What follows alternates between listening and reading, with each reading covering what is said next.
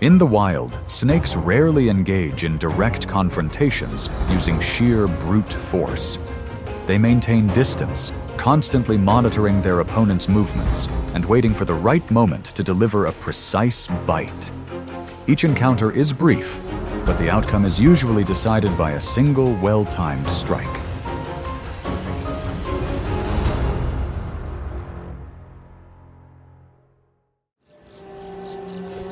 In nature, every snake hunt begins with absolute silence. Its long, flexible body allows it to slither close to the ground, gradually closing the distance. There are no obvious signs, no unnecessary movements, only slow and precise control.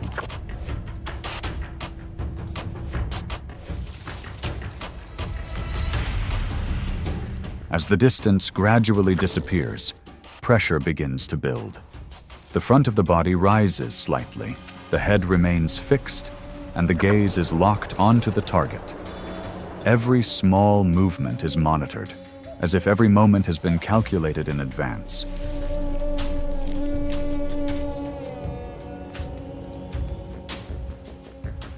Then the climax arrives. A lightning-fast attack, happening in a split second. No repetition. No wasted effort.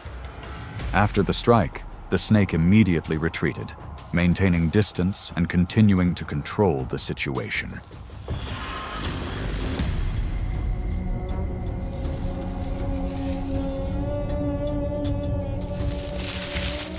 The snake's strength lies not in prolonged dominance, but in its ability to finish at the right moment. When all the elements are precisely aligned, a single brief action can decide the entire hunt.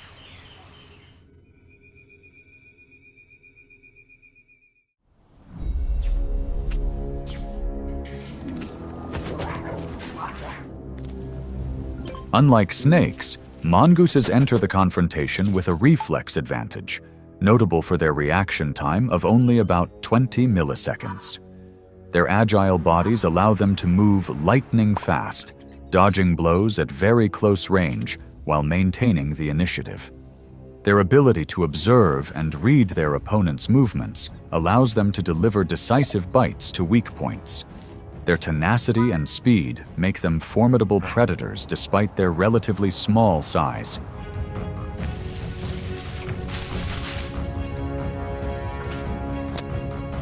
But the opposite is not just speed, but pressure. The king cobra raises its front body, expanding its range of control and applying pressure from the start. Its hissing creates a tense rhythm, forcing the mongoose to react constantly, leaving no time to be proactive.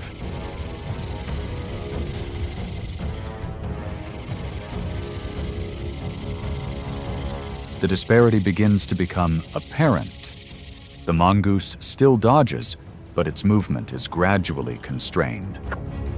When a moment of error occurs, the snake launches a faster-than-expected attack, striking its target and disrupting the balance. The pressure immediately shifts. Boldness turns into caution. The mongoose retreats, then withdraws completely to avoid greater risk. In this situation, the king cobra maintains control and finishes with the advantage. Speed can create opportunities, but it's not enough to sustain an advantage when the pace is controlled.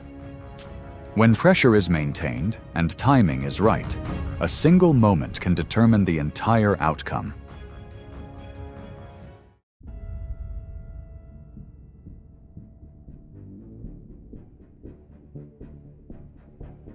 In mid-air, the initial advantage belongs to the eagle.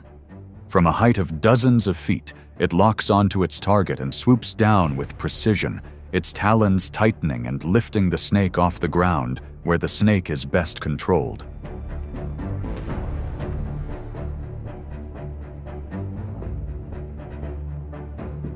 But as soon as it leaves the ground, the risk arises.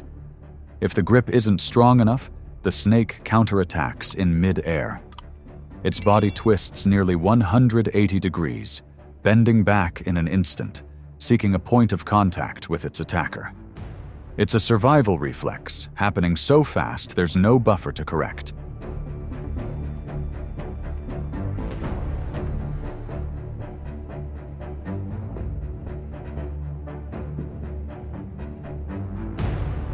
The decisive moment comes quick and thwarts the counterattack before it can fully form. With a swift jerk, it ends the struggle in mid-air.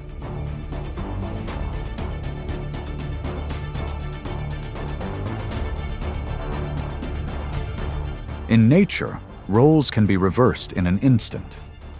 The advantage lies not in the initial position, but in the ability to maintain the right rhythm and control at the right moment, where even a small deviation can alter the entire outcome.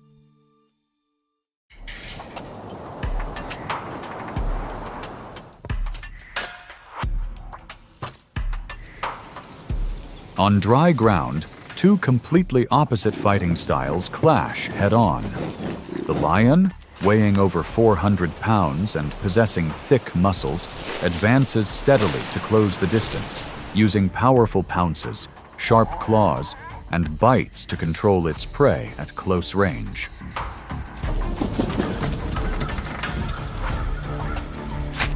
Conversely, the black mamba maintains distance and actively applies pressure. It moves quickly, constantly changing position, forcing the lion to adjust its steps. When the distance is reduced, the snake delivers a quick strike and immediately retreats. This rhythm is repeated many times, disrupting the lion's stability and decision-making.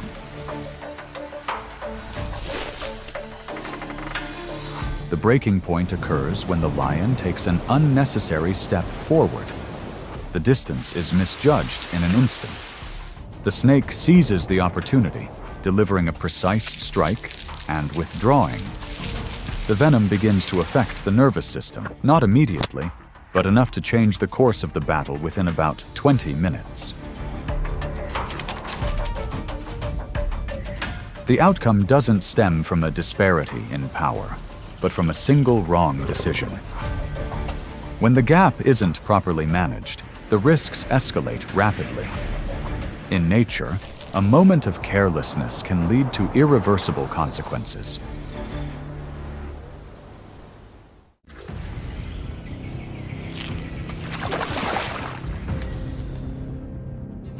In swampy areas like the Florida Everglades, confrontations take place in tight, unpredictable spaces. Burmese pythons move silently beneath the aquatic vegetation, their long bodies exceeding 12 feet, each coil of muscle accumulating pressure. Opposite them, alligators maintain a low, almost motionless position, their jaws capable of exerting thousands of pounds of force per square inch.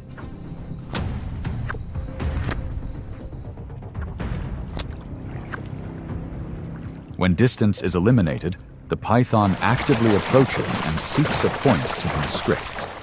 It doesn't attack relentlessly, but tightens rhythmically, each constriction increasing in pressure to control movement. The alligator responds with biting force and body rotations, trying to maintain balance and create space to escape the constriction.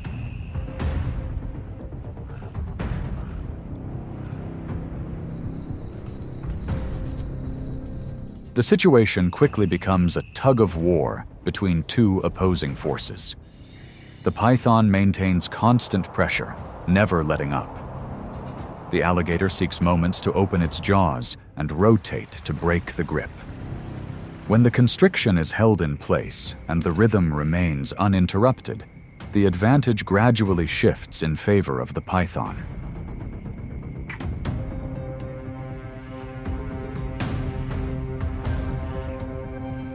In shallow water, where there isn't much room for bursts of speed, persistence can outweigh instantaneous power. The confrontation ends when the python is held captive long enough to gain control of the situation. Here, victory doesn't come from a single blow, but from the ability to maintain pressure until all movement ceases.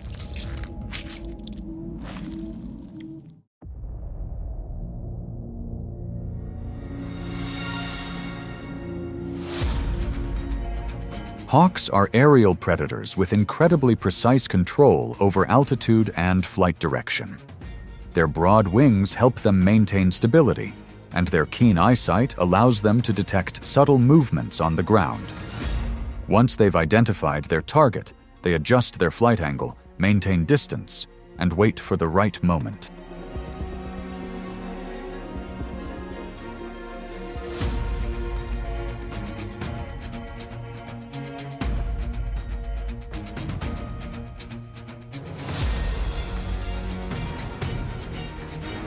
Below, the rattlesnake, having just revealed its movement, is immediately locked onto by the hawk. Without hesitation, the hawk swoops down with lightning speed, its talons aimed directly at the head for a decisive first strike. The snake tries to react but doesn't have enough time. After only a few seconds of struggle, it's gripped and lifted off the ground, completely incapacitated.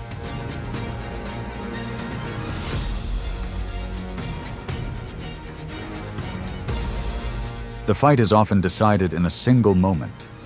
A precise strike finishes it off. A slight misstep forces the hawk to retreat to avoid further danger.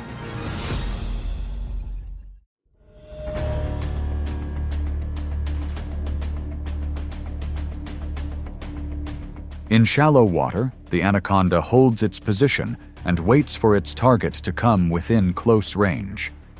Its body, over 15 feet long, lies submerged, with only its head visible. It doesn't move much, maintaining its position to prepare to latch on.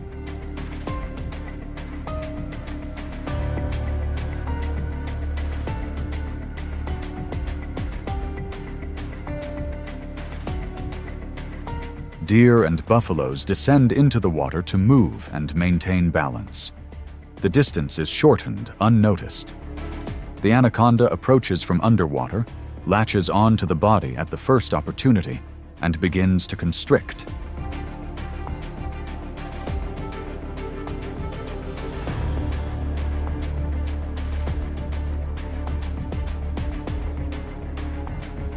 Once attached, the anaconda holds on tight, doesn't let go. The prey tries to move, but the limited water space makes escape difficult. The sustained constriction reduces the prey's ability to react.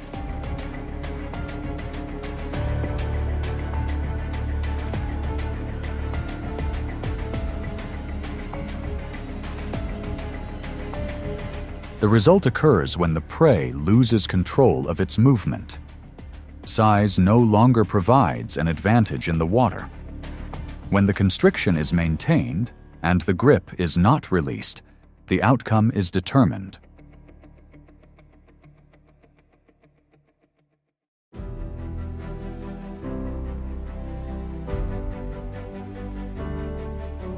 Snakes maintain their advantage by controlling distance, keeping a steady pace, and choosing the right moment to attack. A single, precise strike can quickly change the outcome of a confrontation before the opponent can react. In nature, small deviations in position or timing are often enough to negate any initial advantage.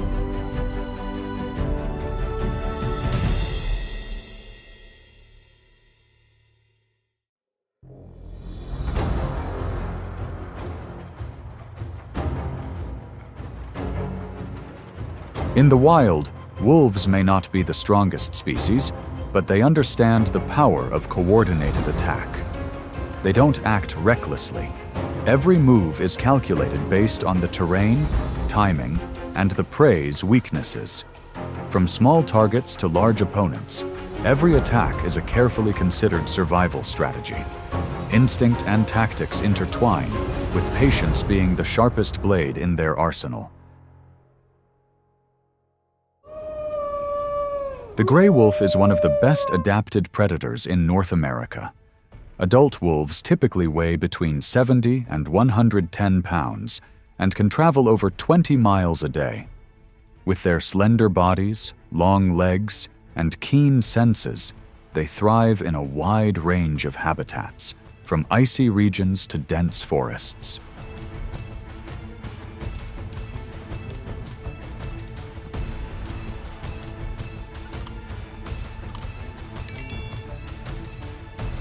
Wolves don't hunt alone. Their strength lies in their pack, a hierarchical social unit with coordinated behavior. They rely on teamwork, endurance, and strategy rather than sheer brute strength. A single wolf may hesitate, but a pack acting together creates a pressure few prey can withstand.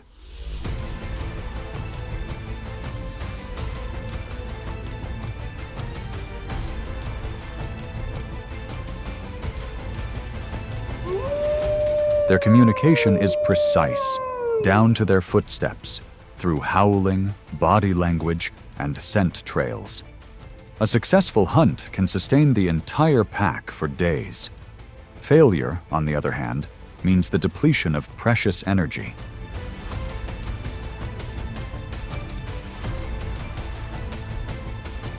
In the wild, wolves are not just pursuers. They are calculating creatures. And every step is a balance between caution and decisiveness.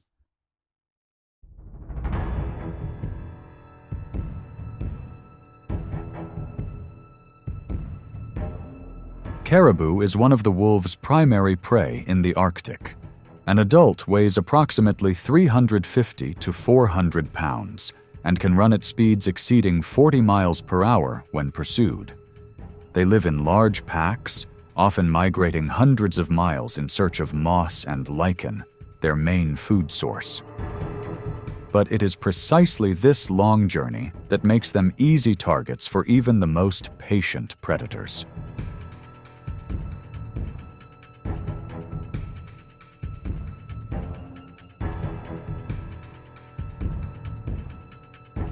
Wolves don't attack randomly. They wait for the ideal opportunity. When the pack is stretched thin, the terrain is rugged, or the weather is unfavorable. Their targets are vulnerable individuals, young, old, or those weakened by the long journey.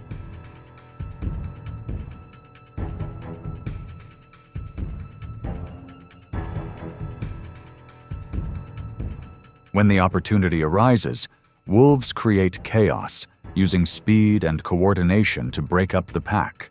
A direct strike can lead to a dangerous counterattack, so they evade, approach intelligently, and gradually draw their prey out of their protective embrace. This is a game of strategy and energy, where every breath is carefully calculated.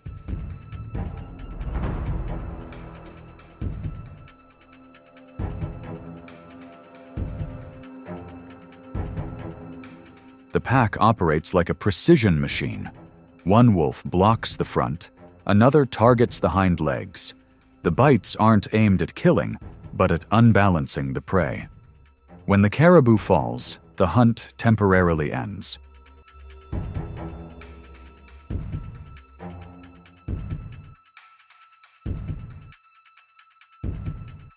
Even so, success is never guaranteed. Wolves expend a great deal of energy on each hunt. And even when they achieve their goal, they prepare for the next hunt because the cycle of survival doesn't allow for long rests.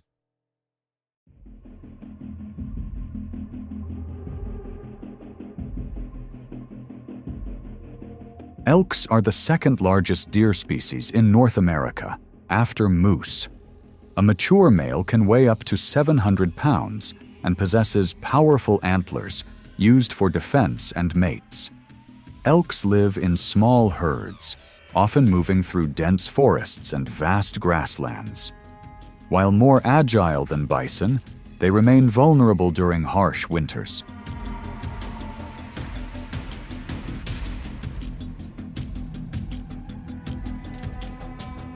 Wolves never charge in hastily. They silently stalk elks from a distance, observing their reactions and waiting for signs of fatigue.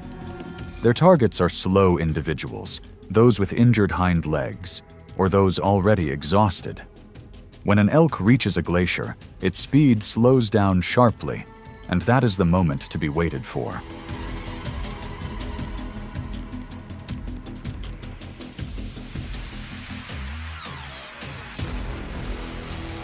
Wolves don't need to overwhelm them.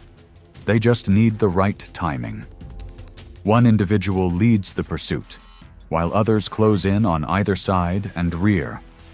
The elk kicks with its hind legs, turns its body, and uses its antlers to defend itself. The wolf skillfully dodges, maintaining a safe distance, waiting for the cold and exhaustion to do the rest. Victory comes from patience. The cold, the unfavorable terrain, and the elk's declining speed are allies of the wolf. And when a hunt ends, it's not a rest, but a reminder that the next hunt will soon begin.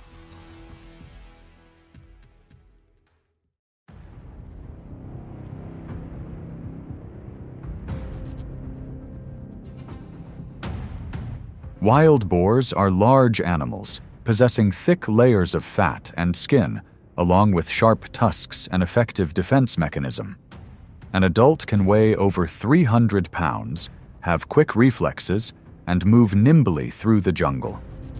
Whether living alone or in loose groups, they remain highly vigilant and react strongly when threatened.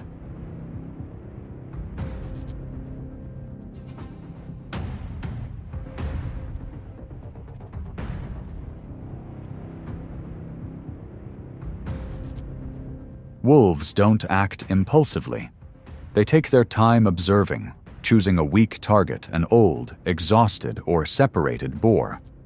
Once they identify their target, the pack approaches from multiple directions. One wolf distracts, while the others silently approach the target's legs to restrict its movement.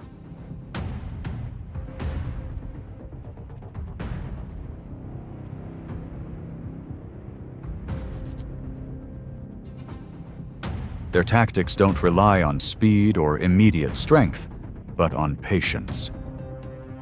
The wild boar reacts fiercely, but the gradual attrition wears it down. As the movement begins to slow, the encirclement tightens. The decisive moment comes when the entire pack simultaneously closes the circle, decisively. Coordination is the foundation for an accurate and effective result.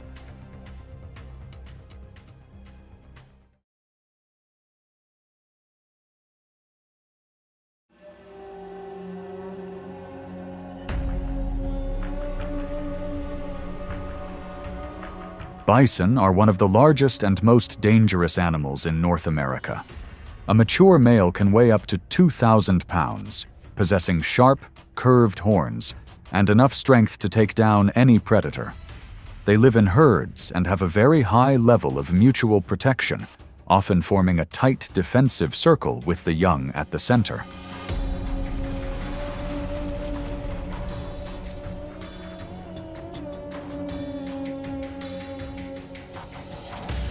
When a bison herd moves across open land, a pack of about 25 wolves begins to follow.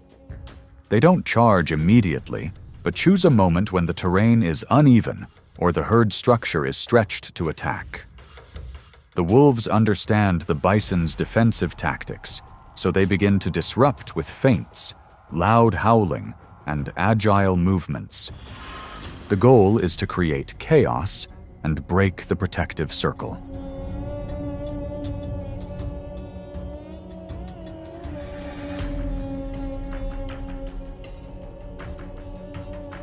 When a calf is separated from the herd, that is the decisive moment.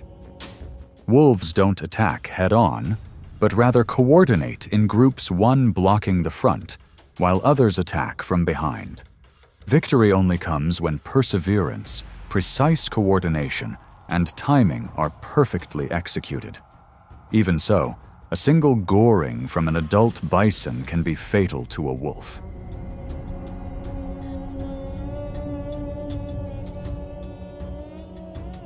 The hunt lasts for miles and is exhausting. But for this predator, Each victory is a reward for strategy, persistence, and understanding of the opponent.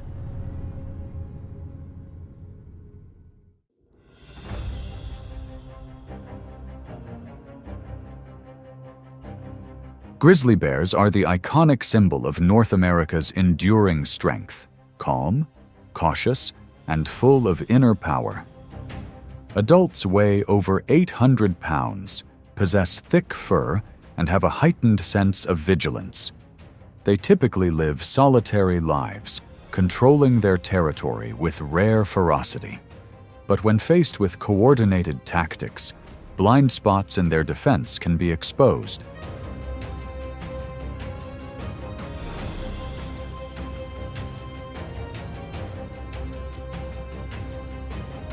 Wolves don't confront directly. A leader emerges to draw attention, while 3 others silently move around the perimeter. This formation creates distractions, allowing access to the contested food. The bear's strength is like a wall, but even walls have cracks if the opponent is patient and observant enough.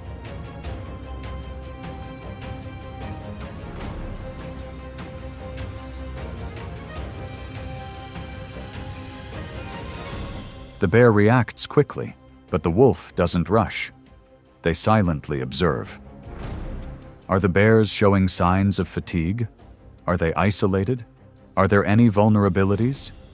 If they see a disadvantage, wolves immediately retreat. Not because they are at a disadvantage, but because their composure is the stepping stone to a more certain return.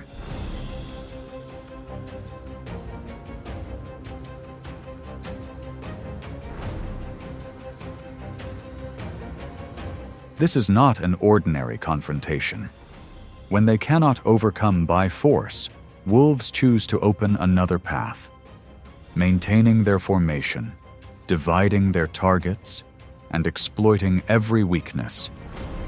The bear's strength creates the wall, but the wolf's tactics are the door.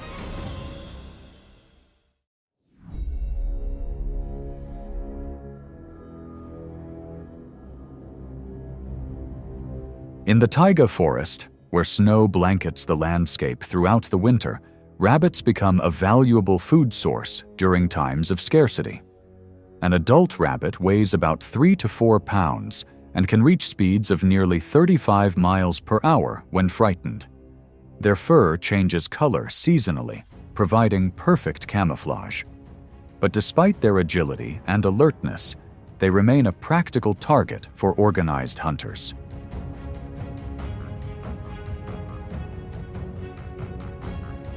When large prey becomes too dangerous or scarce, the wolf pack turns to smaller targets.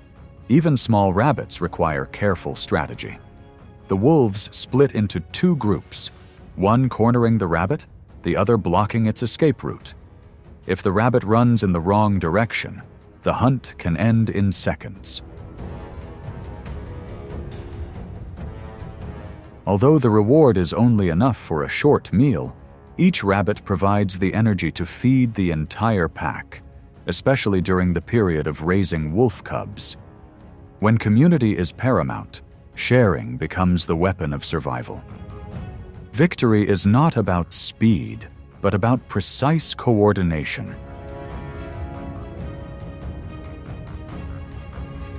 In a land where mistakes mean lives, such hunts are a silent lesson. The survivor is the one who puts the common good first.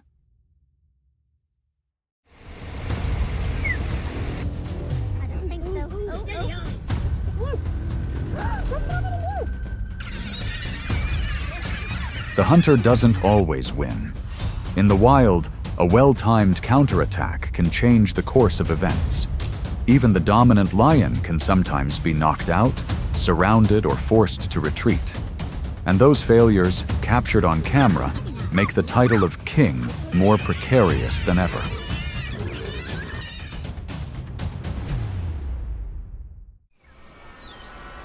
Lions have long been considered symbols of power on the grasslands. A mature male can weigh nearly 500 pounds, with a sturdy build, a powerful bite, and sharp hunting reflexes. It is the leader in ambushes, and often the one who wins.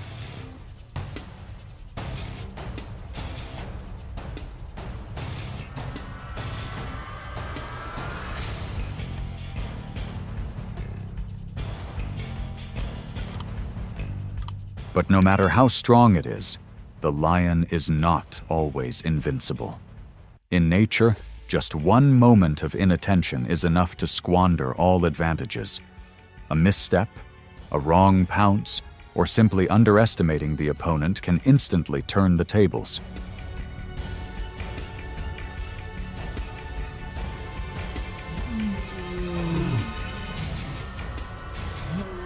Many prey, though smaller and weaker, possess keen survival instincts. A timely counterattack against a buffalo's charge or a zebra's kick is enough to force a lion to retreat. At that point, the predator becomes the attacked.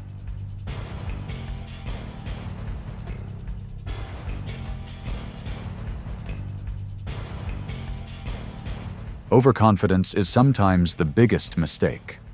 In the wild, the title of king does not grant privileges or immunity, because power without prudence cannot guarantee absolute safety.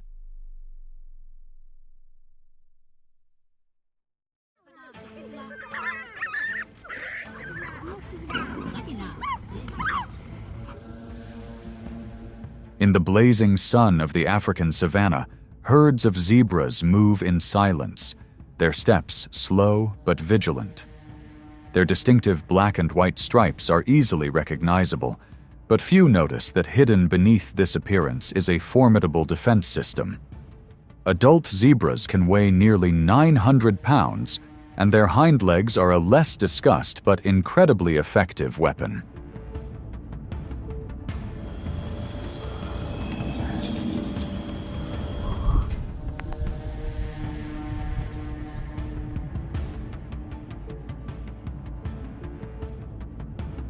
When faced with danger, a zebra's first reaction is to run. But if the predator targets a young one, the roles immediately shift. Maternal instinct causes the zebra to turn around. It not only kicks, but is ready to bite back to protect its offspring.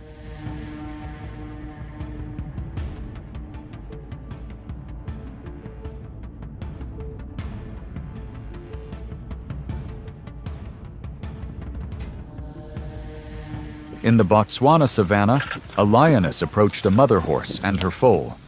As she lunged, the mother horse turned and delivered a powerful hammer-like kick, sending her attacker flying. Not stopping there, it counterattacked with a surprise bite. It wasn't mere self-defense, but a determination to protect at all costs.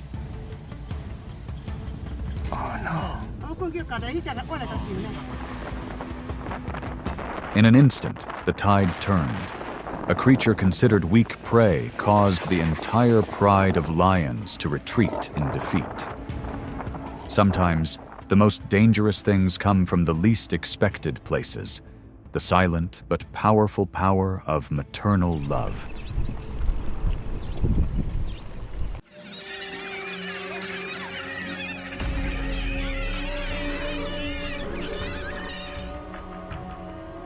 African wild dogs weigh only 40 to 70 pounds, much smaller than lions. But their strength lies not in size, but in coordination, speed, discipline, and pack spirit. When moving, the entire pack operates as a unified, fast, synchronized unit, extremely sensitive to danger.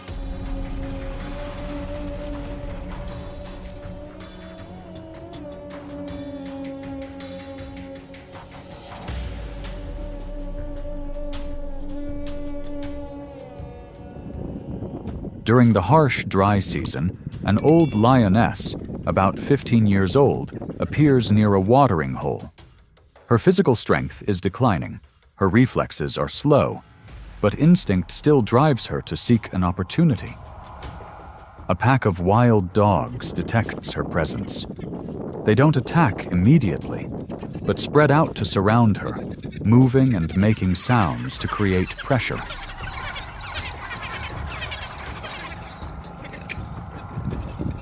The lioness unexpectedly counterattacks, catching a wild dog that has strayed from the pack.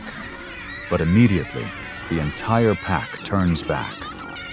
Without using brute force, they create chaos by harassing from multiple directions simultaneously. The lion held its prey for a few seconds, then had to release it because trying to hold on would inevitably lead to injury.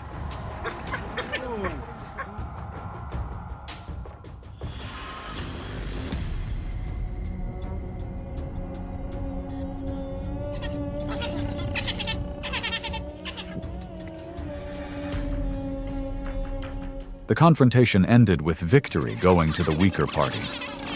Not because they were strong, but because they worked together. In nature, coordination is sometimes more formidable than sheer strength.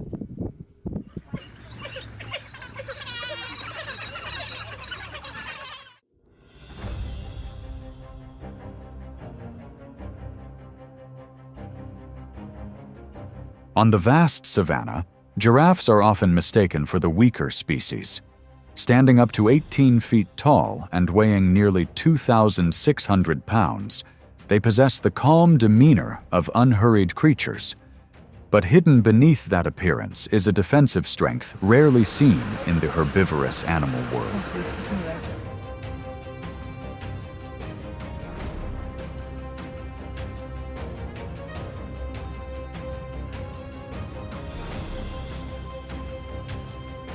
Their nearly 6-foot-long hind legs are not only used for stability, but also as a powerful counterattack weapon. A well-timed kick can cost any predator dearly.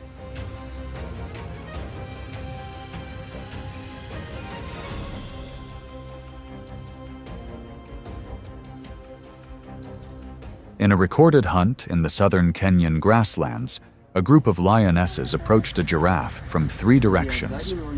It was a familiar tactic, attacking the legs to disorient it. But when one lion leaped in for a direct attack, the giraffe spun around and delivered a powerful kick with its hind leg.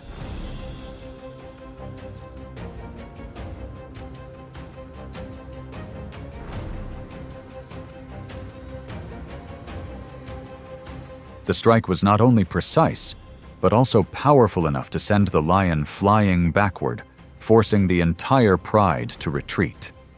The ambush ended quickly, not with a victory, but with a deterrent effect from what seemed like docile prey. I don't think so. Oh, steady on. Yes, go boy, yes. In the wild, the African black rhinoceros is not noisy, but it commands the respect of the entire grassland. They weigh twice as much as giraffes. Their skin is nearly 2 inches thick like armor, and their 30-inch horns are a clear warning to any predator.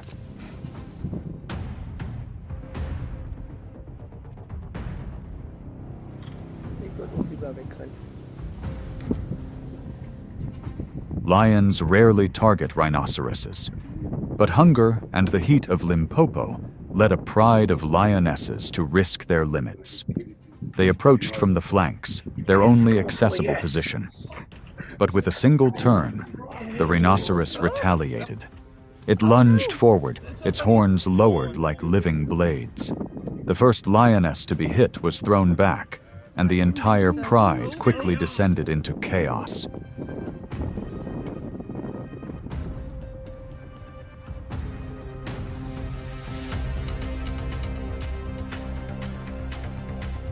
Under the heat exceeding 100 degrees Fahrenheit, exhaustion came quickly. The lions retreated not out of weakness, but because they understood their limits. In nature, knowing when to stop is also a way to continue to survive.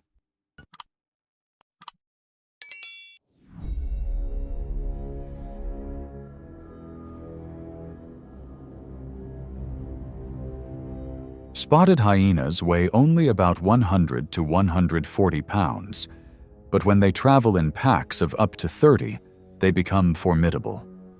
With a bite force of up to 1,100 psi and sophisticated encirclement tactics, they are not afraid to confront stronger opponents. They are not solitary nor hasty, but persistent and organized.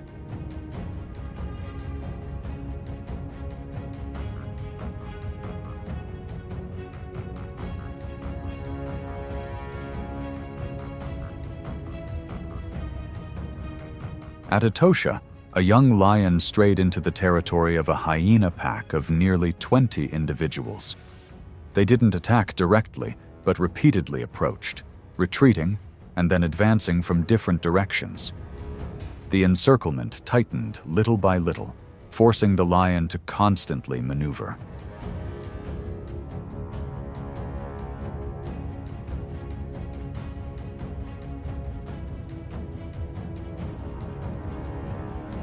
Physical strength diminished. Psychological stress persisted. But when another lion appeared, the hyena pack immediately retreated without a fight. The outcome favored the lion, not because the individual was stronger, but because the pack had returned.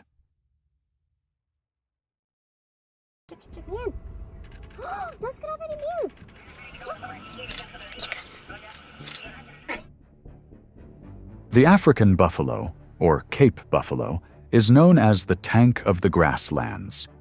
Weighing over 1,500 pounds, with thick hides and horns curved like shields, they are not only large, but also extremely tenacious. Despite being herbivores, they don't retreat when threatened, but are ready to confront the enemy head-on.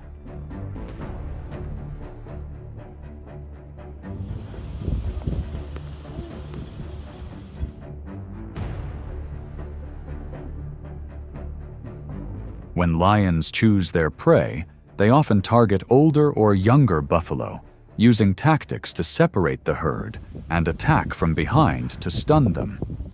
But it is at that very moment that the buffalo's instinct to protect its herd kicks in.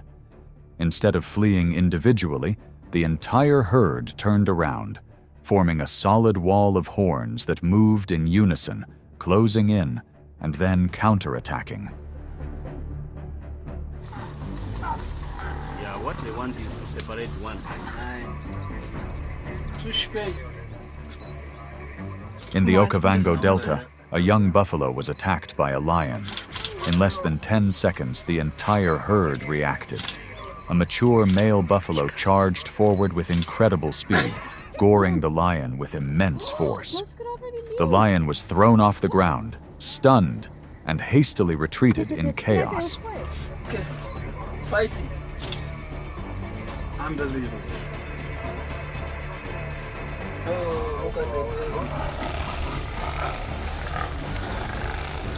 This time, the predator was the loser.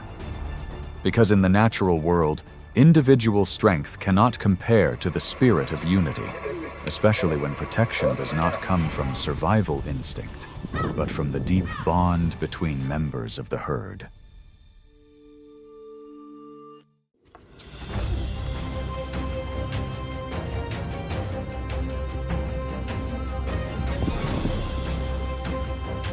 In the wild, few species can match the composure and power of the elephant. They don't attack randomly, but they also don't hesitate to display their strength when necessary. Every step is a silent reminder of insurmountable limits. Elephants act at the right time, drawing on intelligence accumulated over millions of years of evolution and a clear defensive instinct. Elephants are the largest land animals still existing on Earth. A mature individual can weigh over 13,000 pounds and stand up to 10 feet tall at the shoulder. Their long, curved tusks, broad, fan-like ears, and flexible trunk are not only tools for survival, but also symbols of intelligence evolved over millions of years.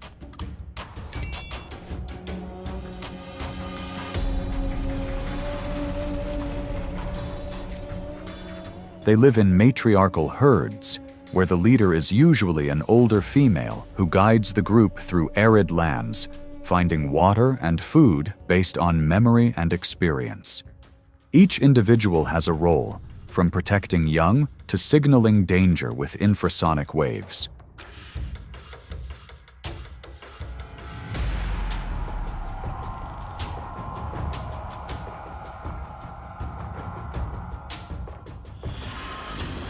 Elephants don't just live by strength, they live by solidarity. In a world that changes with the seasons, these giant animals maintain their position not only because of their size, but because of survival strategies based on memory, observation, and adaptability. This species has learned a simple lesson. Survival is not about being alone, but about working together.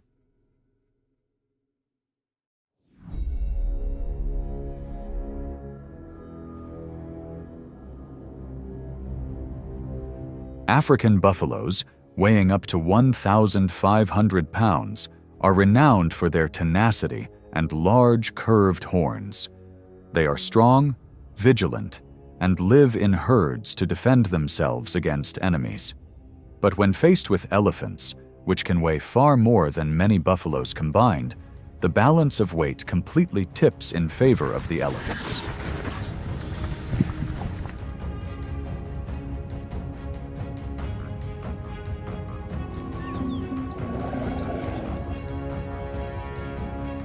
Conflicts often arise from disputes over watering holes or obstructions, not from direct hostility. A male elephant in its must phase, when hormones are high, can become sensitive and decisive, viewing the presence of the buffalo herd as an obstacle to be eliminated.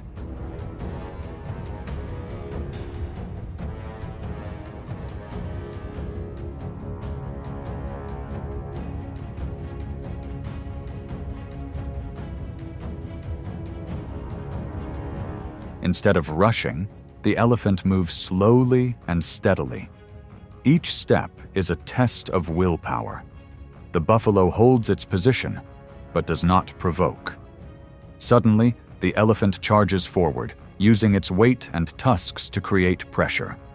A single toss from its massive body is enough to throw the buffalo off balance.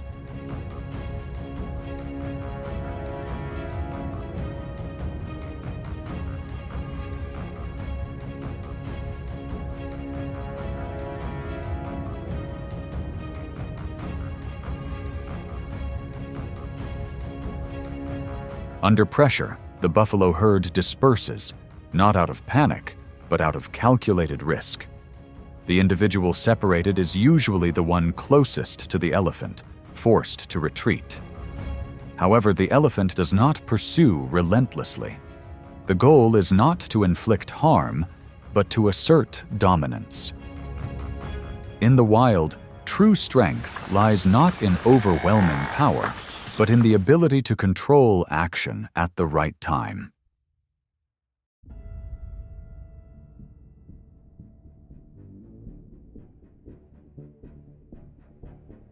Hippos are among the most dangerous animals in Africa.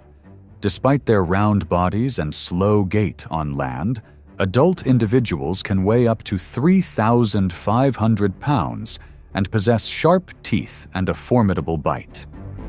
They live in small groups in rivers, frequently visiting shallow water holes where elephants often lead their herds to drink.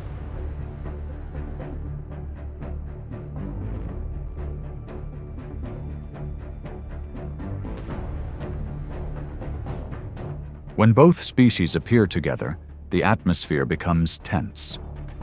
A hippo emerges near the elephant herd, appearing aggressive. The adult elephant immediately advances, head lowered, flapping its ears vigorously without waiting for a reaction. The sudden charge sends water splashing.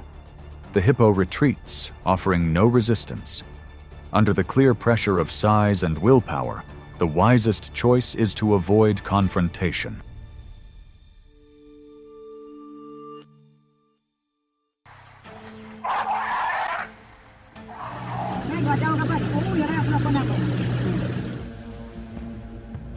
Nile crocodiles are masters of underwater ambushes, reaching up to 16 feet in length and possessing a bite force of approximately 3,700 psi. among the strongest in the natural world. They often hide beneath calm waters, especially in slippery mudflats where elephants frequently lead their herds to drink and are easily caught off guard.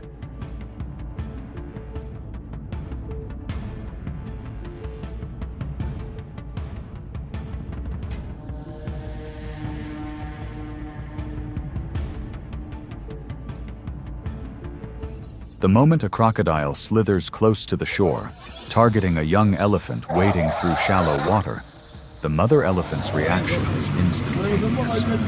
Her large head jerks violently, her legs thrash about, creating waves and disrupting her underwater hiding place. Vigilance is maintained even when the lake's surface is unusually calm.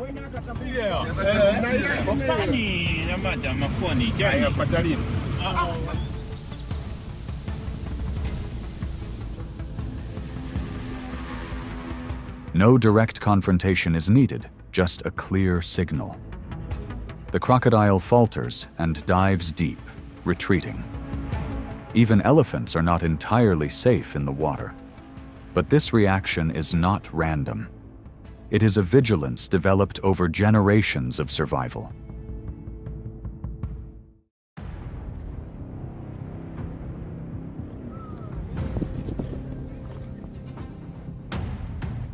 Lions, symbols of power on the savanna, are pack predators, with each adult male weighing up to 420 pounds and possessing superior strength and tactics. But even they cannot underestimate the presence of adult elephants.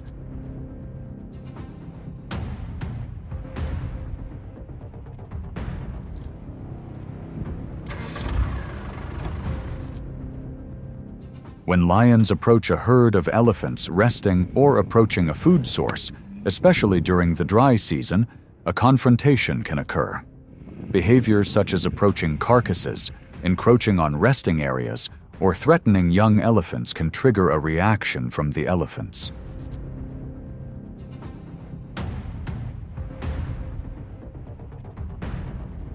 The lead elephant advances without panic or haste. Its deep roars, wide ear flaps, and slow but steady gait are clear warnings. Elephants don't aim for confrontation, but they don't ignore the danger either. When necessary, they will charge, forcing the lion to retreat.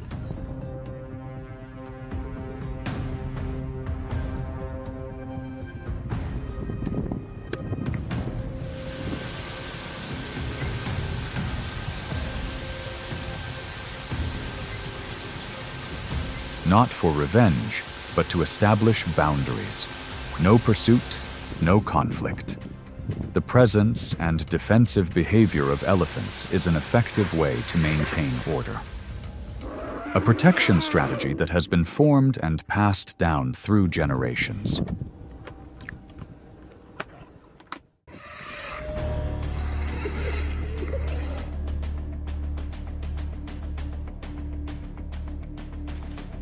Hyenas are highly organized pack animals, with each adult weighing around 140 pounds.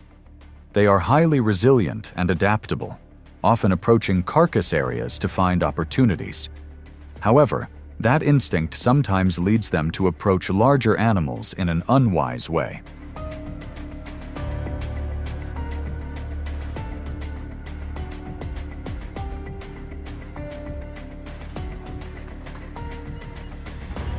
Image caption: Hyenas group feasting a buffalo attack by elephant herd video. When a herd of elephants appears near a food source, hyenas, each weighing around 80 to 90 kilograms, usually approach cautiously, focusing on observing the young. But for elephants, any such approach is a warning that needs to be responded to.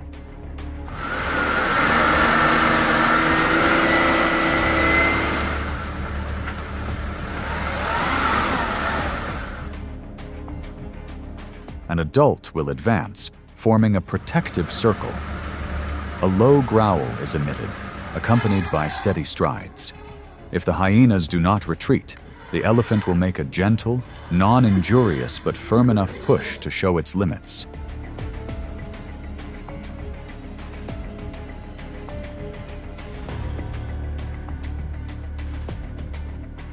There was no pursuit. The hyena retreated in silence. This reaction was not accidental, but a defensive strategy developed over generations to maintain order through calmness and clarity.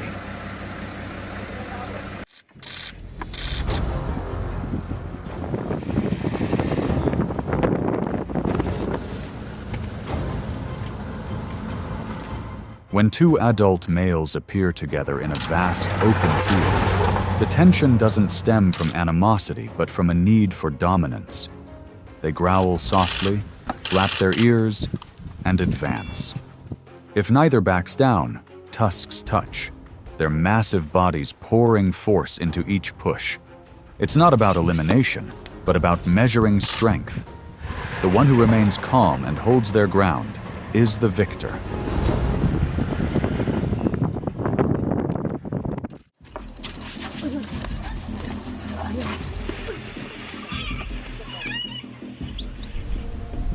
Rhinos, especially the black rhino, are renowned for their solitary nature and unpredictable temperament. An adult can weigh up to 3,000 pounds and possess a sharp horn up to 5 feet long. Despite their poor eyesight, they have extremely sensitive hearing and are not easily surprised.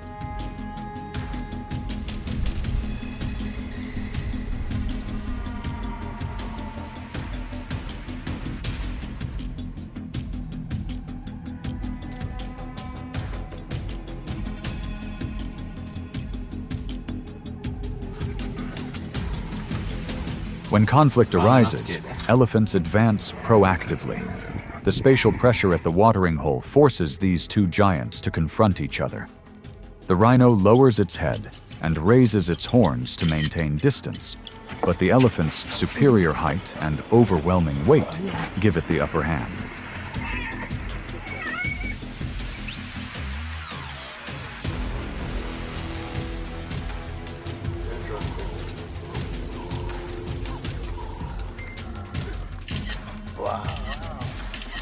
With steady strides, the elephant can use its tusks to push the rhino aside or force its head into the shallow water. Sometimes, a thrown branch marks the end of the confrontation. Without resorting to a full-blown fight, the elephant acts enough to make the rhino understand. Retreat.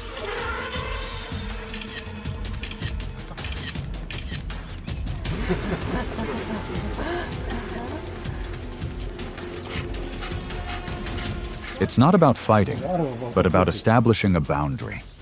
In the wild, victory doesn't always require confrontation. Sometimes, simply being present at the right time is enough to establish your position.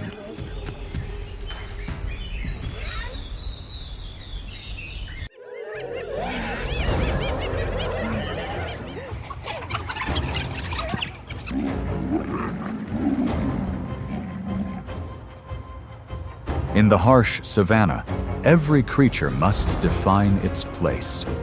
The lion is not just a hunter, but an order maker. From confrontations with hyenas and wild dogs to crocodiles and buffalo, every move carries a message of control. This is a journey not just of instinct, but of strategy, strength, and the true limits of survival. Lions are more than just hunters.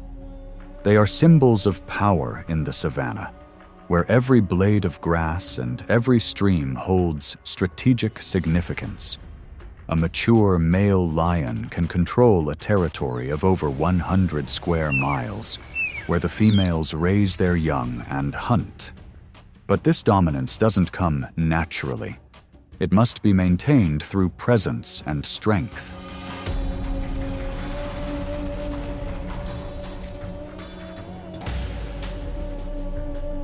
When a lion enters a new area, its scent, roar, and footprints are its way of asserting ownership.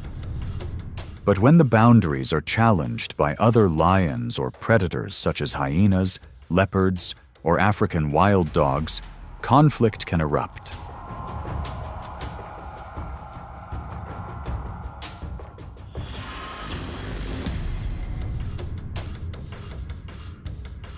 In such moments, The issue isn't just about prey, but about who gets to live in this land. Lions don't rush into any battle randomly. They observe, analyze the number of opponents, assess the timing of their reaction, and only act when the advantage is clear.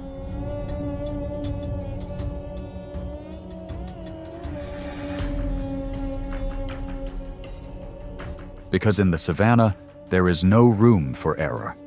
A minor injury can render one incapable of hunting and mean defeat in the fight for survival.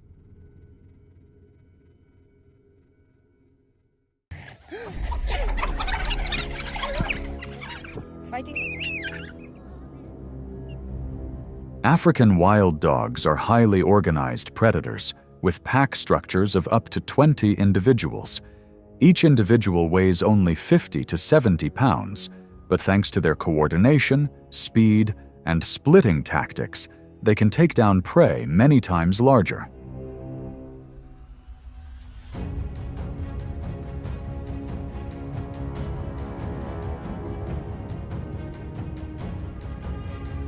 In a state of excitement when hunting or defending their territory, the pack of dogs often becomes agitated, barking loudly and moving around constantly. This noise sometimes creates openings, and that's when lions act.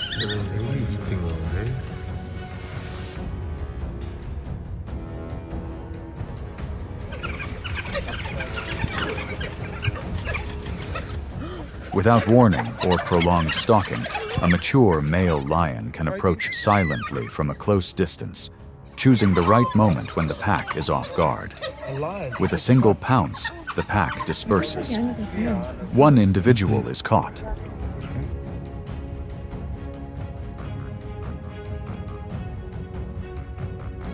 Lions don't pursue relentlessly. The goal isn't to kill, but to disrupt, pressure, and reassert control of the area. With a weight of nearly 400 pounds and superior muscular strength, lions don't need much proof. A well-timed appearance is enough to change the order.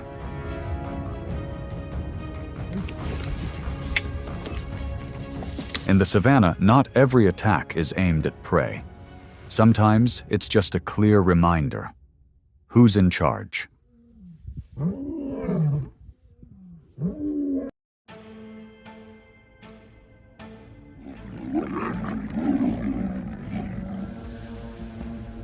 Nile crocodiles are one of Africa's oldest predators, averaging 500 to 1,200 pounds in weight and potentially exceeding 16 feet in length.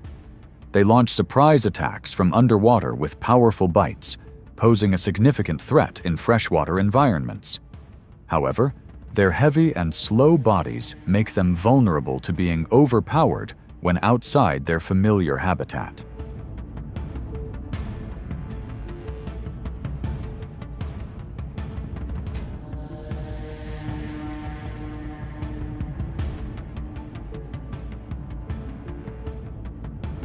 During the dry season, when water levels drop significantly, the distance between crocodile hunting grounds and lion territories narrows. Clashes begin to occur at the river's edge, where crocodiles lose their advantage, while lions gain the upper hand due to the dry terrain.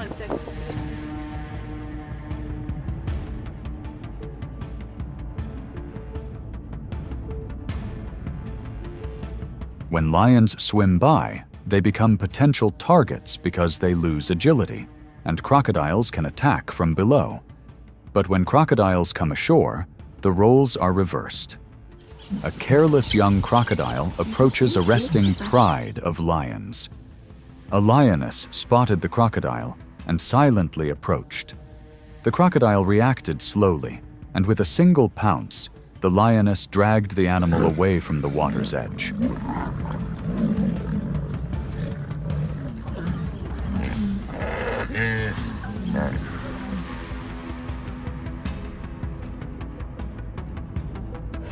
The attack ended quickly. The lioness retreated after eliminating the threat. The strong choose the right terrain. Water belongs to the crocodile, but land is where the lion reigns supreme. That's the harsh lesson of the savannah. Recklessness in the wrong place can cost lives.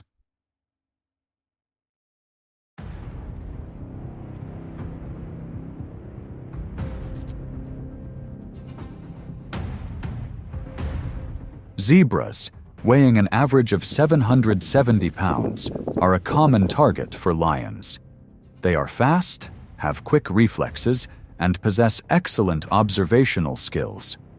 Their black and white stripes are not only a distinguishing feature, but also help them blend into the herd, especially effective in changing light conditions.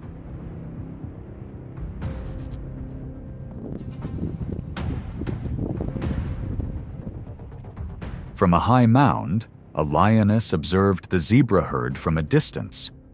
When a young zebra separated from the herd and entered open ground, they began to approach. 2 lions circled around the front, while another approached from the side.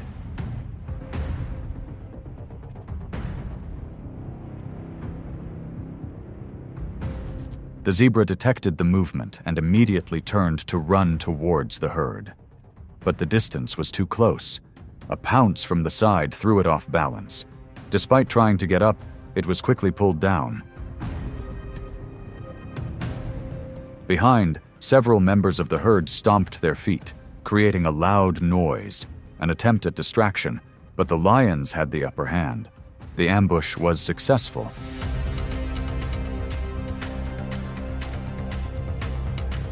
Speed is not enough to save the day when the situation has spiraled out of control. Patience, tactics of ultimate predators on the African savanna.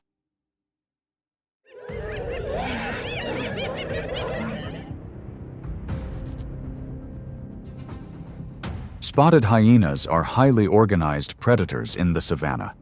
An adult weighs around 140 pounds and possesses a powerful bite, but their formidable strength lies in their numbers, with packs of 10 to 30 individuals. They compete for food, territory, water, and ecological status.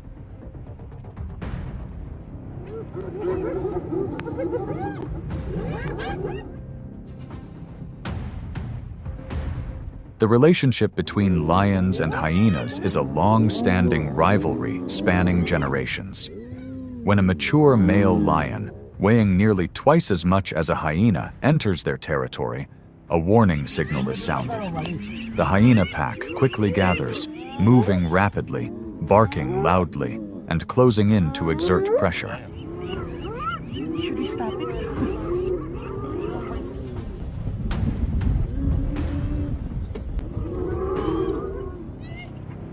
Lions don't react hastily.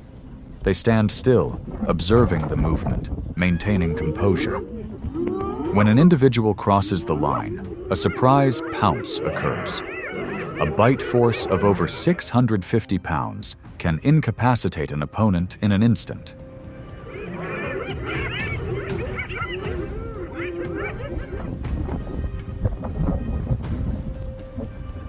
However, physical strength isn't their only weapon. The lion's assertive posture, resolute gaze, and deep growl are enough to make hyenas hesitate. Many encounters end without a fight. The lion's mere presence is enough to restore order.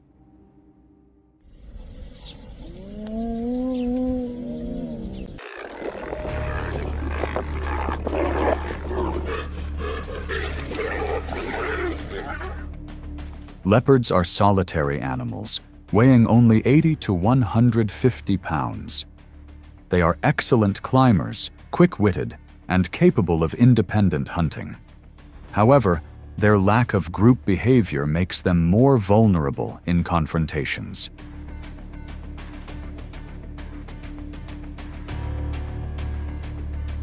There is no direct animosity between lions and leopards over prey, but rather conflicts over shared living space and resources such as water sources, resting places, or breeding grounds. When a leopard approaches an area controlled by a lion, it can be considered an intrusion.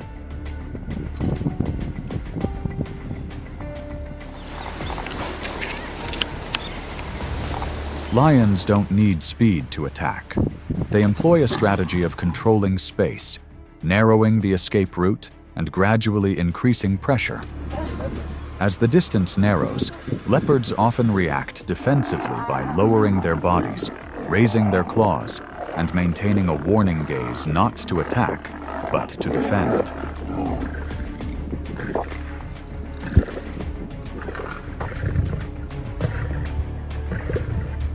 In one particular encounter, the leopard was resting near a rocky outcrop. A male lion approached from multiple directions, blocking its escape route.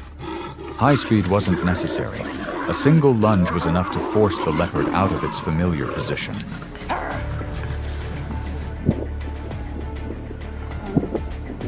There were no injuries in the confrontation, but the outcome was clear. The leopard retreated, and the lion retained control.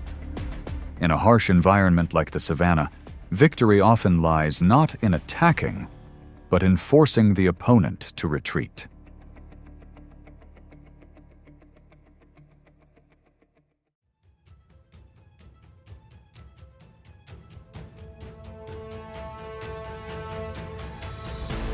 African buffalo, weighing up to 1,500 pounds, are one of the most dangerous prey lions ever face. Their powerfully curved horns and unpredictable temperament make every attack high risk. But buffalo are also a high-energy food source, especially during the dry season when resources are scarce.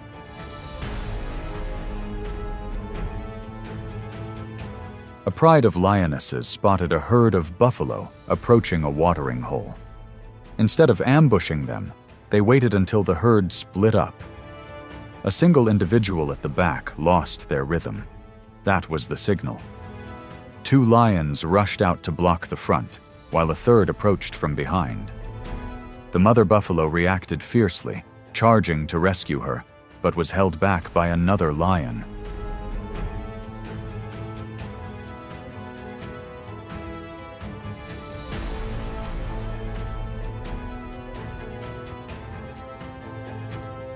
The struggle continued under thick bushes. The buffalo fought back with butts, but the lions had the advantage of coordination and persistence. After a few minutes, the young buffalo was exhausted and dragged down. However, the situation quickly changed. The entire herd of adult buffaloes turned back, not abandoning their kin.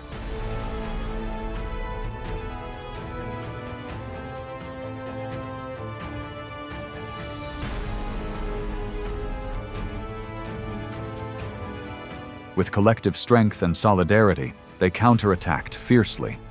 The lions lost the initiative and were forced to retreat. The attack failed. The final lesson was clear. Strength comes not only from a solitary attack, but from the ability to stand together when challenged. I don't think so. Oh, steady on.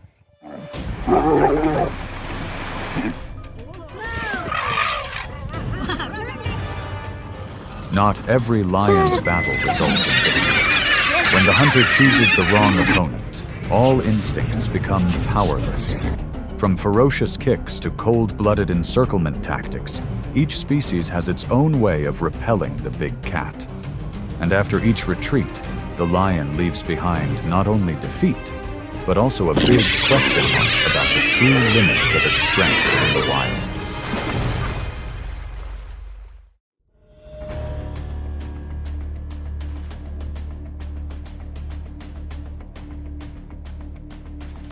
In the wild, few creatures possess the distinctive physique of the giraffe. Standing over 18 feet tall and weighing nearly 3,000 pounds, with legs over 6 feet long, each kick from it carries the force of a traffic crash. It's not an easy prey to approach. Its height provides an advantage in observation, but also serves as an effective natural defense.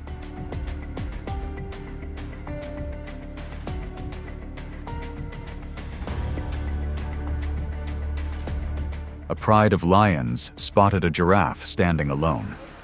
They immediately organized themselves, silently approaching from both sides. But the giraffe didn't react slowly. Sensing danger, it moved swiftly and unexpectedly, keeping its head high to observe, and ready to deliver a kick if necessary.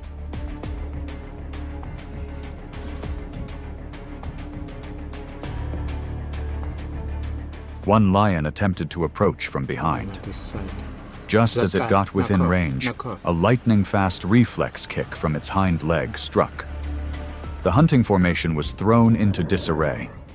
The lion wasn't seriously injured, but enough to force a retreat.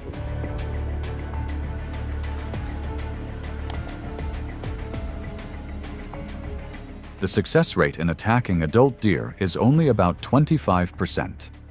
With such counterattacks, even lions understand.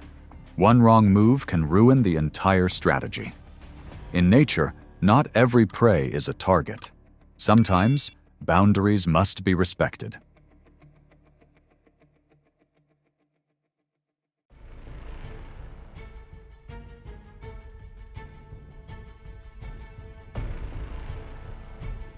Hyenas live in close-knit packs, active day and night. A group can consist of up to 20 individuals, coordinating seamlessly through sound signals and behavior. They are not faster or stronger than lions, but hyenas are patient, agile, and never underestimate any enemy.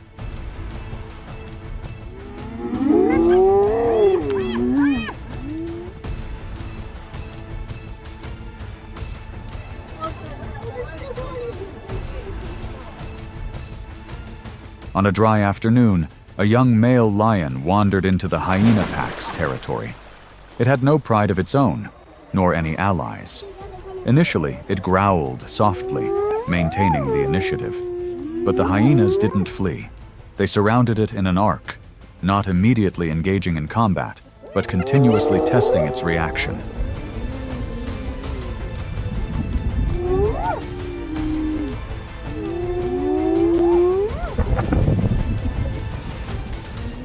They didn't attack relentlessly, but created psychological pressure, approaching, then retreating, changing direction, and making loud noises. This forced the lion to constantly turn, without rest. With each passing minute, its stamina decreased, and its alertness faded. A slip while turning caused it to lose balance, and the hyenas immediately tightened their circle.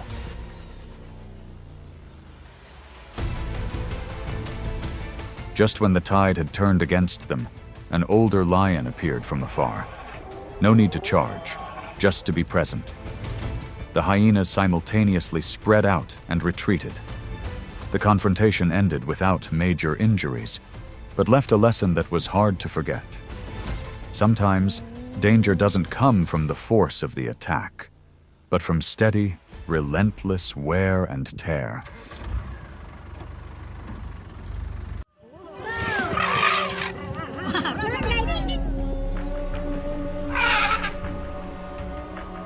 African elephants are among the most massive and intelligent creatures on the continent.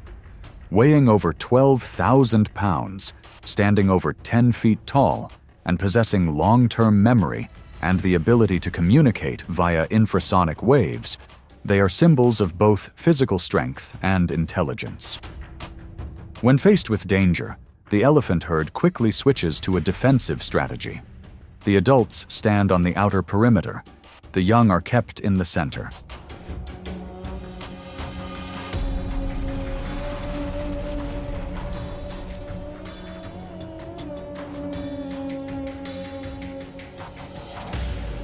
A pride of lions appears nearby. A male approaches, cautiously probing the reaction. But as soon as it crosses the invisible boundary, an adult elephant advances calmly but decisively. No roar, no collision, just one step, enough to bring the entire pride to a halt.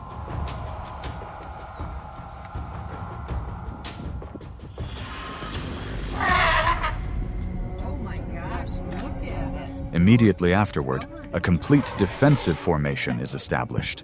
The larger individuals form a wall, protecting the young behind. The collective response was coherent, blocking access, maintaining a threatening posture, and being ready to charge if necessary. The elephant's strength lay not in individual actions, but in their unbreakable unity.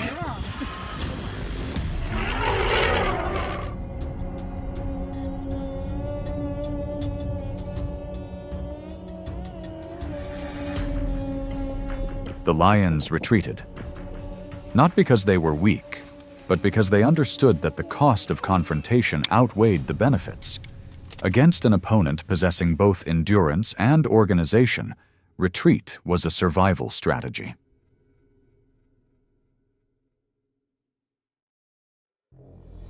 On the arid plains of Africa, the rhinoceros is one of the animals few dare challenge. Weighing over 5,000 pounds, with skin as thick as armor and a long, sharp horn capable of inflicting serious injury, it's not easily overpowered or quickly subdued. Each time it approaches, the predator has to reconsider.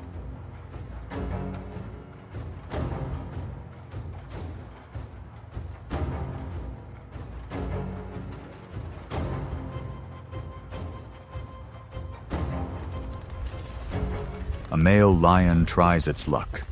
It silently approaches, looking for the rhinoceros's blind spot, a common tactic for closing in on other prey. But the rhinoceros isn't an easy prey. Sensing danger, it suddenly accelerates to nearly 30 miles per hour. The straight charge, carrying its immense weight and sharp horn, forces the lion to dodge in a split second.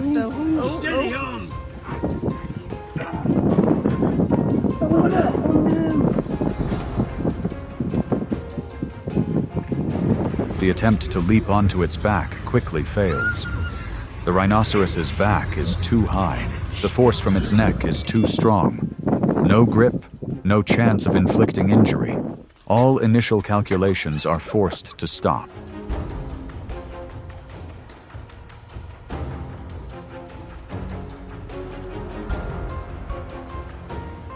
The lion retreats. It's not because of weakness, but because the cost of the attack outweighs the potential benefits. Sometimes, the instinct for survival is to know when to stop.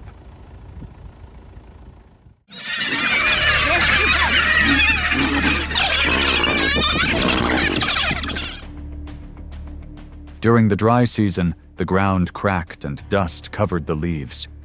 An old lioness, about 15 years old, wandered alone in the parched valley. Age had diminished her reflexes and worn her stamina, but her instincts remained. When hungry and alone, every movement around her was either an opportunity or a threat.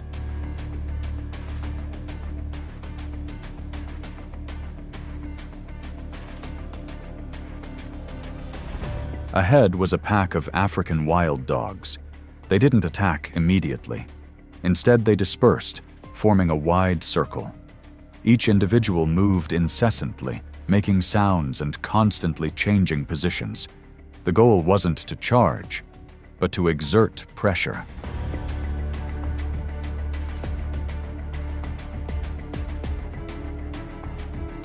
The lioness growled softly, trying to remain calm. But a young wild dog strayed. In an instant, the lioness counterattacked with a precise pounce. The prey was caught in her claws. But that victory didn't last.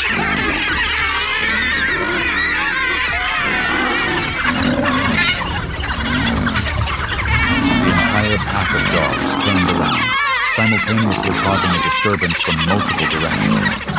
None attacked directly, but all of them distracted the lions.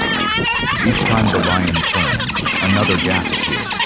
Finally, facing the risk of injury, it was forced to release its prey and retreat.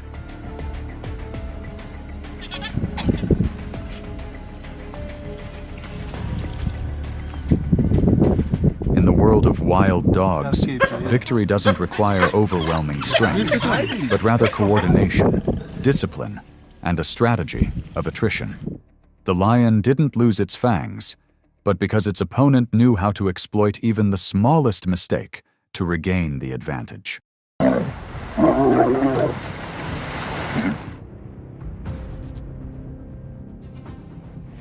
Amidst the swamps and shallow rivers of Africa, the hippopotamus holds an unchallenged position. Weighing approximately 4,000 pounds, its mouth can open up to 150 degrees, with tusks over 30 centimeters long. It's not a slow animal, nor is it a weak target. Hippopotamuses are aggressive, highly territorial, and react relentlessly to intrusions.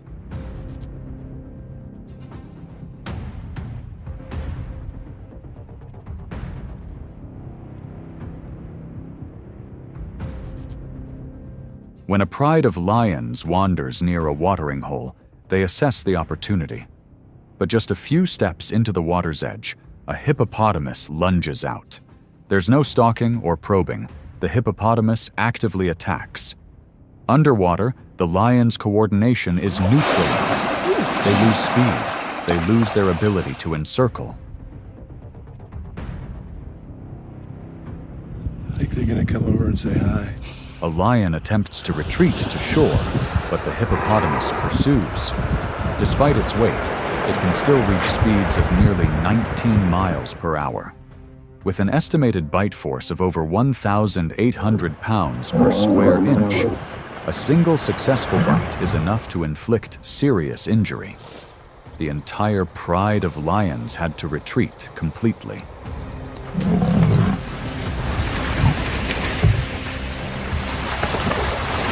Against hippos, strength lies not in numbers, but in the clear line between control and recklessness. This time, the lions lost not because they were slow, but because they chose the wrong battlefield.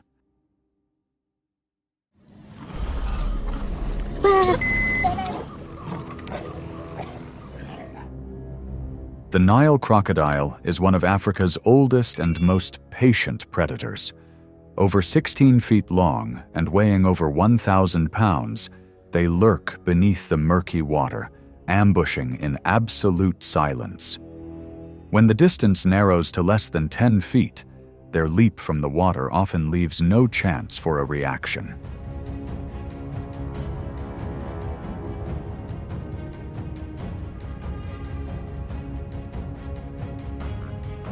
The water's edge is a lion's weak point. There, visibility is limited, reaction speed is slower, and the ability to escape is reduced. Young or inexperienced individuals are most vulnerable.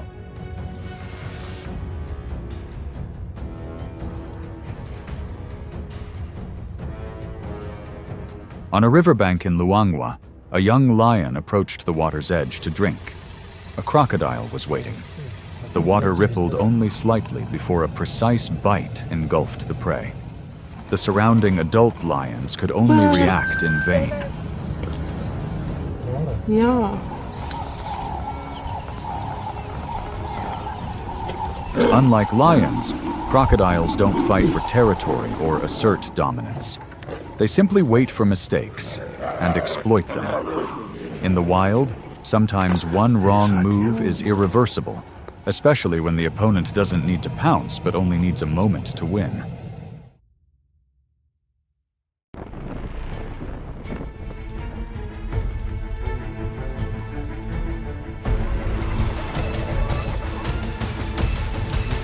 On the African savannas, hyenas are not bystanders. They actively enter risky situations, maintain pressure, and constantly weigh every move. Hyenas survive not through superior strength, but through long-term strategy, pack discipline, and patience. This is how a species adjusts its pace of survival to the realities of the situation, rather than seeking quick results.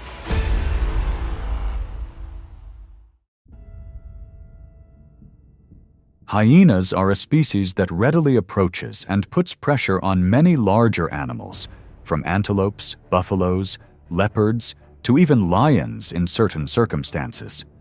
They don't shy away from risk, but proactively approach with clear calculations, step by step.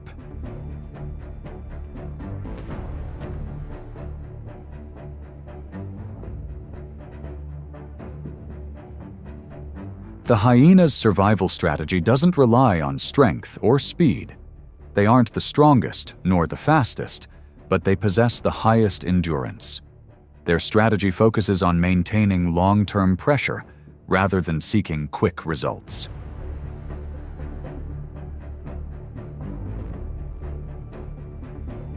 Adult spotted hyenas can weigh up to 190 pounds, possessing very strong jaws suited to a diverse diet. They live in large packs, sometimes exceeding 80 individuals, organized into matriarchal societies led by females with high pack discipline and a system of communication through sound, scent, and body language.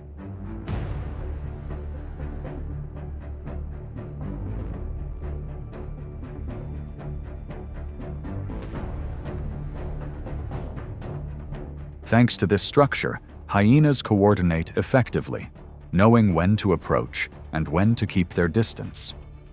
They operate in packs, which can split into small groups or closely follow food sources for extended periods.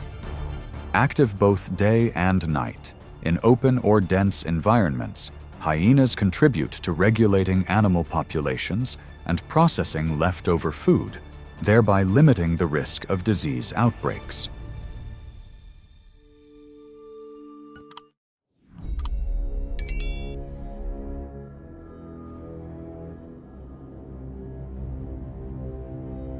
Rhinos are among the largest animals in Africa, weighing up to around 5,000 pounds and having skin nearly 2 inches thick. This size and body structure makes an adult almost unrivaled in nature.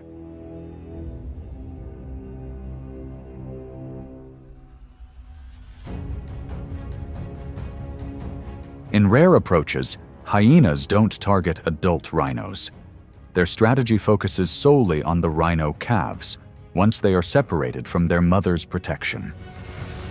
Pressure is maintained for extended periods, sometimes for hours, with a very low success rate, only about 10%.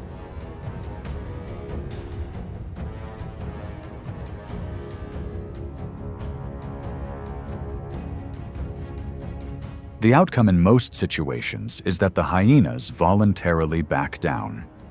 This demonstrates the hyena's high level of patience and highlights the significant risks involved in confronting rhinos. Hyenas only attempt a fight when the opportunity is clear and retreat when conditions are no longer favorable.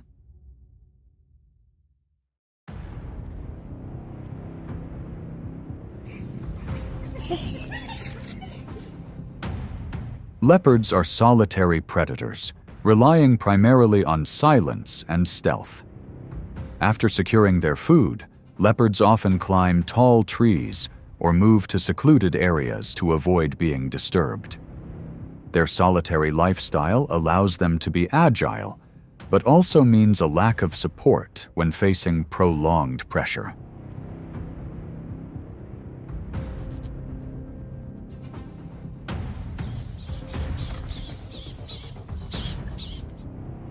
When hyenas appear, they don't rush to approach directly. The hyena's advantage lies in their numbers and constant presence around the area. Their regular sounds and organized movements gradually narrow the leopard's safe space. The psychological pressure increases over time, forcing the leopard to constantly monitor multiple directions simultaneously.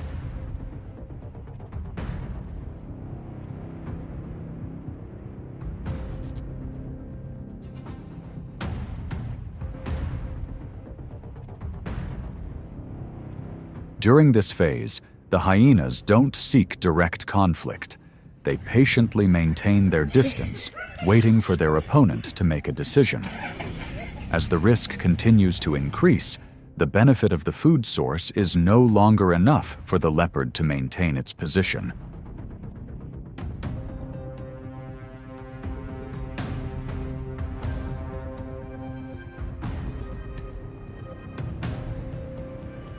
In reality, about 50 to 60% of cases end with the leopard abandoning its food source. The hyenas achieve their objective without fighting.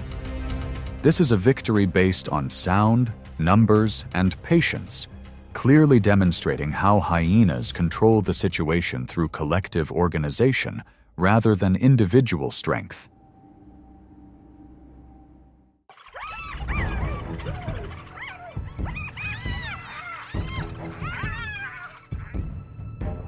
African wild dogs are pack hunters, notable for their precise coordination and high group discipline. Each individual maintains its position, creating an efficient movement system around the food source. This coordination helps wild dogs maintain an advantage in many situations.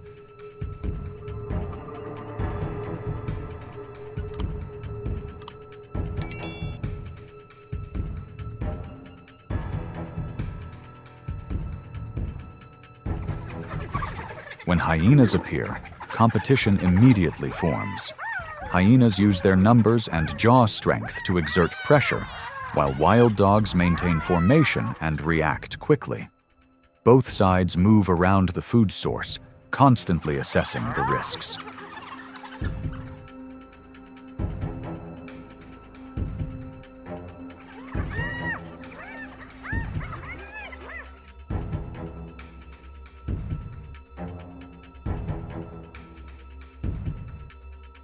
The outcome usually favors the side that is more persistent and numerous at that moment. If the hyenas maintain pressure, the wild dogs will leave. If the wild dog formation is not broken, the hyenas will stop.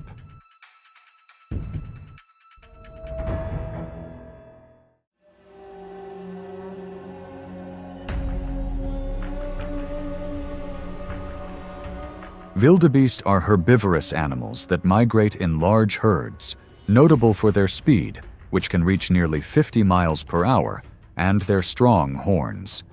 When moving in large groups, they rely on speed and numbers to reduce risk.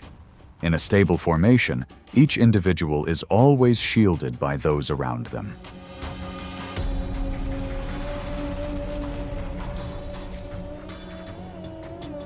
When faced with a herd of wildebeest, hyenas do not attempt a direct approach. They observe the moving formation, monitoring the pace of each individual. Their attention is focused on the young, the weak, or those lagging behind when the herd changes direction. Pressure is exerted from multiple directions, causing the formation to gradually lose cohesion.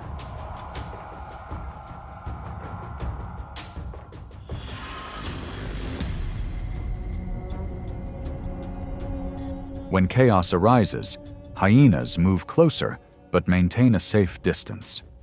Their goal is not individual strength, but to undermine the wildebeest's group advantage. Breaking the formation causes an individual to be separated for a short time.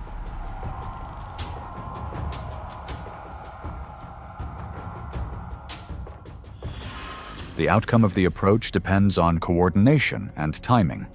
If the antelope herd maintains its rhythm and formation, the hyena will stop.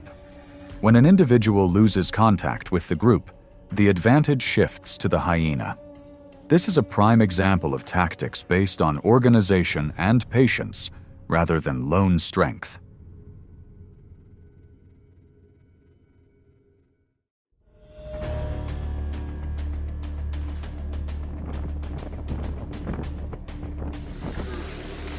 African buffaloes are large herbivores, known for their ferocity and strong herd spirit. A herd always moves in close-knit groups, ready to react collectively to any threat. This unity makes buffaloes particularly difficult opponents to approach.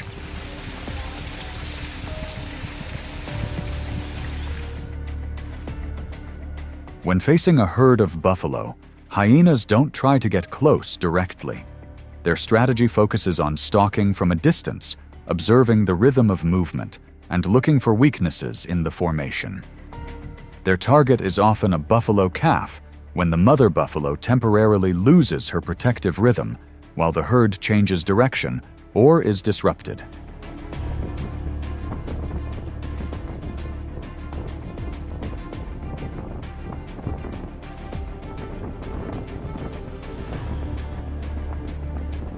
Pressure is maintained continuously, but cautiously. Hyenas try to split the formation, reducing the buffalo's ability to react collectively. However, most situations end with the hyenas being forced to stop due to the herd's tight coordination.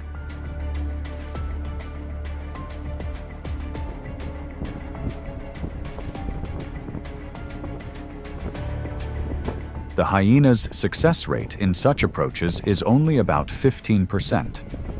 This result clearly demonstrates the limitations of hyenas against a highly organized opponent. This wasn't a test of strength, but rather a trial of patient tactics and the solidarity of the pack.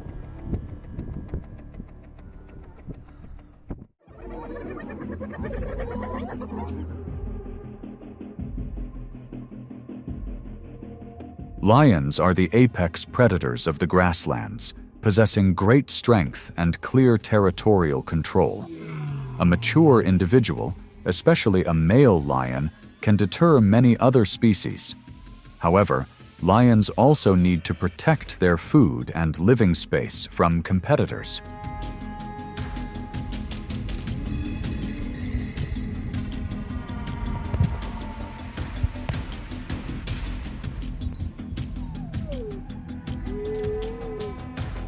When hyenas confront lions, it's not a simple approach. Hyenas only exert pressure when the lion is alone, or when they have a numerical advantage.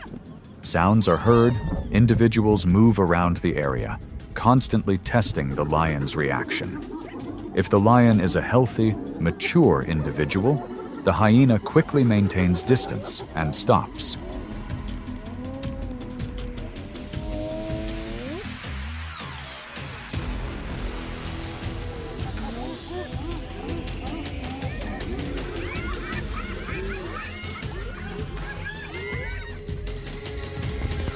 The outcome of these encounters depends on both sides' assessment of the situation.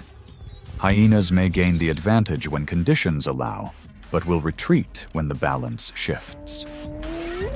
This is a long-standing antagonistic relationship, where neither side is willing to risk crossing its own safety limits.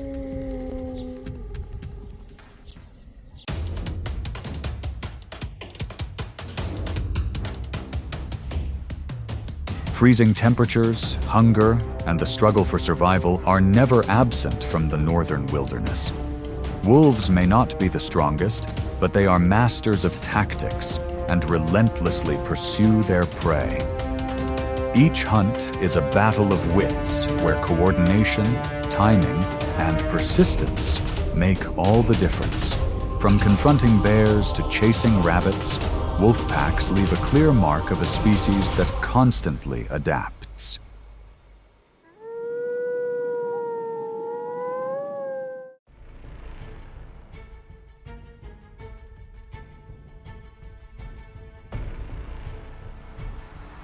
Elks, one of the large animals that move through dense forests and snow-covered valleys, can reach speeds of 40 miles per hour when in danger. But in winter, when the ice is thick and the ground slippery, that very speed becomes a risk. Their steps are no longer steady, and their reflexes slow due to the cold and exhaustion.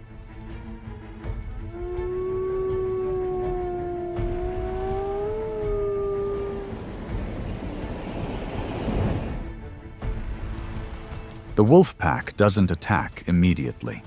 They observe from a distance, keeping their distance and waiting, not to ambush, but to assess. They pay attention to every long, slipping step, every labored breath, and every sign of fatigue after a long, icy journey. When the weakest individual in the pack begins to lose their rhythm, that's when the strategy is put into action.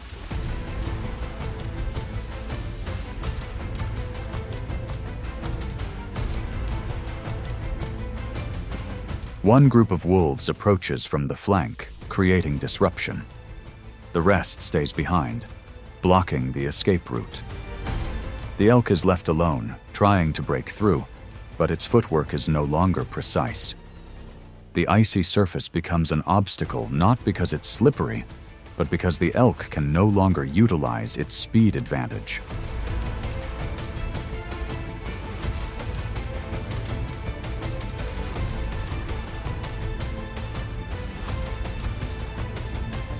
The finishing blow didn't come immediately. The wolf retreated if the elk continued to resist strongly. But with each wave of pressure, each time exhausting the opponent, the coordination gradually pushed the elk to its limits.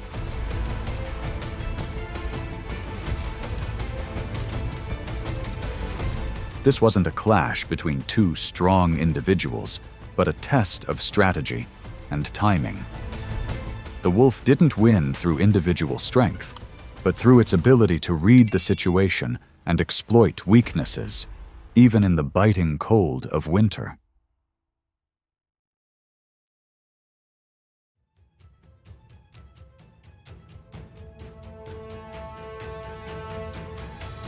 Wild boars are a formidable species with a short, muscular build and sharp tusks. When cornered, they fight back fiercely, posing a real threat to their attacker. But even when alone, they remain a vulnerable target.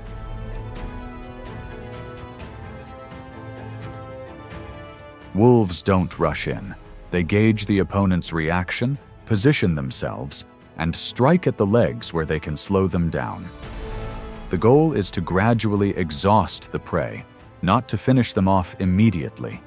Each harassment wears down their strength and vigilance, and when the prey begins to slow down, the pack tightens its grip, completing the hunt. This victory belongs to the wolves not through a decisive blow, but through coordination, a clear strategy, and persistent pursuit.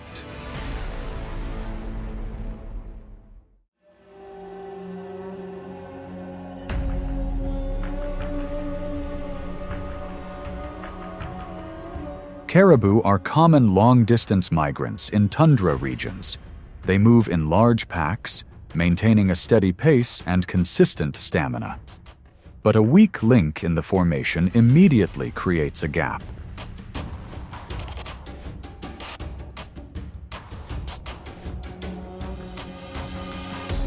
Wolves don't chase everyone. They wait for signs that a young, old, or exhausted individual is falling behind. The target isn't necessarily easily accessible, but easily separated from the pack. The key isn't speed, but choosing the right time and place.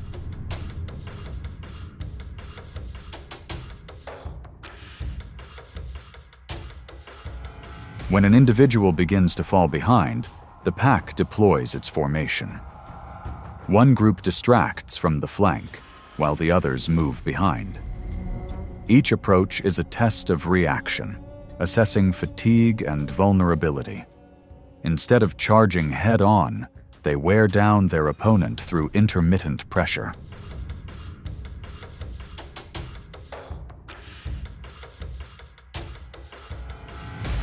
There's no immediate finish. Wolves don't seek quick victories, but focus on coordination, patience, and conserving energy. When the opponent is weakened, the wolf makes its final move. This is not a chase at high speed, but a game of calculation. Retreating when necessary is not a sign of defeat. It is how the wolf preserves its opportunity for the next attack.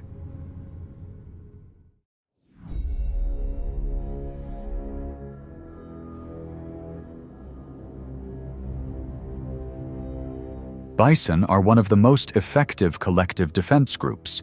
When threatened, they immediately form a circle with the young in the center and the adults surrounding them, always on alert. With their large size and quick reflexes, adult bison are not easily subdued.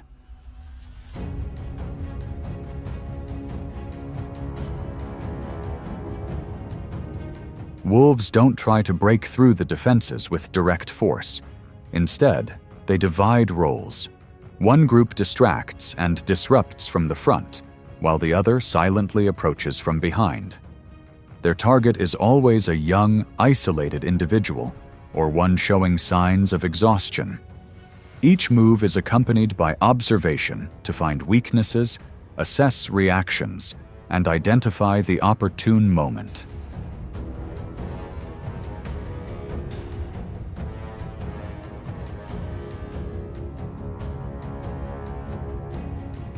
Fatigue is what wolves are waiting for. When a bison begins to lose its formation, the wolf pack immediately narrows the encirclement. There is no quick finish.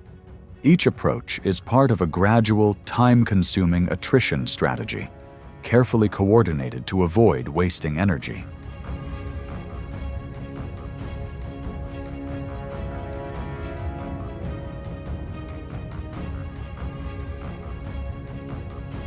Even when gaining the upper hand, the risk of a strong reaction from the bison always remains. Victory isn't about overwhelming force, but about perseverance, good organization, and timing. That's how wolves survive in the harsh grasslands. Intelligence, not just brute strength.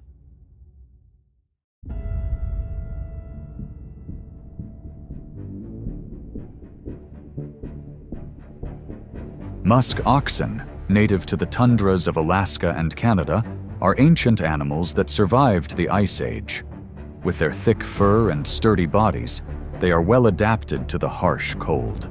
Musk ox herds are often large, sometimes numbering over 50 in winter.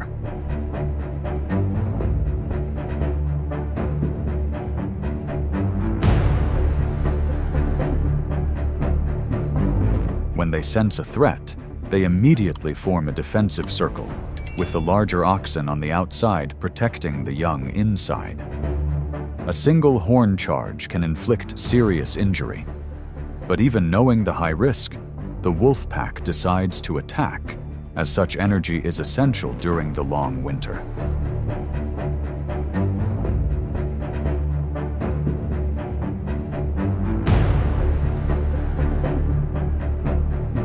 Initially, the musk oxen held their formation, forcing the wolves to retreat. However, the wolves did not give up. They coordinated their efforts, applying pressure from multiple directions, constantly breaking through the defenses. An old and weak ox was separated from the pack. The wolves cornered it, preventing it from rejoining the formation. The fight dragged on, and when the prey was exhausted, an opportunity arose.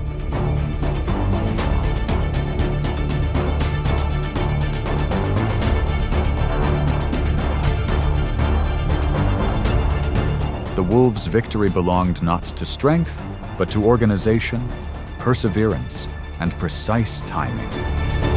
In nature, survival doesn't belong to the strongest, but to the species that knows how to cooperate and wait for their opportunity. Grizzly bears are among the most powerful animals in North America. With their large size, quick reflexes, and high endurance, they usually have no clear rivals in their natural habitat. But in the wild, even the strongest can sometimes become a target for challenges.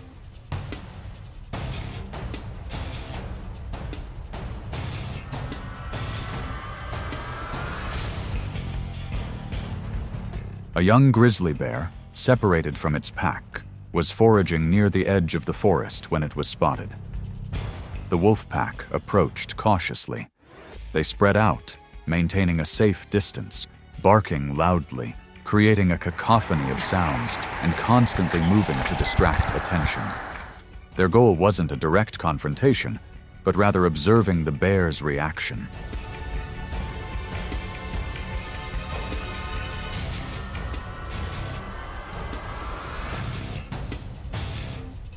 One wolf unexpectedly approached from behind, quickly attacking the bear's leg before retreating. This wasn't a decisive attack, but a test to assess the bear's fatigue, reflexes, and defenses. This approach allowed the pack to adjust their strategy without incurring losses.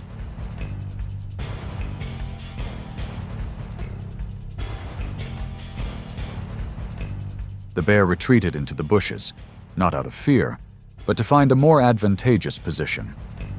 The wolves did not pursue. They maintained their control.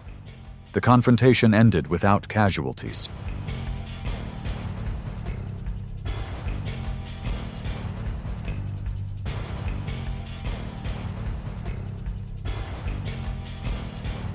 Here, Retreat is not a sign of weakness. It is a maintained position. In nature, strength is not only demonstrated through attack, but also through the ability to read the situation and make the right choices at the right time.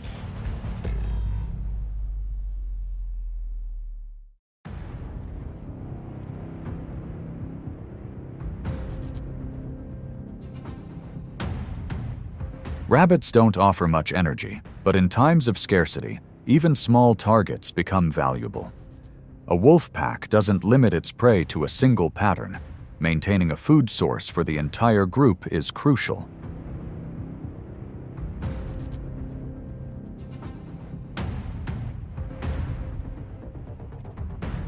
With their ability to change direction quickly and hide flexibly, rabbits make it difficult for lone wolves to hunt.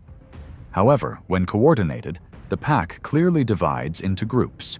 One group approaches from the front to force the rabbit to change direction, while the other waits at the escape point.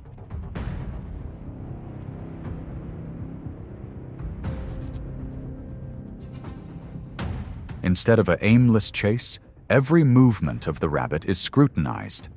The pack observes, analyzes, and exploits the distance when an opportunity arises. The result this time: the rabbit is defeated. Victory comes from coordination and careful calculation.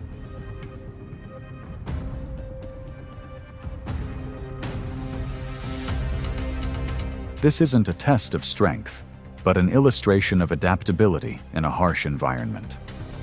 When resources are scarce, the agile and united will find survival.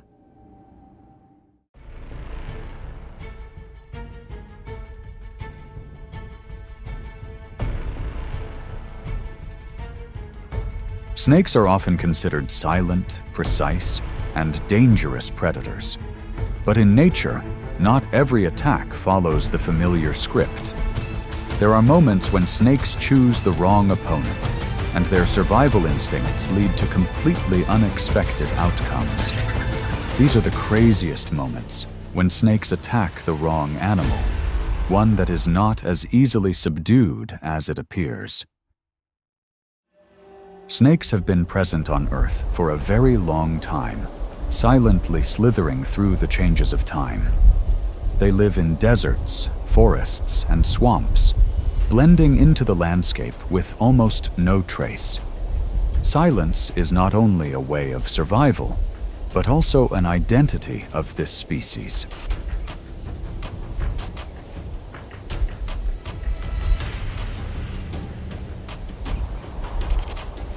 There are more than 3,000 species of snakes in the world, with about 50 species living in North America. Their bodies lack legs, but consist of more than 200 flexible bone segments, allowing snakes to move efficiently across various terrains. Whether over 10 feet long or weighing only a few ounces, all have evolved to conserve energy and sustain life.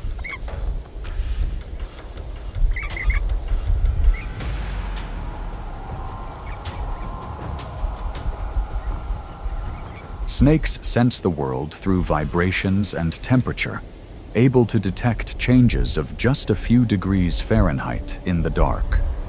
They don't seek conflict, but are always ready to react when cornered. In the natural order, snakes exist silently but persistently, reminding us that the greatest strength sometimes lies in the ability to adapt and patiently survive.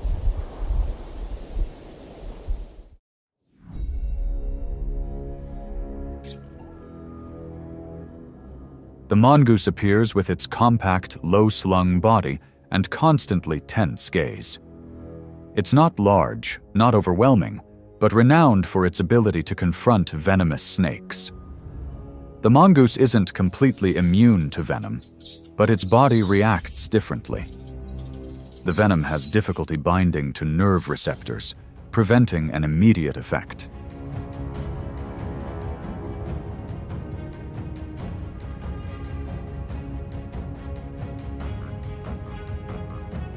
The encounter begins in silence. The snake coils, raises its head, and delivers its familiar attack. The mongoose doesn't charge straight ahead. It moves sideways, forcing the strike to miss its target, constantly disrupting the rhythm of its blows. Even when slightly affected by the venom, the paralysis lasts long enough for the mongoose to maintain control.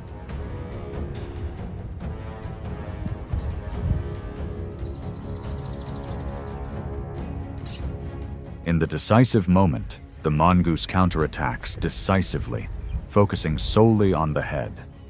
Without its head, the snake loses all advantage. Recognizing the increased risk, the snake chooses to retreat.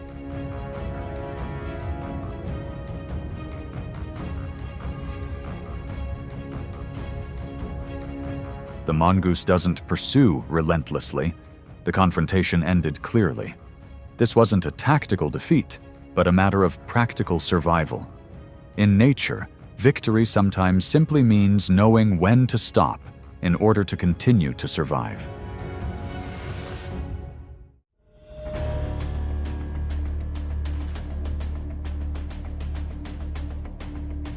The owl appears as the last light of day fades. Its broad wings glide through the air almost silently. In the darkness, the owl's large eyes pick up every slightest movement on the ground. Night is its territory.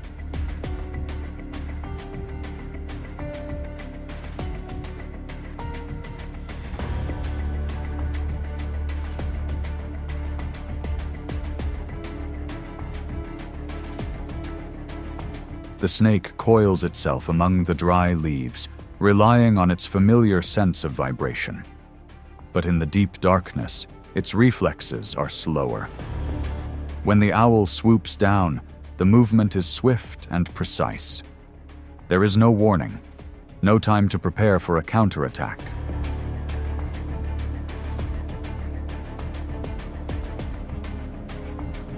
The snake manages to raise its head, reacting instinctively, but it is too late.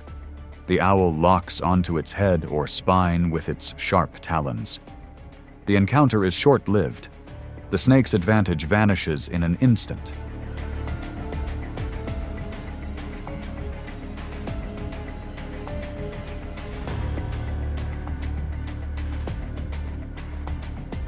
This is not a fight. This is a biological execution. In nature, when the night belongs to the other, survival is decided in a matter of seconds.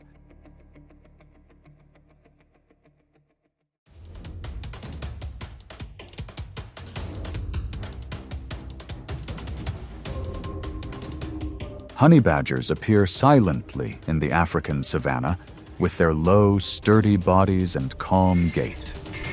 Weighing only about 20 to 30 pounds, this small animal is renowned for its tenacity, ready to confront lions, leopards, or hyenas.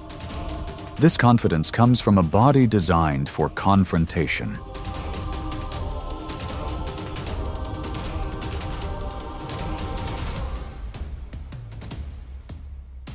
Their skin, about 6 to 7 millimeters thick and remarkably loose, allows the honey badger to twist and counterattack even when bitten.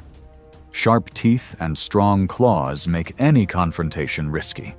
Even snake venom isn't always the end, as the honey badger can temporarily incapacitate it, only to recover after a few hours.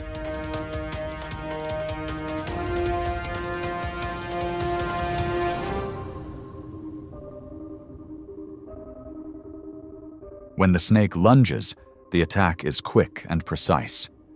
But the familiar advantage quickly disappears. The honey badger stands firm, reacting fiercely, forcing the snake to retreat.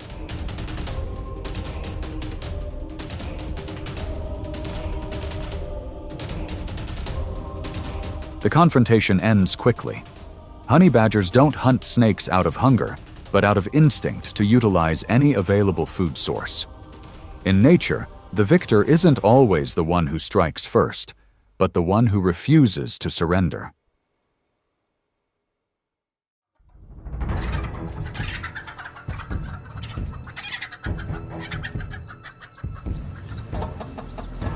The mother hen stood beside her chicks, her demeanor normal and familiar. She wasn't calculating life or death, nor weighing the risks. When danger arose, her instinct to protect her offspring immediately kicked in, pushing aside any hesitation.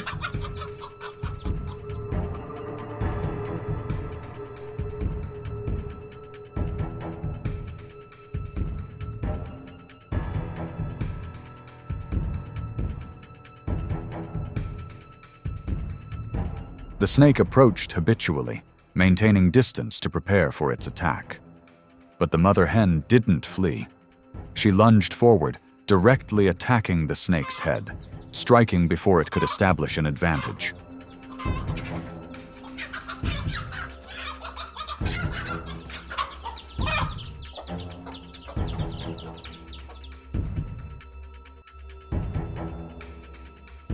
Losing its attacking distance and facing an opponent devoid of fear, the snake was forced to retreat. The encounter ended quickly. For snakes, fearless prey is always the greatest risk in nature.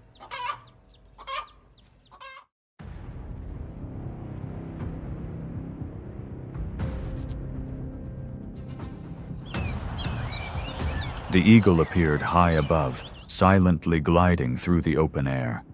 Its long wings spread wide, its sharp eyes able to observe the ground from hundreds of feet away. Without rushing, the eagle patiently waited, its greatest advantage lying in its height and vision.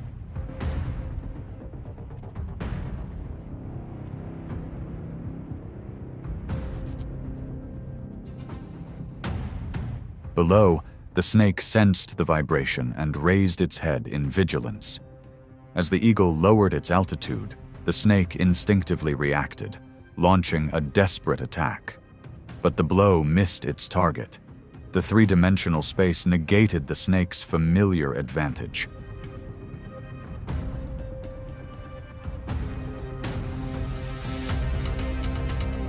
The eagle dodged the attack in an instant, then extended its powerful talons to seize its prey. From above, power came from speed and gravity, not from a prolonged struggle. The confrontation ended quickly, before the snake could adapt.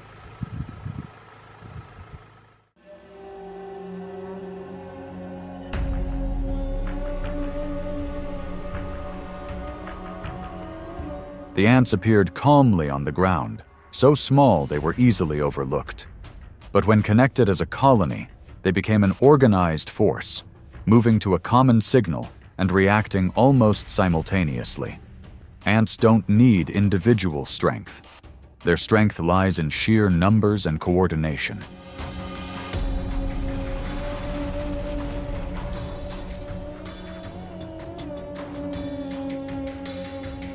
The snake slithered into the area and reacted instinctively.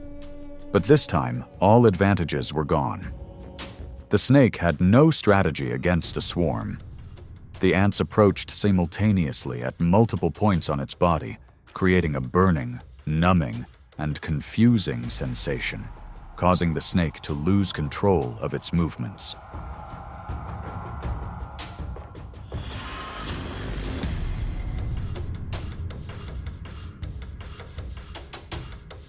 The ants didn't need to knock down their opponent. They only needed to make it impossible for the snake to stay. Under the spreading pressure, the snake gradually retreated, hastily leaving the area.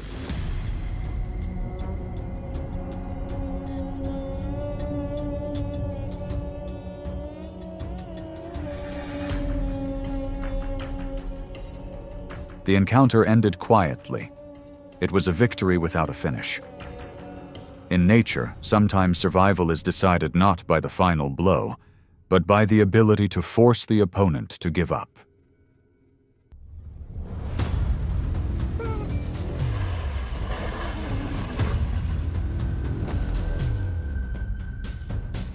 Crocodiles don't hunt by speed, but by time, patience, and a carefully calculated approach. On riverbanks, they always choose low angles of attack, short distances, and moments when their prey is most vulnerable. Just one slow step, one misstep, and the balance of survival instantly shifts. Okay, people. These are stories of crocodiles that strike precisely, and those who make mistakes that cannot be undone in time. Alligators are among the oldest living creatures. Having existed for over 200 million years, they once lived alongside dinosaurs and have retained much of their prehistoric physical characteristics. Reaching lengths of up to 20 feet and weighing over 2,000 pounds, alligators didn't need further evolution to become the perfect predator.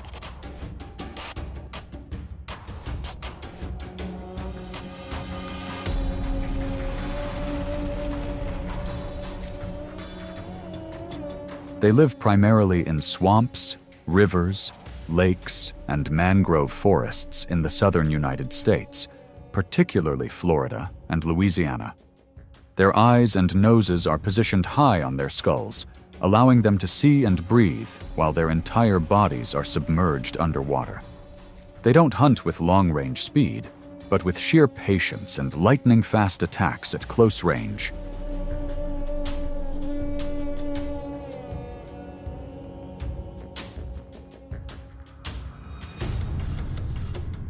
The bite force of an alligator can exceed 3,000 pounds per square inch, stronger than even a lion or tiger. But their true strength lies not just in their muscles, but in their strategy. They know how to wait for the right moment, take advantage of the environment, and strike only once.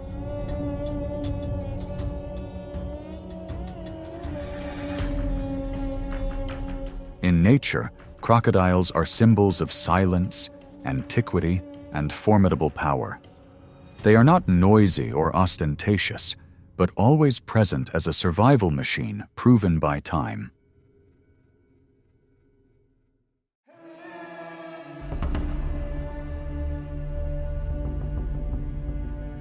African wild dogs are renowned for their collective strength and pack discipline.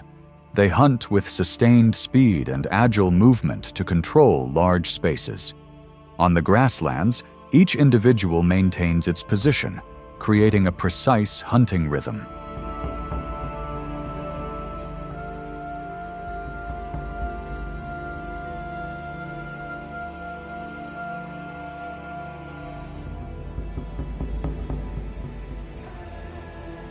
As the pack of wild dogs approaches the water's edge, that rhythm slows. The damp ground and narrow space diminish their familiar maneuverability. A young individual approaches the river's edge, focusing on what lies ahead and overlooking what lies beneath.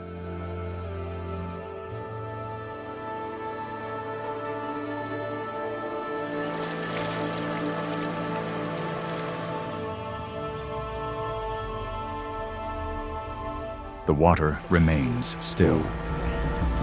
Then, in an instant, the crocodile leaps from the calm water. The attack is too quick for the pack to react. When speed and space are no longer effective, the wild dog's advantage quickly vanishes.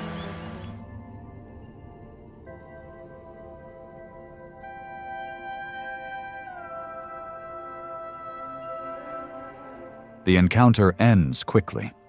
The crocodile doesn't confront the entire pack, but waits for a moment of disarray.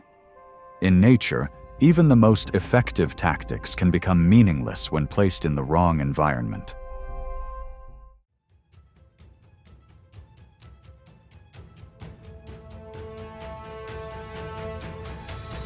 Wildebeest migrate in enormous herds, sometimes numbering in the hundreds of thousands. They rely on numbers, regular migrations, and the ability to detect danger from afar. On the open savanna, numbers provide a sense of security.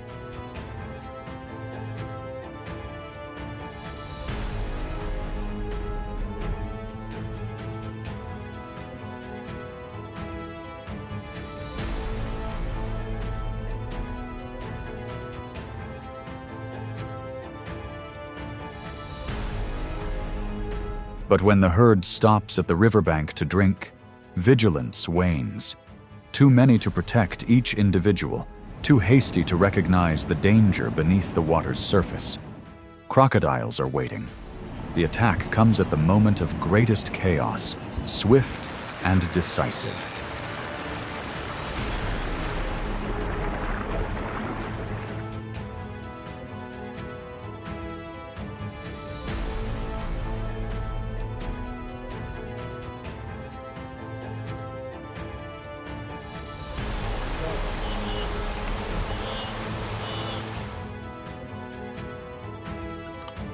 This time, the crocodile succeeds. One individual falls, and the migration continues. In nature, that is the familiar price of large-scale river crossings.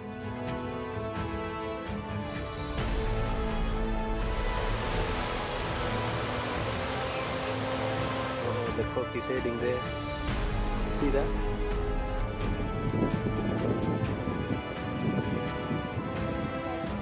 But you see that crocodile needs help. The loss of an Oh, individual missed becomes a everything. source of sustenance for many other species, crocodiles, scavengers, and the surrounding ecosystem. In this cycle, collective life is sustained from a fleeting moment.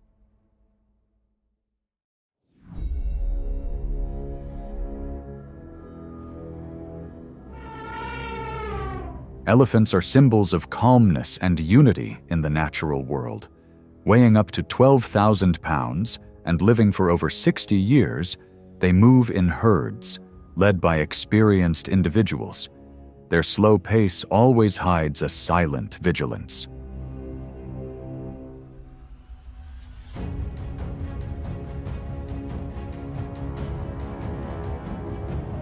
One sunny afternoon, a herd of elephants waded across a deep river.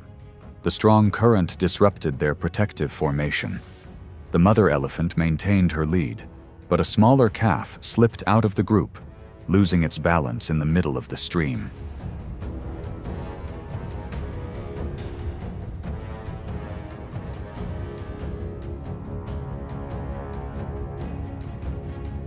From the mud beneath, a crocodile suddenly lunged.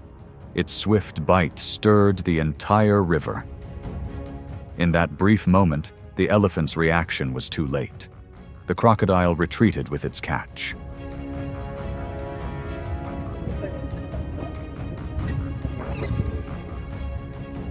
When the environment tilts in favor of the ambusher, courage often has no chance to be demonstrated. Ooh, stronger, careful. Hyenas are intelligent and experienced predators. Their quick reflexes, excellent situational awareness, and almost constant caution mean they are rarely caught off guard. On land, hyenas always maintain a safe distance from potential threats.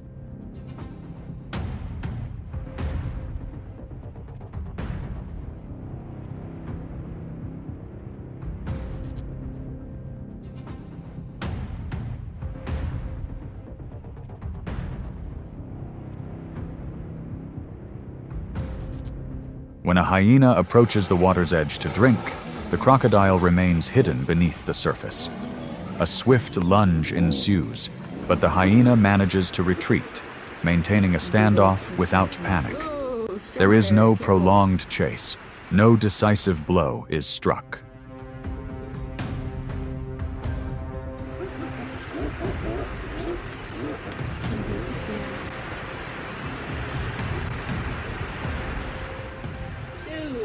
The encounter ends in a brief standoff. The crocodile retreats.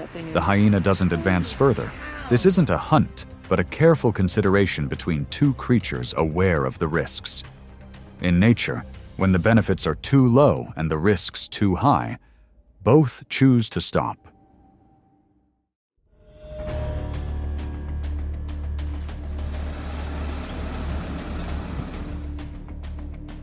Zebras rely on herd cohesion, but their level of caution is not as high as that of antelopes. In their familiar environment, they move quickly, react in groups, and rely on their instinct to flee.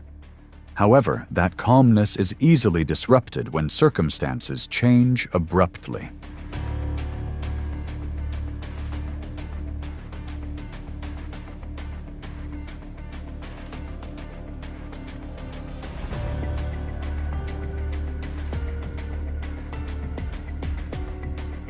As the zebra herd descends into the river to cross, the current disrupts their rhythm. A young individual is separated from the herd, panicking in the deep water. A crocodile has already positioned itself in an ambush. Not just one, but many individuals coordinate, taking advantage of the moment of chaos to act.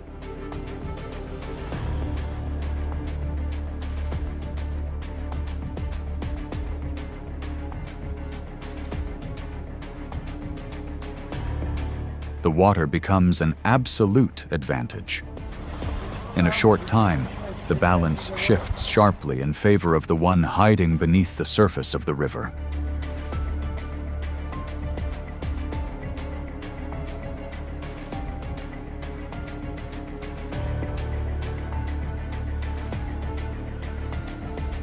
The encounter ends quickly.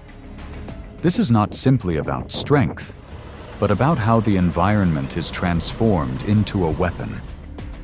In nature, water currents are not only a place for crocodiles to survive, but they are also the deciding factor in their fate.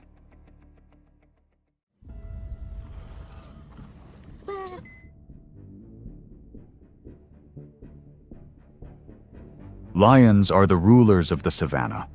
A mature male can weigh over 400 pounds, reach speeds of nearly 50 miles per hour, and possess a bite force of approximately 650 pounds per square inch. On the open land and with unobstructed views, their strength, speed, and pack mentality maintain their dominance.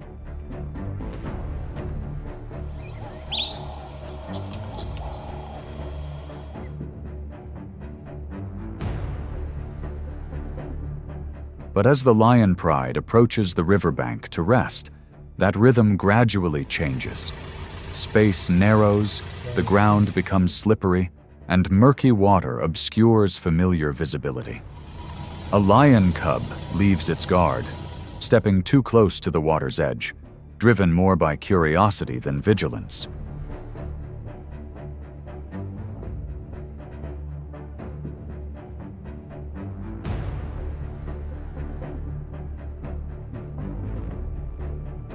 Hidden beneath the water's surface, the crocodile doesn't seek confrontation. It patiently waits for a small misstep. When the gap is broken, the attack is swift and precise. In this unfavorable environment, the lion cub's reflexes are no longer sufficient to regain the initiative.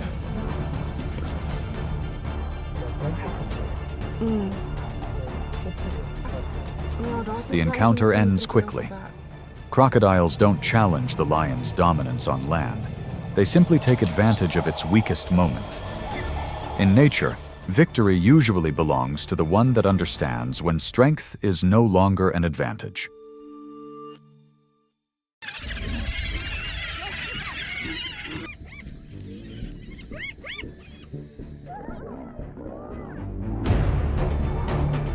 On the African savanna, lions always play the proactive role in approaching and launching survival attacks.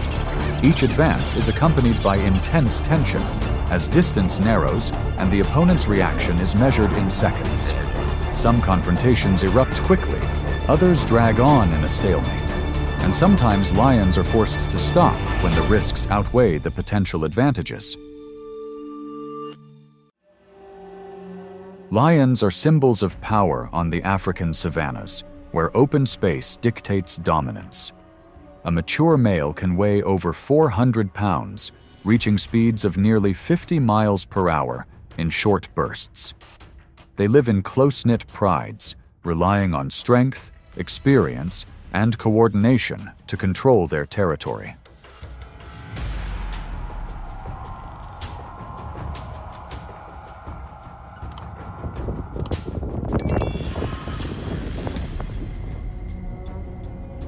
But that strength doesn't exist in isolation.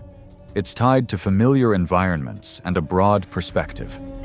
When conditions change, the lion's advantage is also challenged.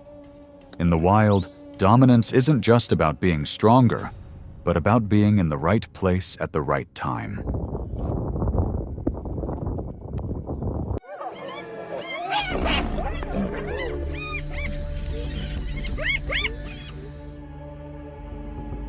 Hyenas are highly organized predators. They live in a matriarchal structure with high discipline, maintaining constant communication between individuals. Their powerful bite and ability to exert constant pressure allow hyenas to control many competitive situations.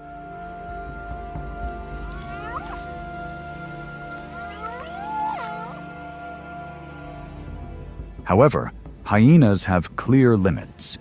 When their numbers are insufficient, they rarely confront each other directly. When a male lion appears, the situation changes immediately. The hyena pack spread.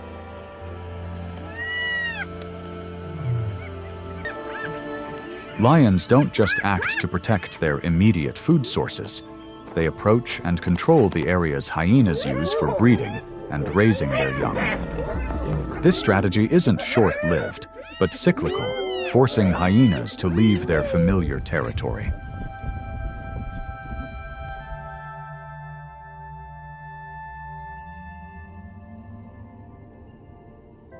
Immediate results. Lions don't overwhelm through sheer in the future. This is a form of long-term competition for living space and survival.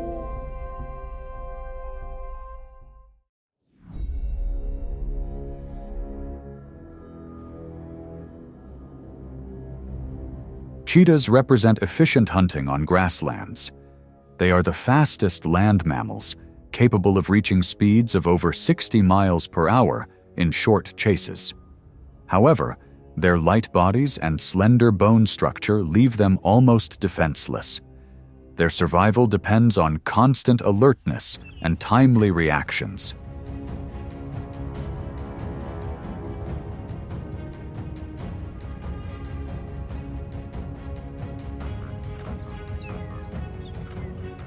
In ecological reality, cheetahs are excellent hunters, but rarely retain their prey. A single moment of delay in a chase can instantly negate any advantage. When lions appear, cheetahs don't seek confrontation. They retreat, abandoning their prey to avoid greater risk.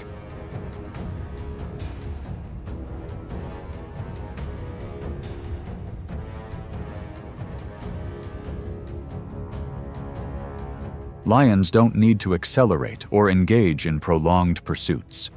The presence and pressure of the pride are enough to gain control of the area. For cheetahs, retreating is the only way to survive.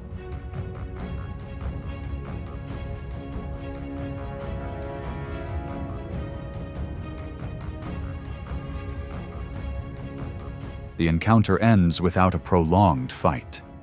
Cheetahs don't lose because they're weak at hunting, but because they aren't designed for defense. In the wild, they rely on absolute precision, where even a moment's delay can change the outcome.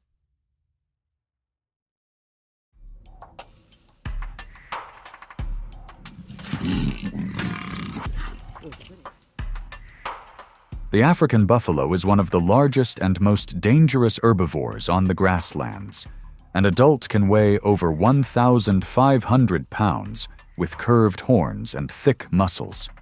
They live in large herds, maintaining tight formations to protect their young and weaker members.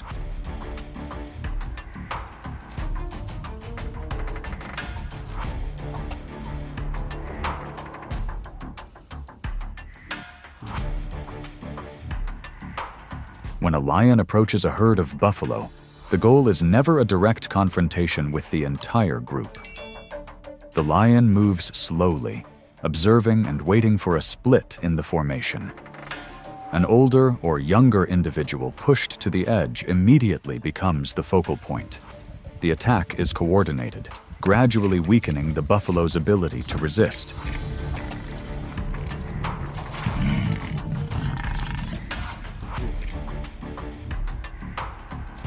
However, this is a high-risk hunt. Buffaloes often counterattack fiercely, and many encounters force the lion to retreat. The outcome is not always in favor of the predator.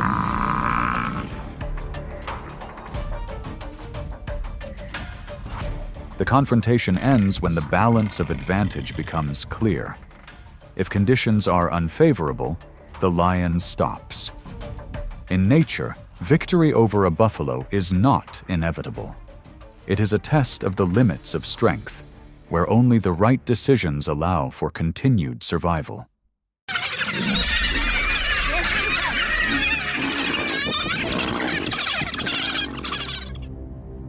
African wild dogs are predators that rely on discipline and alertness. They react quickly, move nimbly, and are always on the lookout for their surroundings. On the open grasslands, their goal isn't to overwhelm their opponent, but to minimize risk.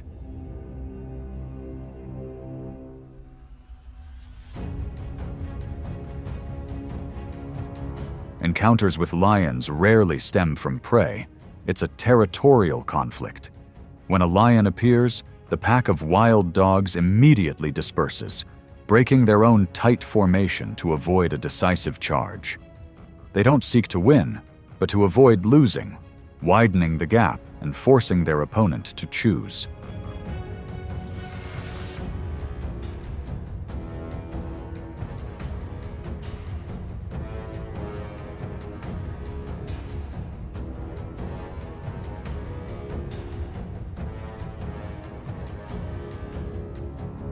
For a mature male lion, a well-timed burst of speed is enough to establish dominance. But that opportunity doesn't always present itself. When a lioness is with her cubs, the objective shifts dramatically. It's no longer about dominance, but about protection. The lioness maintains her position, advancing just enough to force the wild dogs to retreat.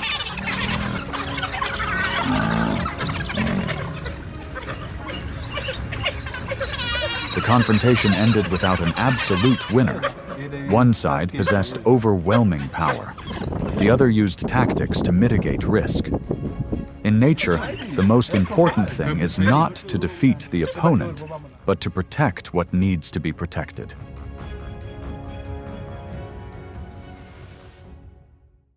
And yeah, it's really hectic now. Leopards are solitary predators, with adult weights typically ranging from 70 to 150 pounds. They don't seek power struggles or territorial expansion. Most of the time, leopards choose to avoid conflict to maintain their safety. Primarily nocturnal, they rely on their keen observation skills and stealthy movements.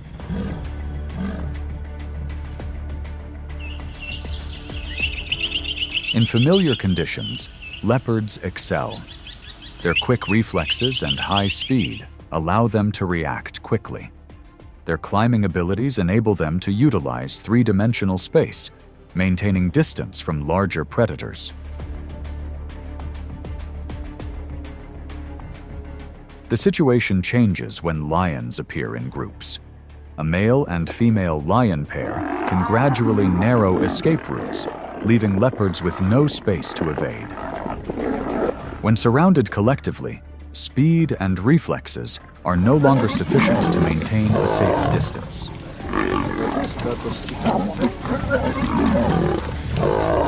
The encounter ends quickly. Leopards don't lose because they lack strength, but because they aren't adapted to confront organized groups. In nature, each species survives based on its own strategy, and that difference determines the outcome of those rare encounters.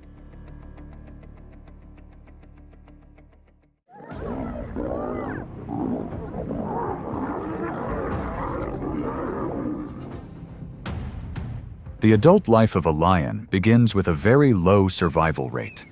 In fact, only about 40% of lion cubs survive to adulthood. The majority are eliminated early, before they have a chance to demonstrate their strength.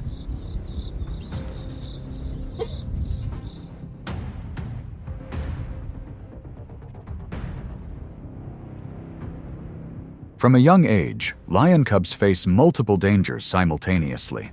Hyenas, leopards, snakes, and even other male lions can cause serious harm. Every small mistake reduces their chances of survival.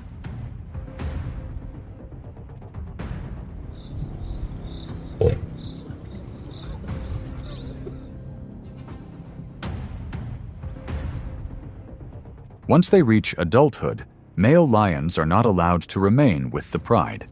They are forced to leave, wandering for years in conditions of food scarcity and without a fixed territory.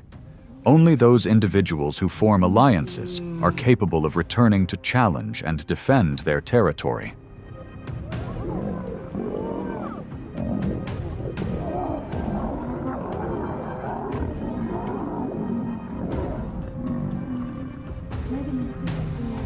This stage ends when the majority of individuals have been eliminated.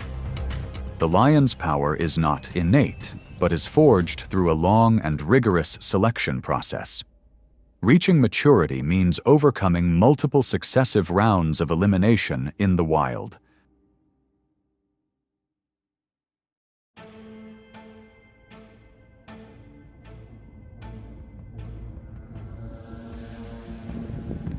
Zebras are gregarious herbivores that rely on numbers and vigilance to mitigate risk.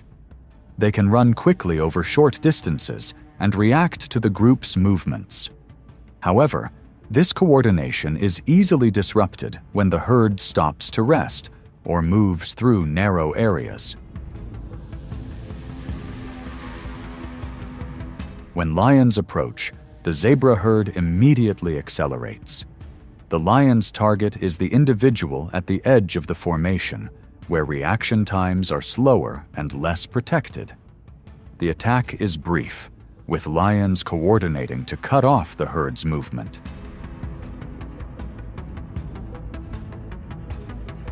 The outcome is usually determined very quickly. If the zebras maintain their speed and formation, the lions stop. If an individual is separated from the herd, the advantage shifts to the predator. In nature, this is a brief confrontation where small deviations decide the outcome.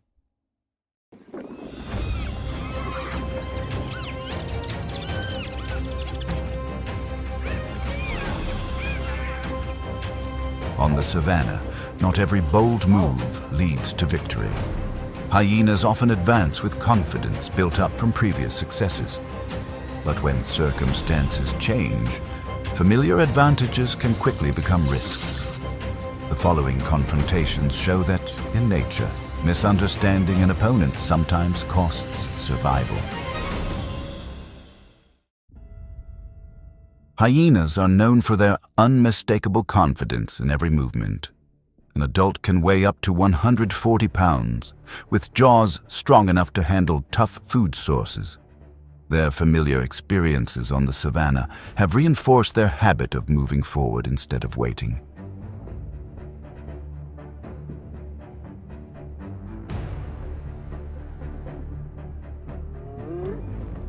But nature rarely maintains a steady rhythm. When circumstances change, that sense of certainty begins to fade.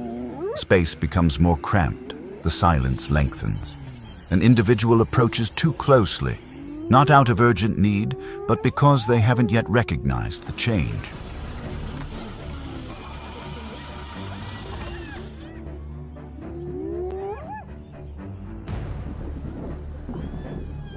The opponent remains calm. The steadiness, coupled with its superior size of over 1,500 pounds, gradually creates an invisible pressure. At this point, the hyena clearly senses the pace is no longer under its control. It quietly moves away.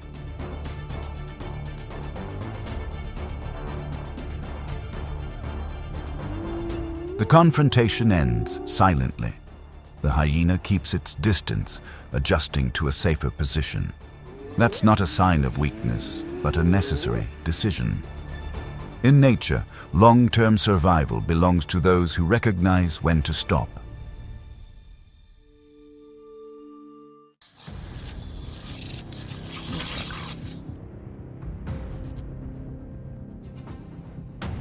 Honey badgers are small but renowned for their tenacity and strong self-defense capabilities. Their low, sturdy bodies and thick skin allow them to withstand pressure much better than many other species. On the savanna, honey badgers often rely not on speed or numbers, but on ferocity.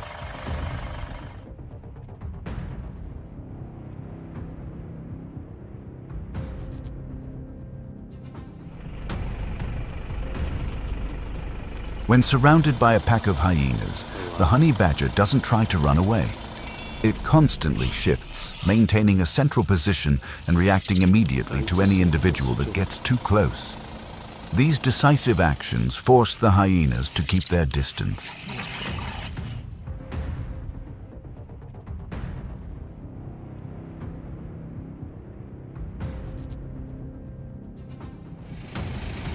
A prolonged confrontation doesn't give the hyenas an advantage.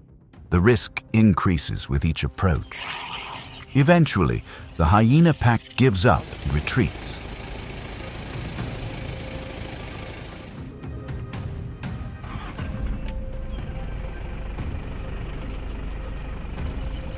The encounter ends with the hyenas at a disadvantage.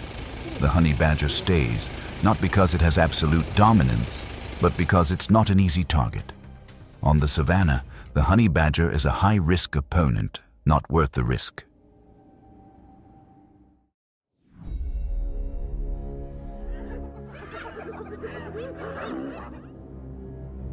Lions have long held a central position of power on the savanna. A mature individual can weigh over 400 pounds with a body built for stability, endurance, and positional awareness. Even standing still, its presence is enough to slow the pace of movement around it.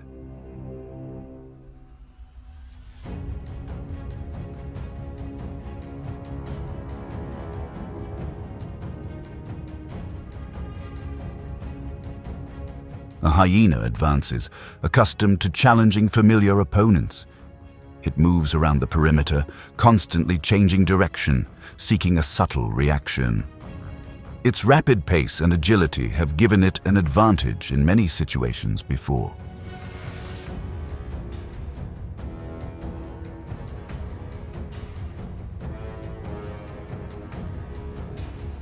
In a brief moment, the hyena suddenly lunges forward.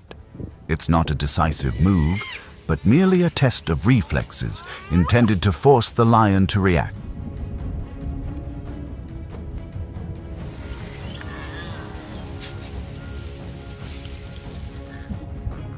But this time, every movement creates no opening. The lion remains in its position, center of gravity low, gaze fixed. There is no hasty reaction, nor any sign of wavering. The prolonged calm caused the hyena to gradually slow down.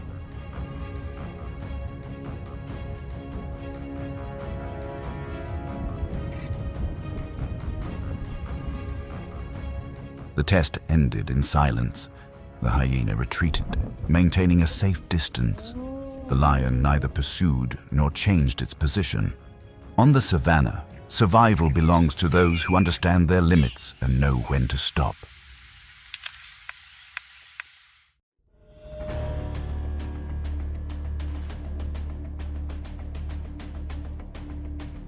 African warthogs don't possess overwhelming size, but they are rarely easy opponents to subdue. A mature individual typically weighs between 220 and 330 pounds, is low-slung, sturdy, and maintains a stable center of gravity. On the savanna, their survival depends on quick reflexes and close-range self-defense.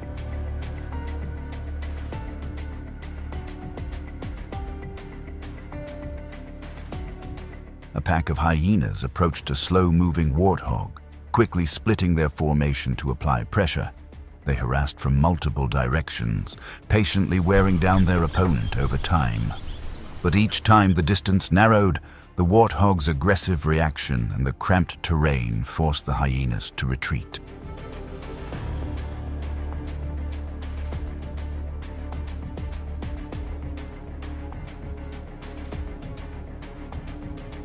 The approach gradually lost momentum. The warthog maintained a steady pace and retreated in an orderly fashion.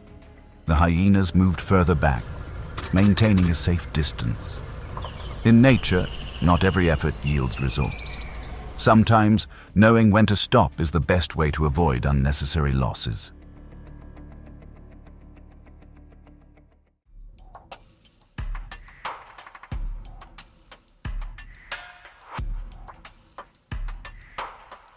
Cheetahs are notable for their speed and precise control of movement.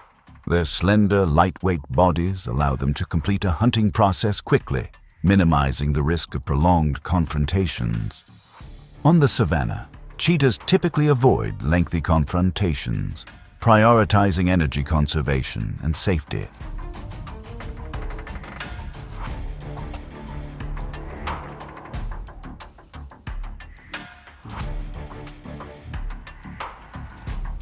After successfully approaching an antelope, the cheetah pauses to regulate its breathing. The lingering scent in the air quickly attracts the attention of an approaching hyena. The initial stillness turns into alertness. The distance between the two species gradually narrows.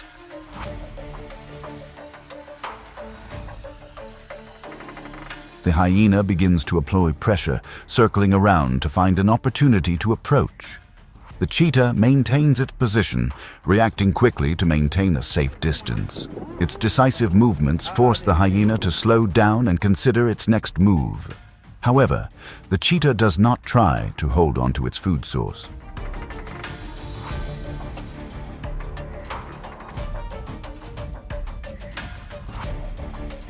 Ultimately, it proactively left the area in a safer direction. The hyena did not gain a clear advantage. The outcome was not determined by direct strength. On the savanna, the cheetah prioritizes survival over any short-term gain.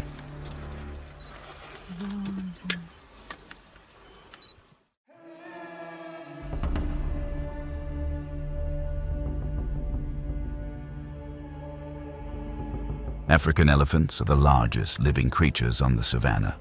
An adult can weigh thousands of pounds, their size and strength creating an overwhelming presence.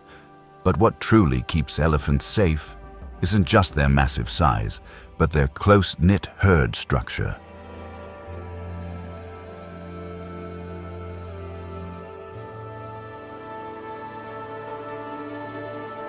A pack of hyenas doesn't target adult elephants.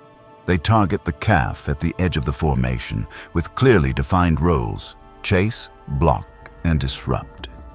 Their rapid movements are aimed at putting pressure on the herd and forcing it to separate.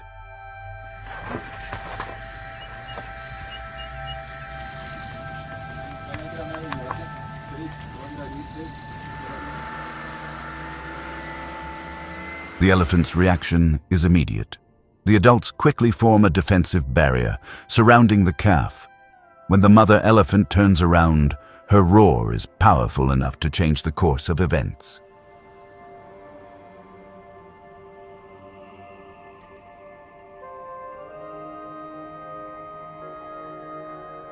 The approach ends in moments. The hyenas disperse and retreat.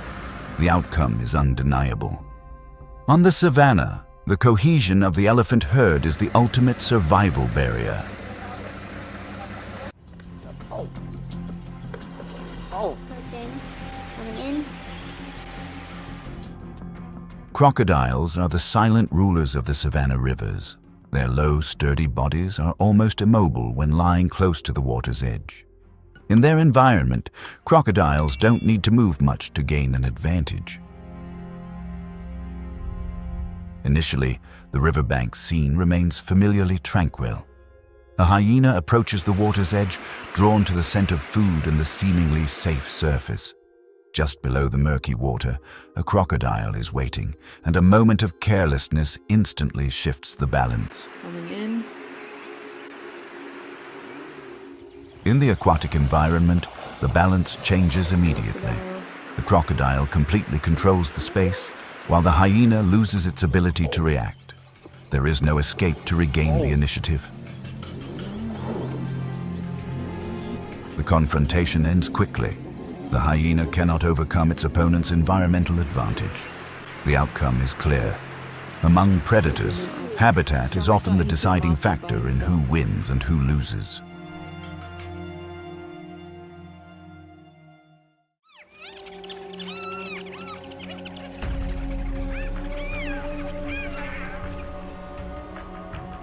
African wild dogs are a species that relies on discipline and close coordination for survival. Each individual weighs only about 40 to 70 pounds, but they always move as part of a unified group. On the savannah, their effectiveness comes from speed, numbers, and the ability to act simultaneously.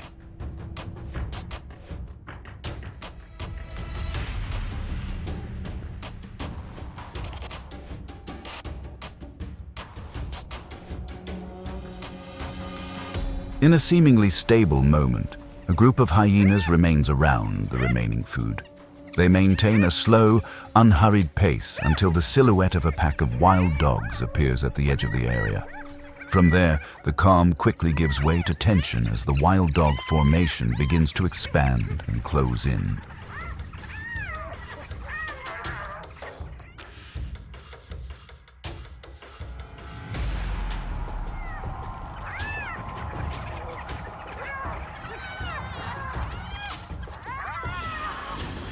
When a hyena breaks away from its original position, the pack of wild dogs immediately acts. They use speed and pack tactics to continuously apply pressure from multiple directions. The relentless close-range attacks force the hyena to retreat from its advantageous position.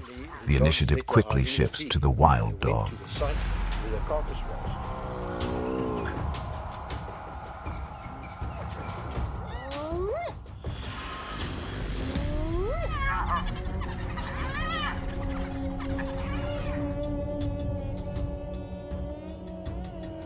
The confrontation ended with the hyenas at a disadvantage. The pack of wild dogs controlled the area briefly before moving on. This outcome wasn't solely due to collective strength. On the savannah, timing is sometimes just as important as brute force.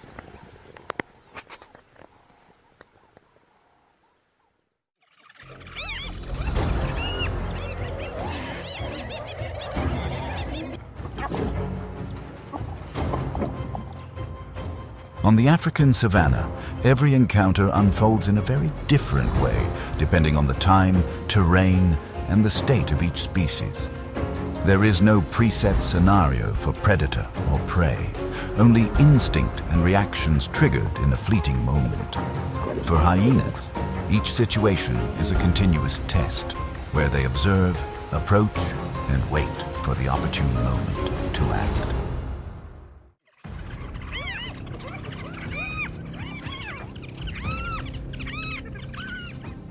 African wild dogs are pack-hunting predators, small in stature but with great stamina. An adult typically weighs between 55 and 70 pounds, giving them no advantage in a direct confrontation. Their effectiveness depends on speed and continuous coordination.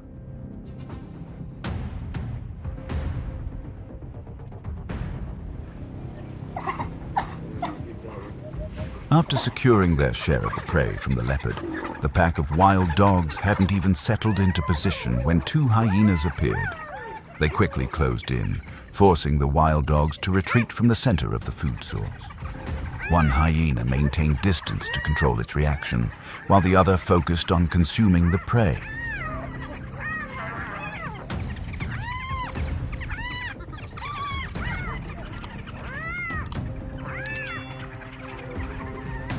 As other hyenas arrived, competition erupted within the pack itself, revealing a clear social hierarchy.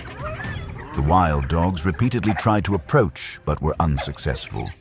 Faced with the hyena's incredibly strong jaws, capable of handling even hard bones, the pack of wild dogs was forced to retreat.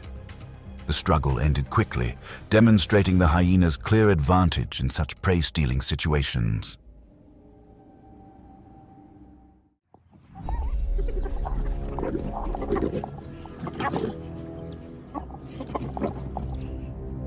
Leopards are solitary, agile predators that rely heavily on surprise An adult typically weighs between 90 and 140 pounds, enough to take down prey larger than itself.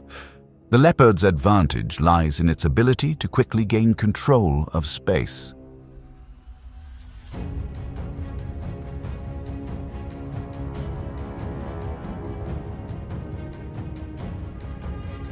As the leopard settles near its food source, two hyenas appear at the edge of the area. They don't immediately approach, but move slowly, gradually closing the distance. The pressure increases with each movement, forcing the leopard to move away from the center to avoid a direct confrontation. He doesn't see it.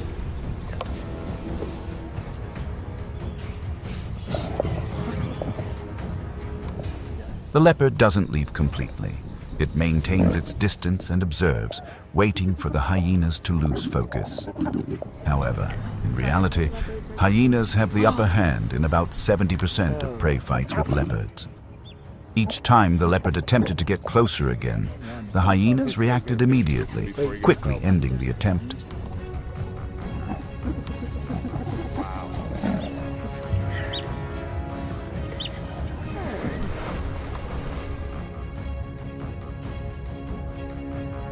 The tension persisted, but the situation remained unchanged.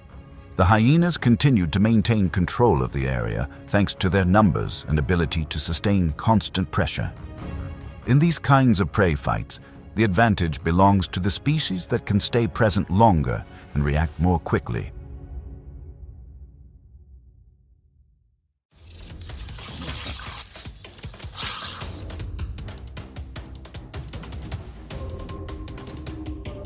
Honey badgers are small, solitary animals that often move close to the ground. Their thick, tough skin and agile bodies help them withstand external pressure. From the outset, honey badgers don't seek to display strength, but rely on endurance and self-preservation.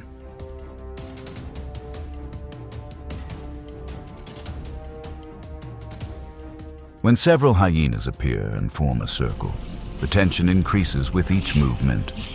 The honey badger remains in place, constantly turning to face the nearest threat, blocking all approaches. These attempts to get closer yield no clear results, and the hyena's advantage begins to diminish.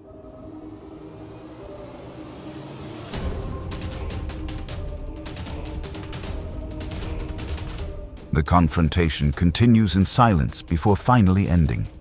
The hyenas spread out and retreated, abandoning their ineffective attempt. The honey badger remained in the area, and the situation concluded in a familiar way. Becoming an unappealing target is sometimes the safest path to survival. Cheetahs are renowned predatory cats, known for their speed, slender build, and quick attack tactics. An adult female typically weighs between 75 and 120 pounds and relies heavily on open space to avoid conflict. When a cub is nearby, the cheetah's priorities shift.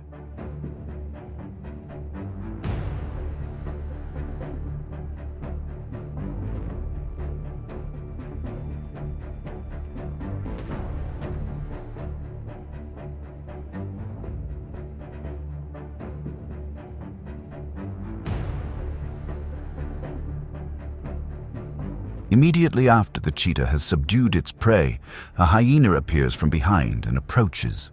Under normal circumstances, the cheetah would choose to leave to avoid risk. However, this time the cub is right behind, leaving no room for retreat.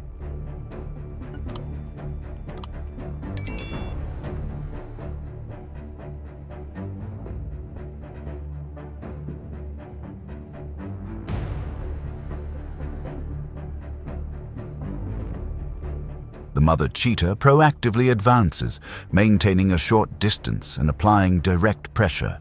This aggressive reaction slows the hyena down and then stops completely. After only a few moments, the hyena is forced to retreat from the area.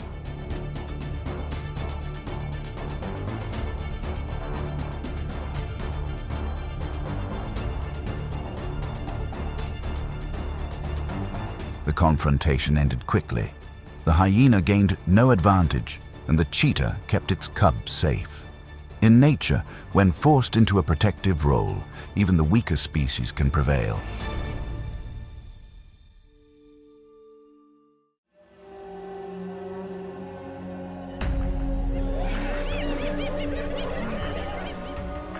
Lions are large cats with superior strength, heavy bodies, and quick reflexes.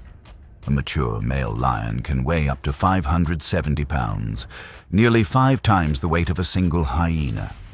Under normal circumstances, its mere presence is enough to keep other species at a safe distance.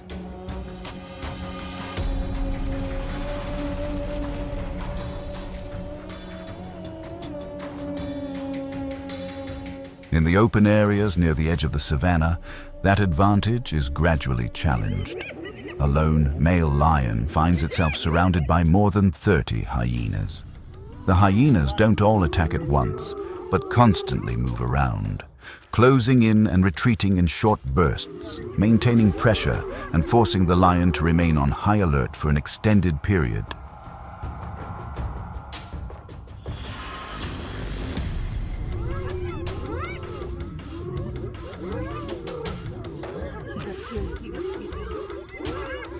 The lion stands firm. It rotates with each movement, maintaining a stable defensive posture. When a hyena ventures too close, the reaction is instantaneous. The lion counterattacked briefly, forcing the individual hyena to break free from the encirclement. Other hyenas advanced to support, but lacked the necessary coordination to reverse the situation.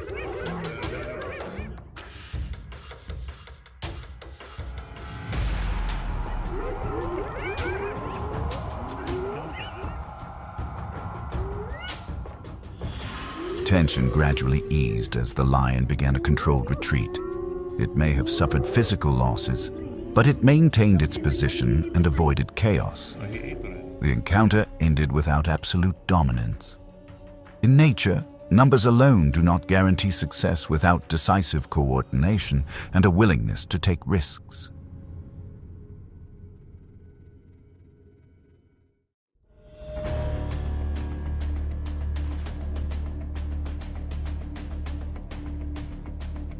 Wildebeest are large, herbivorous animals that move in herds and maintain a high level of alertness. A mature female typically weighs over 400 pounds and is capable of reacting very quickly to threats. When a young one appears, the mother wildebeest's entire behavior is focused on protection.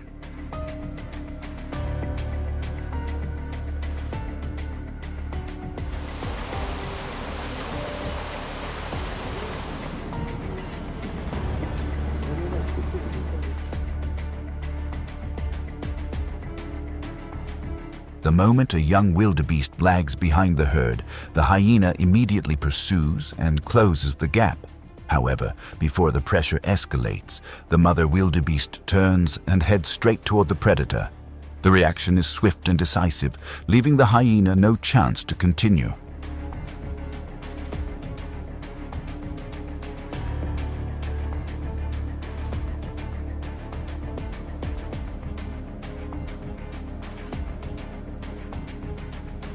The chase ends almost instantly.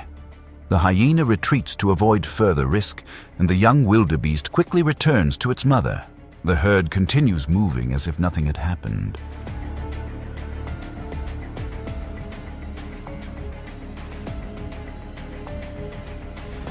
The encounter concludes with a clear outcome. The hyena fails, and the mother wildebeest keeps her young. In nature, maternal instinct is one of the strongest responses, powerful enough to force a predator to stop.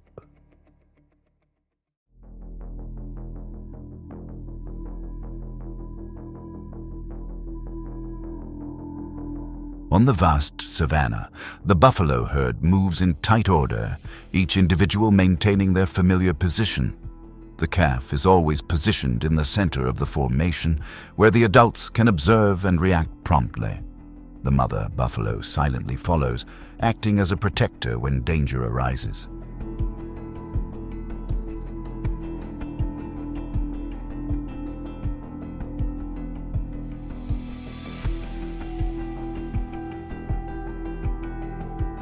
When a calf slows down for a moment, the hyena immediately notices and attempts to close in. The distance narrows rapidly, creating clear pressure on the vulnerable calf. At that moment, the mother buffalo turns and charges directly at the predator with a decisive reaction.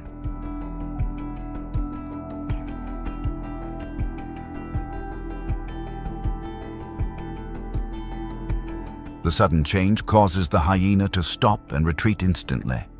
The chase ends before it escalates, and the calf quickly returns to the safe formation beside its mother.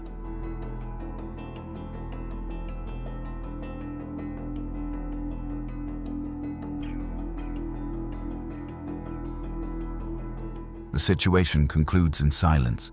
The hyena fails to achieve its objective, and the buffalo herd continues its steady rhythm.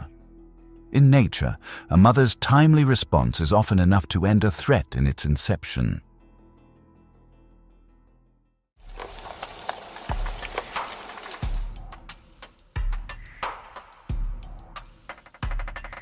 Zebras are large, strong herbivores that rely on speed to maintain a safe distance. A mature individual can weigh over 700 pounds and is only truly safe when it can maintain a steady pace.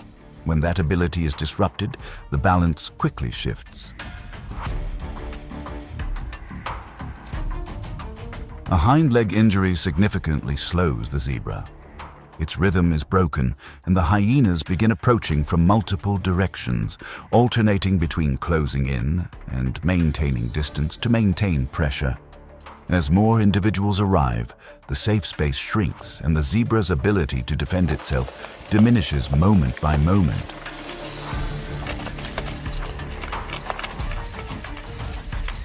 The attack ends quickly. The zebra is no longer able to escape the pressure, and the hyenas gain a clear advantage. In the wild, when prey loses its ability to move, hyenas' persistence and collective pressure make them particularly effective.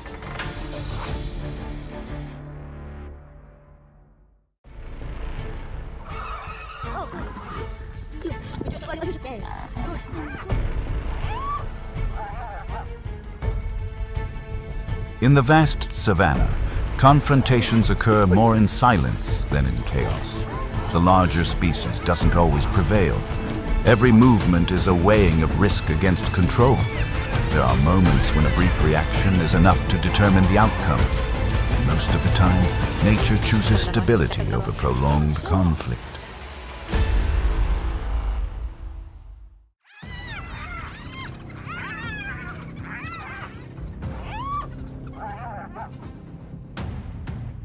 On the savanna, some species don't seek advantage in individual strength.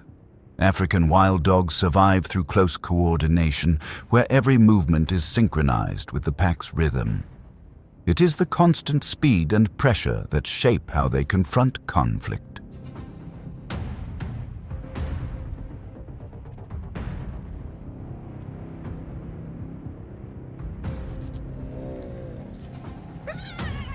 A hyena approaches, relying on the confidence of its individual strength. Conflict arises from a fundamental difference. One side is individual, the other is collective. The hyena tries to close in, attempting to break the opponent's formation.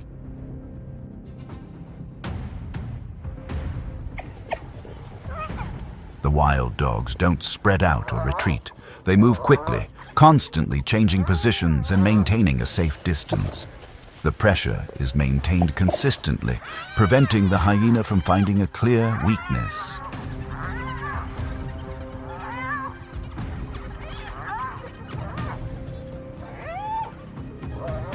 The situation ends when the hyena falters and retreats. The wild dogs maintain their formation and continue moving. The outcome doesn't come from individual strength. On the savanna, speed and constant pressure are how the collective overcomes a larger opponent.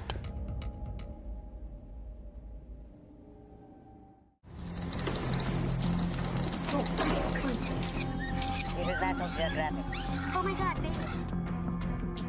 Rhinoceroses are solitary animals with low, sturdy bodies and a direct reaction when approached.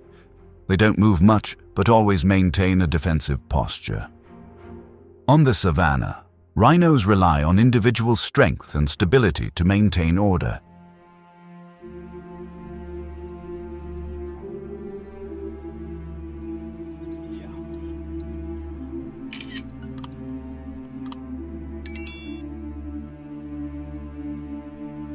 An elephant approaches, and the conflict isn't about foraging.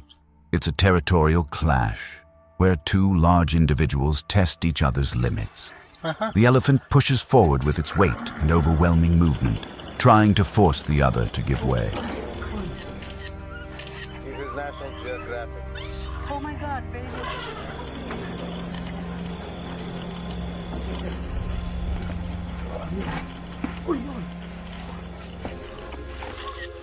The rhino doesn't panic or retreat.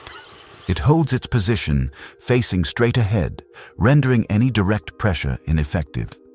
The standoff quickly makes it clear that neither side is easily subdued.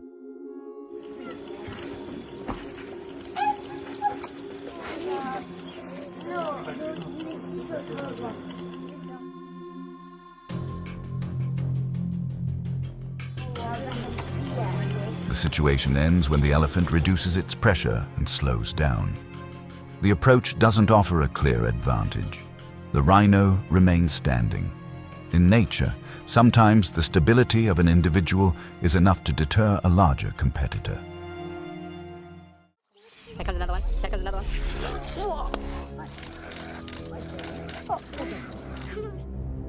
On the savannah, not every confrontation is decided by size. Honey badgers survive thanks to their heightened vigilance and instantaneous reaction.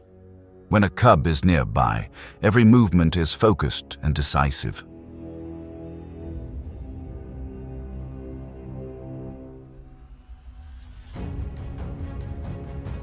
A leopard appears in the area, approaching slowly from a safe distance. Initially, this is just cautious observation, not a decisive move. The leopard assesses the situation according to its familiar principle: low risk and clear control.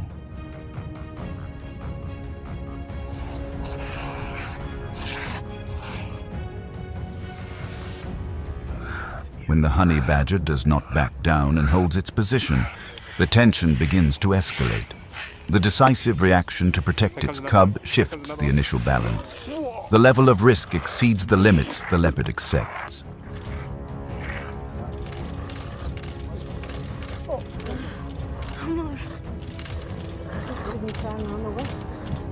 The situation quickly resolves cautiously. The leopard retreats, choosing safety over prolonging the confrontation. The honey badger stays, maintaining a safe space around its cub. In nature, when the risks exceed acceptable limits, giving up is sometimes the right decision.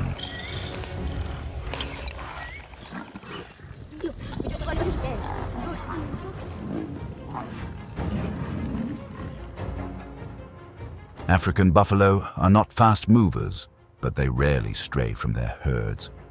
A mature individual can weigh over 1,500 pounds with a sturdy build and curved horns well suited for close-range self-defense. On the open savanna, buffalo rely not on speed, but on stable formation and collective reaction.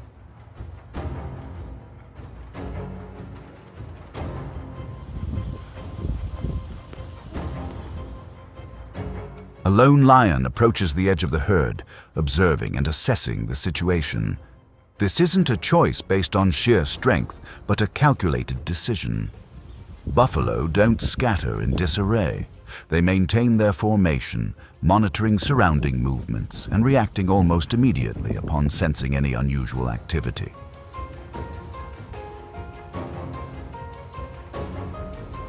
When the buffalo collectively turn and advance, the balance quickly shifts. Horns are lowered, distances are shortened, and there is no longer safe space for a single individual to approach. Studies have shown that 40 to 60% of lions suffer injuries during unsuccessful approaches to buffalo. These injuries rarely have immediate consequences, but can impair their ability to forage in the long term.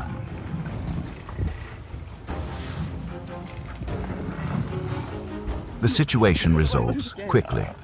The lion chooses to retreat, not because of a lack of strength, but because it prioritizes long-term safety over continued risk. The buffalo herd remains, its formation stable. On the savanna, buffalo are a target for coordinated strategies, not for individual efforts.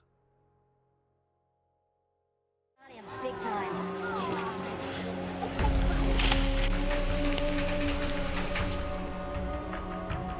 Hippopotamuses are typically seen in a tranquil state along riverbanks.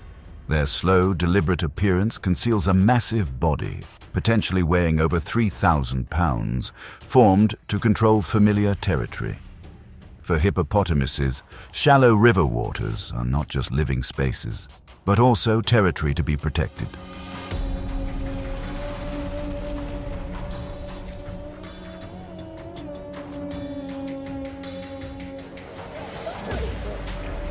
The crocodile's approach is not driven by a need for food. It's a purely territorial clash, occurring when a boundary is breached. The crocodile approaches from underwater, choosing its timing rather than a direct confrontation.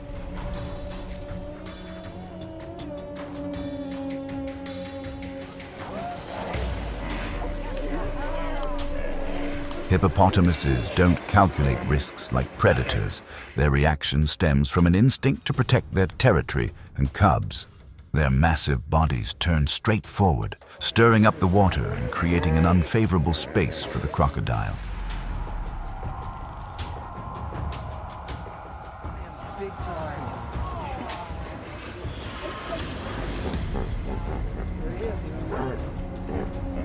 The situation changes in a very short time. The crocodile retreated, not because it was weak, but because it escaped at the right moment and wasn't trapped on land. The hippo remained, holding its position on the riverbank. In nature, the survivor isn't always the stronger one, but the one who knows when to leave.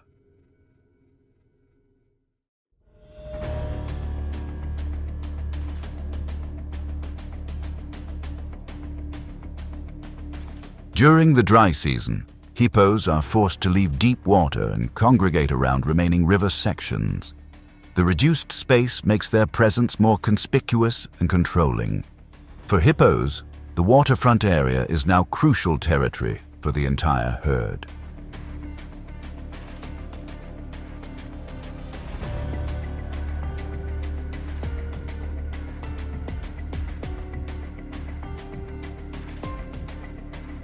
A group of buffalo approaches the area, and conflict arises not over foraging. This is a territorial dispute where each side tests the limits of the other. The buffalo advance, exerting pressure with their numbers and coordinated movements.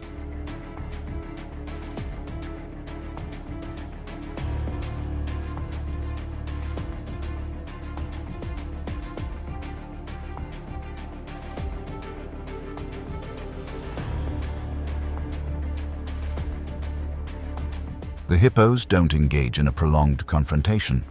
A single threatening charge, accompanied by a decisive movement, is enough to establish order. The message is clear, and the buffalo back down.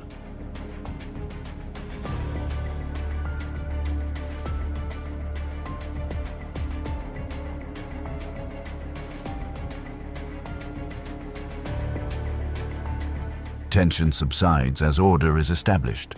The buffalo retreat, no longer applying pressure. The hippos maintain their position without escalating the tension. In nature, sometimes just one sufficiently forceful action is all that matters for survival.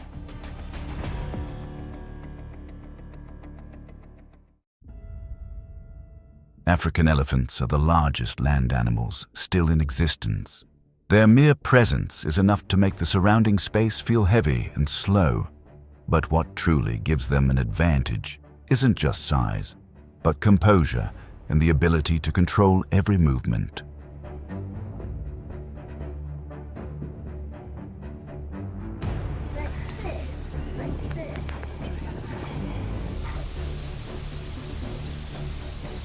As an elephant approaches the riverbank, the crocodile observes from below the surface. The distance gradually narrows in an atmosphere of heightened tension. This isn't a clear-cut predatory situation, but a test of limits as boundaries are crossed.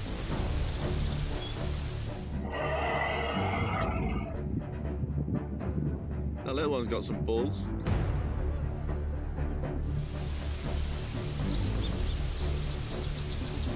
The decisive moment never arrives.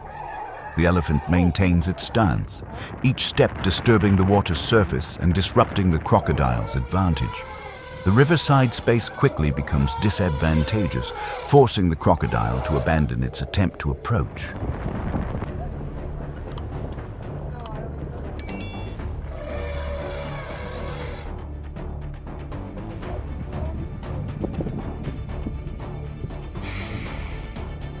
They swore all over it.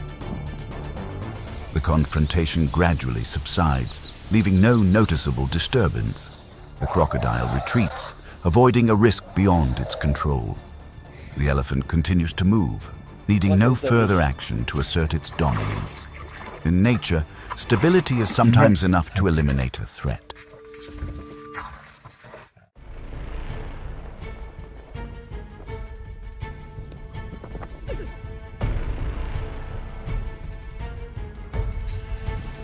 In the wild, not every approach ends in success for the predator. Many recorded moments show prey escaping thanks to reflexes, discipline, and split-second choices. Once an attack is launched, even a small misstep can cause the entire plan to fall apart. The following stories capture incredible moments when prey escapes and the predator is forced to give up.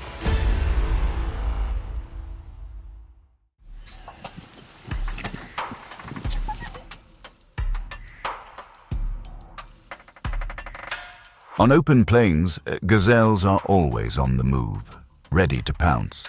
They don't rely on sheer speed, but on their ability to maintain rhythm and change direction at the right moment. For the gazelle, each stride is a decision to avoid falling into the predator's path.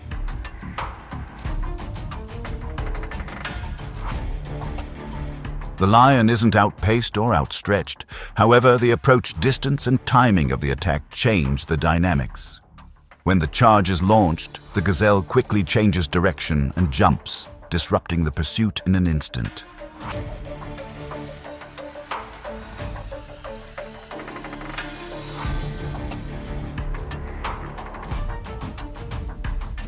From that moment, the advantage quickly vanishes. The lion stops when it no longer has the precise conditions to continue.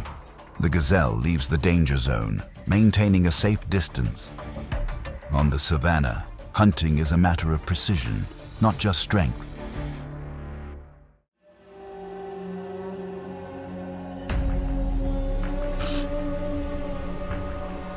Hedgehogs are slow-moving animals, but they possess a remarkable defense system. Thousands of hard spines cover their bodies, always ready to spring up at the first sign of danger. This mechanism isn't for show or intimidation, but has evolved to create a real threat to any approaching predator.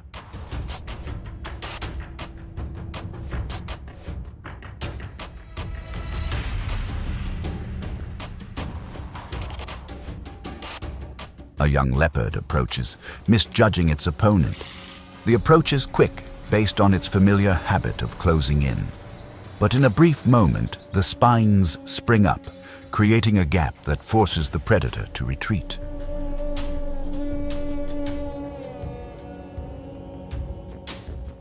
The discomfort increases upon contact. The spines don't cause panic, but rather a lingering pain, enough to break the leopard's resolve. The leopard backs away, choosing to retreat rather than risk further danger.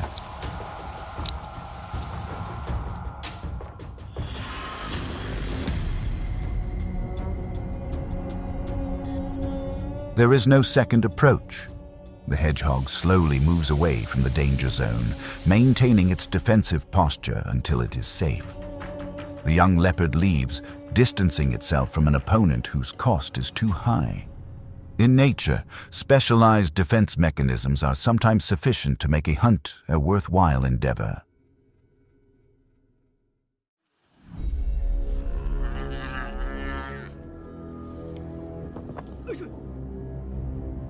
African buffalo are among the largest herbivores on the savanna, often weighing over 1,000 pounds.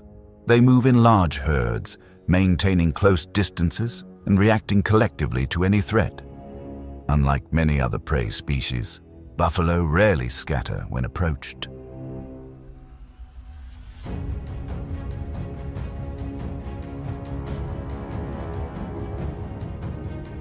A lion approaches the edge of the herd, looking for a disparity in formation. The familiar strategy is to apply pressure to separate an individual from the group. In the initial moments, tension increases as distance narrows, but the buffalo do not disperse.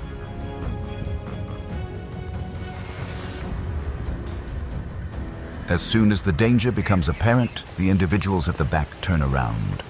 The movement is organized, forming a unified mass toward the lion. Support appears almost instantaneously, forcing the predator to reassess the risk. The initiative gradually shifts away from the lion.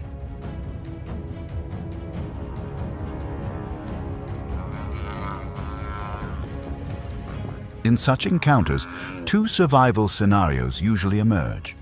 When the lions lose coordination or hesitate, the buffaloes escape the danger zone. And when collective pressure is maintained, the predators are forced to retreat.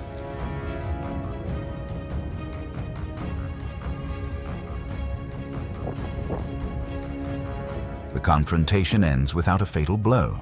The buffaloes maintain their formation and protect their pack. The lions retreat, realizing the cost outweighs the benefit. This is no ordinary hunt. It is a confrontation of spirit, organization, and collective coordination.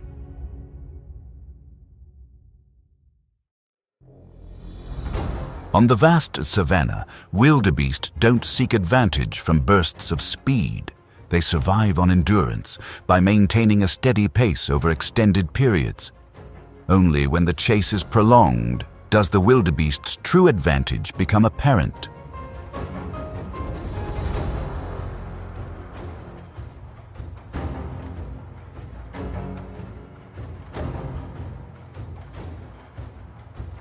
A lion begins to accelerate.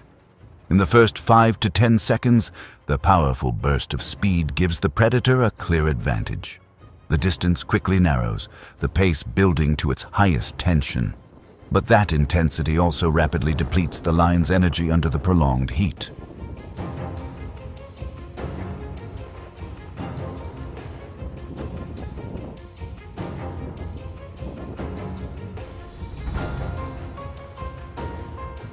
When the escape route is blocked, the wildebeest is forced to face the lion head-on. The leap kick to the lion's head is not a random reflex. It's a last-ditch defensive choice when all escape routes are closed. Immediately afterward, the horns point towards the lion's legs, not to finish it off, but enough to break the chase.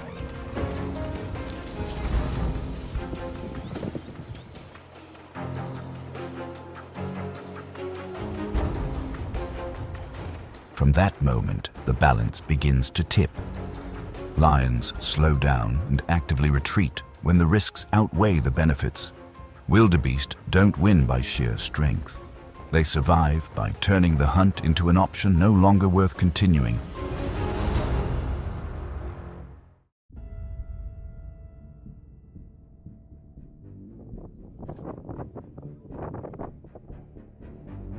Zebras are herbivores weighing between 500 and 900 pounds. Their tall bodies, long legs, and large lungs allow them to move persistently and maintain oxygen levels in stressful situations.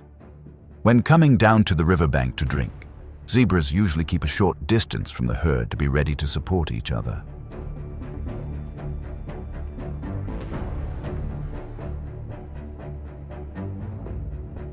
Hidden beneath the water, the crocodile is in its most advantageous position.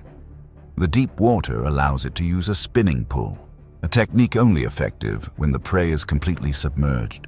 The approach is swift, taking advantage of a rare moment of disorientation.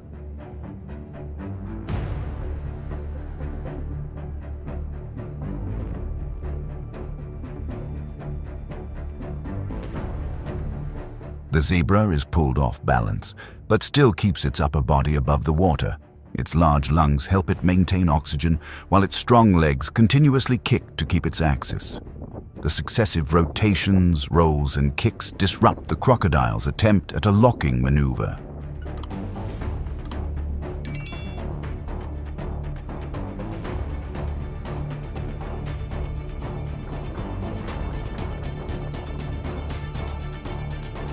In just seconds, the situation changes. The zebra escaped the deep water and returned to shore safely. The crocodile let go, retreating when the opportunity was gone.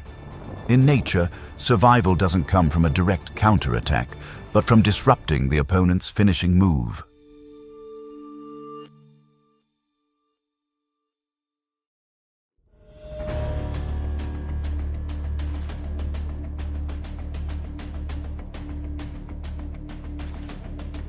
In the vast open expanse of the savanna, the impala survives through constant vigilance and precise reflexes. Its compact size and agile directional changes allow it to quickly adapt to unexpected surroundings. However, even a slight deviation from its formation can put the impala in grave danger.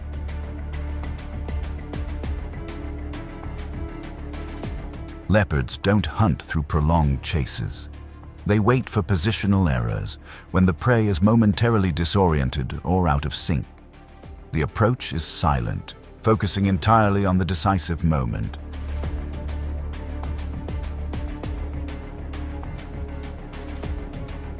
The impala is forced to react almost instantly. A well-timed, precise turn interrupts the leopard's charge. The difference isn't in being faster, but in a perfectly timed reflex within 0.2 seconds.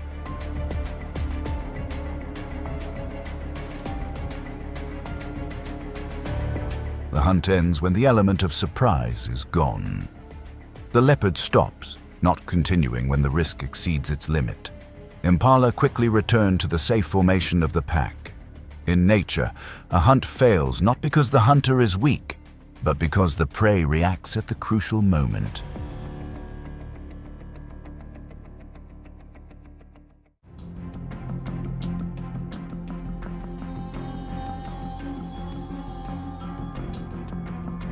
Hares survive in the open air with heightened alertness and lightning-fast reflexes.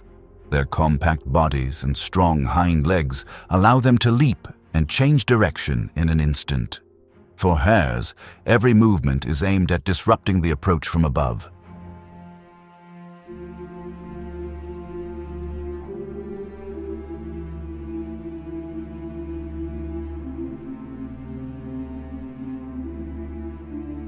The eagle observes from above. It calculates the precise trajectory, swooping down in a straight line at high speed.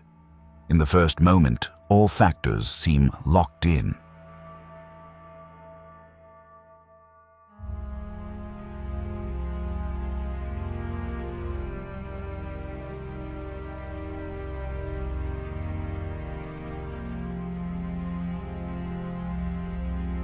But just before the trajectory closes, the hare changes direction.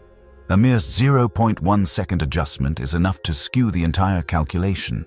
The dive misses its target, and the aerial advantage vanishes.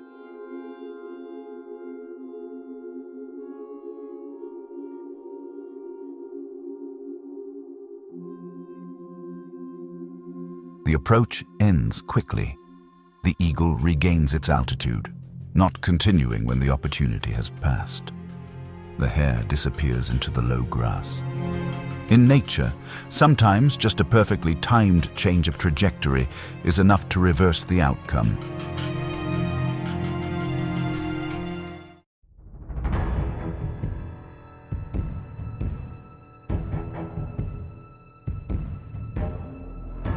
Rabbits aren't superior in terms of top speed.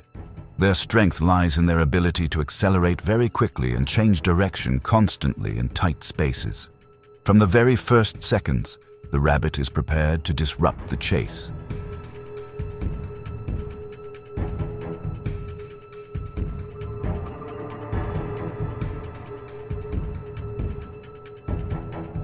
A dog chases from behind. It's fast and persistent, but must constantly adjust as the rabbit isn't running in a straight line. The swerving, changing direction, and short jumps fragment the chase.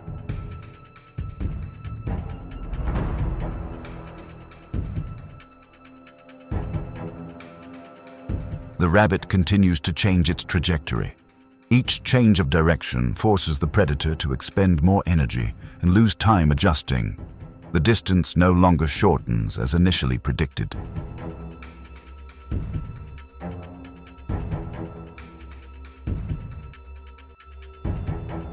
The chase gradually ends.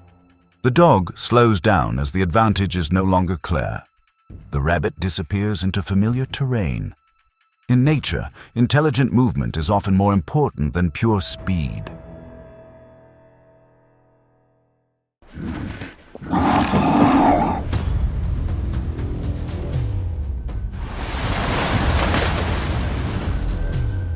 In the vast Arctic, where ice and wind merge into one, polar bears are symbols of strength and exceptional adaptability. Every action they take, from waiting for prey to confronting their own kind, is carefully calculated to conserve every precious unit of energy.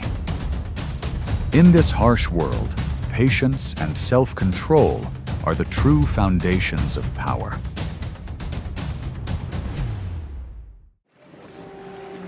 Polar bears don't hunt by speed, nor by recklessness. They survive through patience, meticulous planning, and perfect adaptation to the icy environment.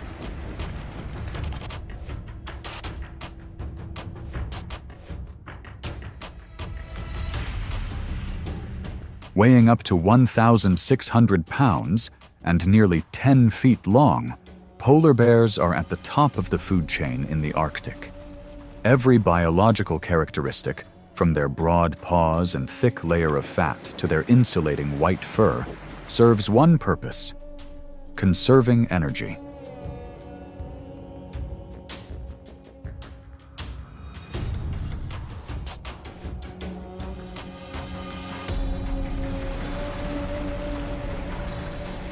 They don't pounce.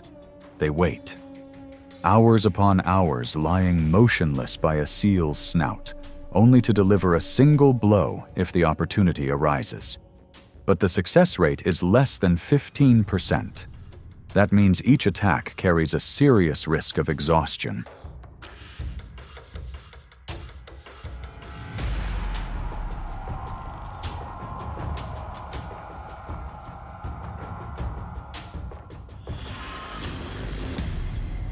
In this frigid land, where hunger and cold are ever-present threats, only those who can control their energy have a chance of survival.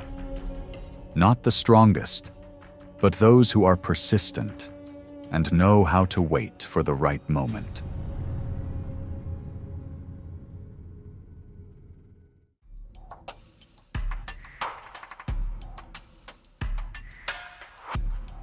Guillemots nest on cliffs up to 1,000 feet high, inaccessible to most predators. This strategy keeps them safe from ground threats and ensures their eggs and chicks are completely protected.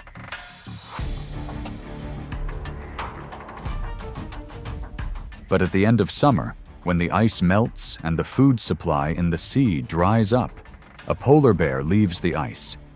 It looks up at the cliff, where hundreds of nests are nestled close together. Climbing there is against the bear's physical constitution. Every step is risky.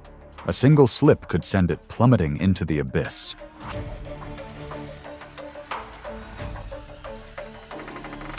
Even so, the bear continues.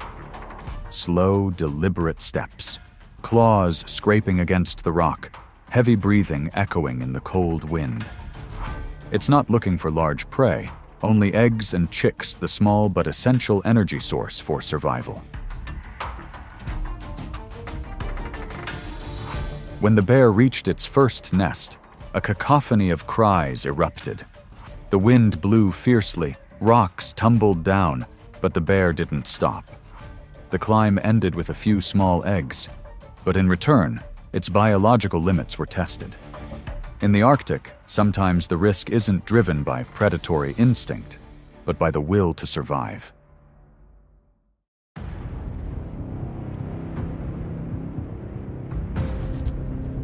Seals are the most valuable source of nutrition for polar bears. They spend most of their time under the ice, only surfacing to breathe through tiny holes. And these breathing holes become the focal point of all hope for survival in the icy wilderness.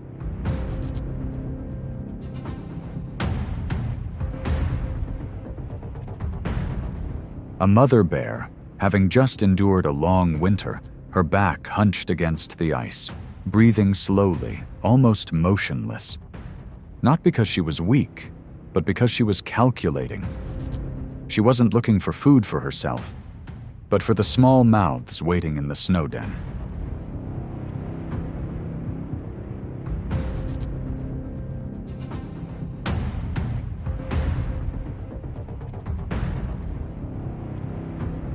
Hours passed, then a slight movement beneath the ice. The bear didn't attack immediately, it waited. When the opportunity arose, the action was swift, precise, and flawless. A seal was pulled from the ice, its thick layer of fat the most valuable part preserved for its cub.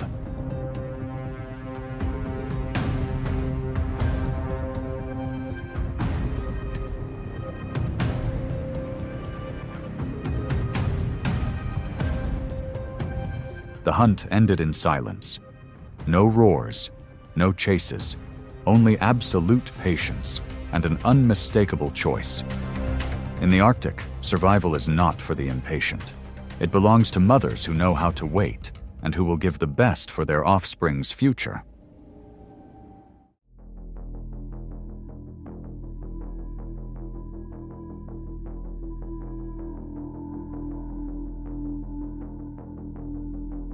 Pack structure.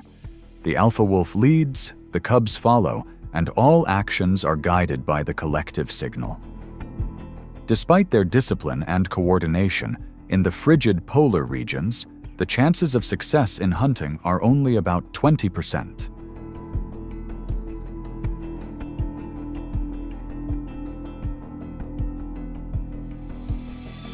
When the wolf pack brought down a caribou, the smell of blood quickly spread on the wind. A polar bear spotted it and approached. It wasn't in a hurry, only moving slowly, each step heavy on the ice. The atmosphere tensed as the wolves realized the presence of the stronger predator.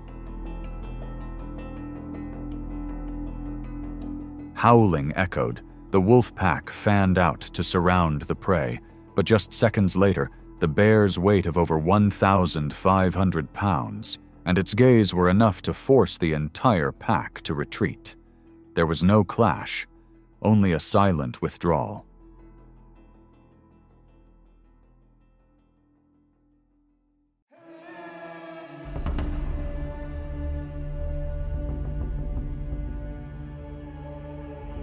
Caribou are symbols of resilience in the Arctic. They travel in herds for hundreds of miles, braving snow, ice, and cold winds to find tundra. On land, their speed and coordination allow them to easily evade most predators.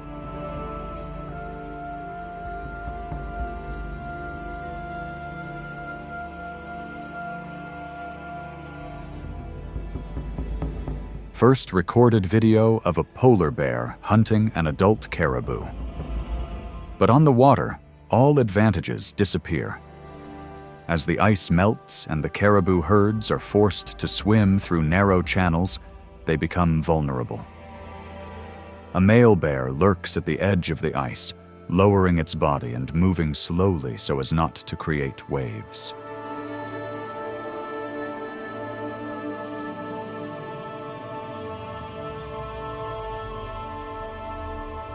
Just minutes later, an opportunity arises. A young caribou separates from the herd, swimming more slowly. The bear plunges down, its massive body gliding swiftly through the cold water. Under its weight and precision, the prey has no time to react.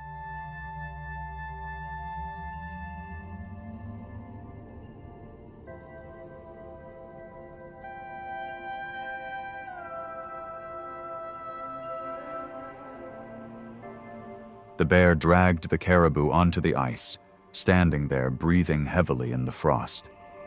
The attack ended quickly, cleanly, and quietly. In the Arctic, victory doesn't belong to the faster one, but to the one who understands how to best utilize their environment.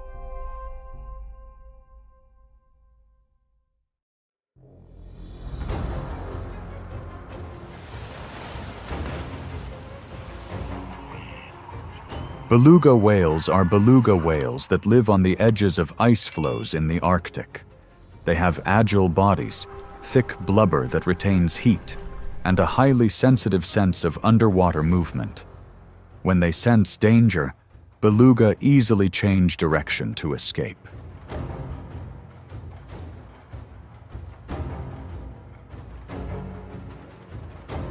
Two young male bears were lurking at the edge of the ice. As soon as they spotted a white figure, both immediately swooped down. But with a single maneuver, the beluga escaped.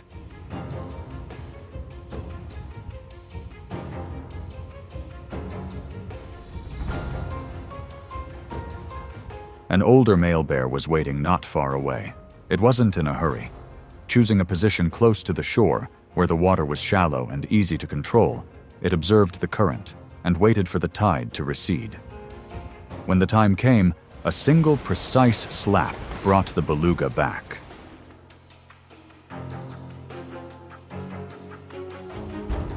The result was clear. Not because it was stronger, but because it understood its environment better. The old bear won not by rushing, but by choosing the right moment. In this icy world, calmness is sometimes the most effective strategy.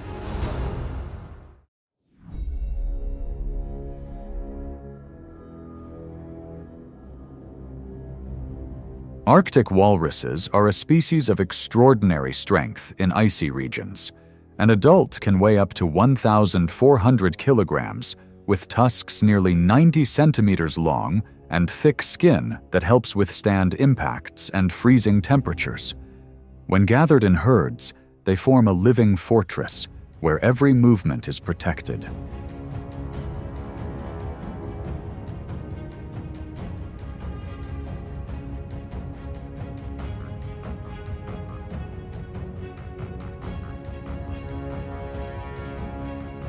Polar bears don't choose to attack head-on.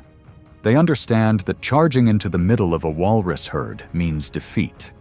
Instead, they move along the edge of the ice, using their breath, footsteps, and gaze to create invisible pressure.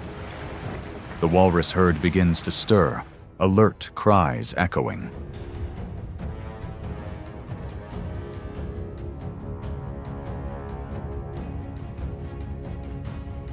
The bear patiently waits.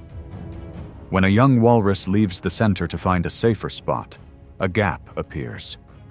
The bear accelerated, its heavy but resolute body lunging toward its disoriented prey.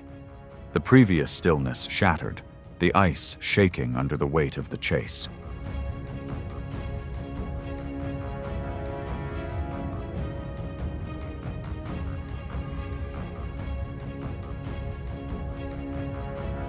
In just seconds, the opportunity was gone.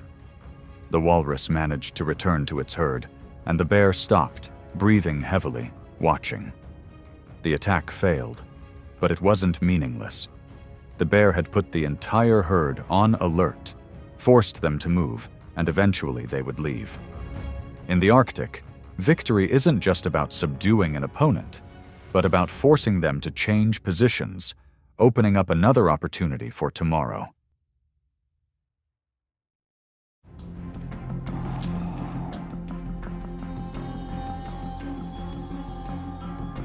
On the cold ice, polar bears not only hunt, but also compete with their own kind to defend their territory. When two adult males face each other, there is no hasty action. Both observe each other, maintaining distance, waiting to see what the other will do next.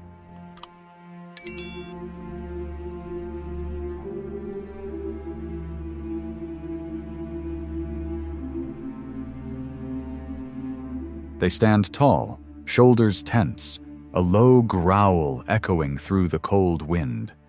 Their slow, circling movements demonstrate vigilance. Each action is a warning, not a provocation. They understand that even a small injury could ruin the upcoming hunting season.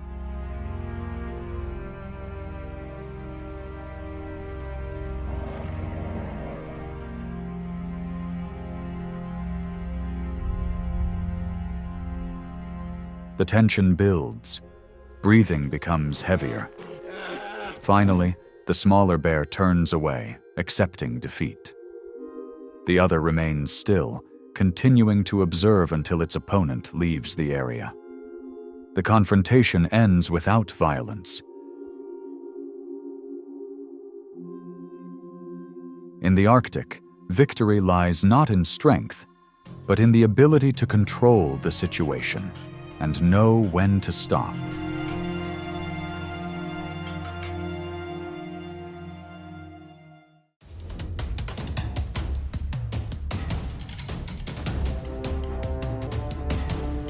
In the wild, not every hunt ends in victory for the predator. Strength, speed, and experience are sometimes insufficient to guarantee success. From vast grasslands to treacherous riverbanks, each encounter is a test of instinct and limits. These moments of failure demonstrate the harsh balance between risk and opportunity in nature.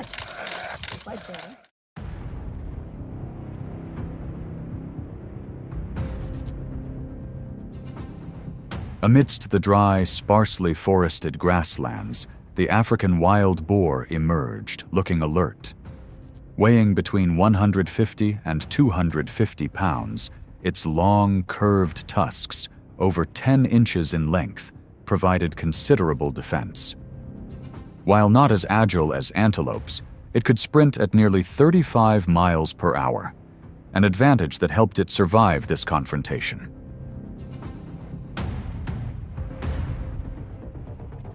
Two lionesses split the formation and pressed from opposite sides. They moved slowly, using the open terrain and wind direction to approach unnoticed. When the distance was only a few feet, both simultaneously accelerated to block the escape route. The initial advantage favored the predator.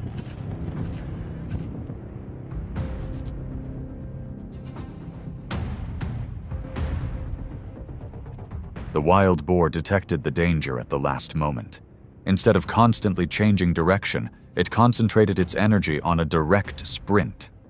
Its body lunged straight through the narrow gap between its two opponents, widening the distance yard by yard. The brief chase caused the lioness's speed to gradually decrease, and their chances dwindled.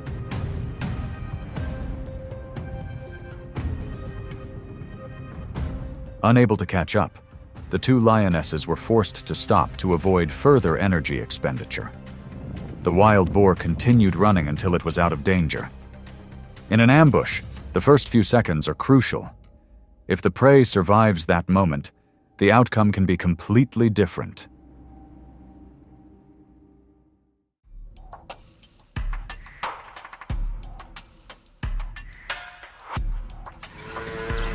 Adult African buffaloes can weigh between 1,100 and 1,900 pounds, with a pair of horns that form a solid mass over 3 feet wide. Their thick muscles and strong necks help them withstand direct impact. In this confrontation, the buffalo is injured but still manages to escape the encirclement of two prides of lions.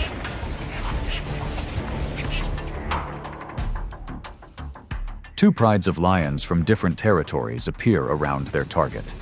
Initially, they move in a temporary coordinated effort to bring down the large prey. Approaching from multiple directions, they corner the buffalo into a narrow space. Pressure builds rapidly, and the odds seem to favor the predator.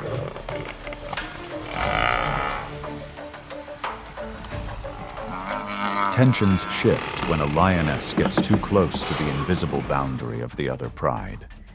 Roars erupt, and suspicion flares up. Individuals turn to confront each other, even within their own pride. The buffalo takes advantage of this moment to stand up, lower its head, and make its escape.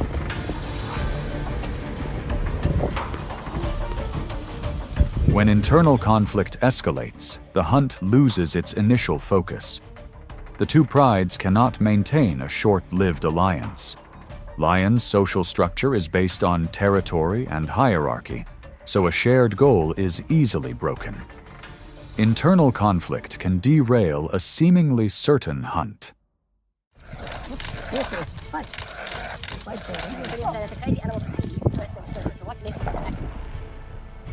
Amidst the sparse grass, the honey badger, weighing between 20 and 35 pounds, moved slowly but cautiously.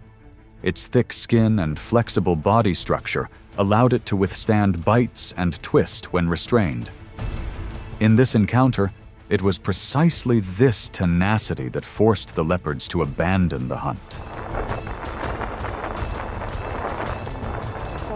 3 leopards took turns approaching, looking for an opportunity to quickly subdue it.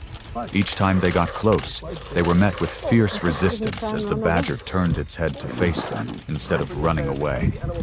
The bites weren't strong enough, forcing the predators to retreat. After several attempts, the leopards gradually lost their resolve and stopped attacking. The honey badger continued to move slowly, but remained vigilant. For predators, this was prey with a high cost of injury. When the risks outweighed the benefits, retreat was the sensible option.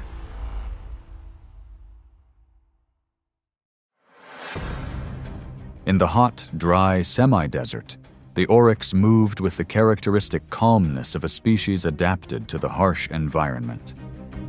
Weighing between 350 and over 400 pounds, its straight, sharp horns formed a formidable defense.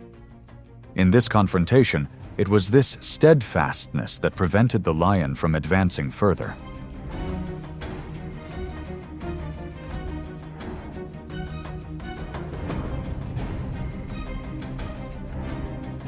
The lion approached from behind, maintaining a sufficient distance to avoid early detection. It sought a moment of distraction for its prey to launch a swift attack. When the distance was only a few feet, the tension increased.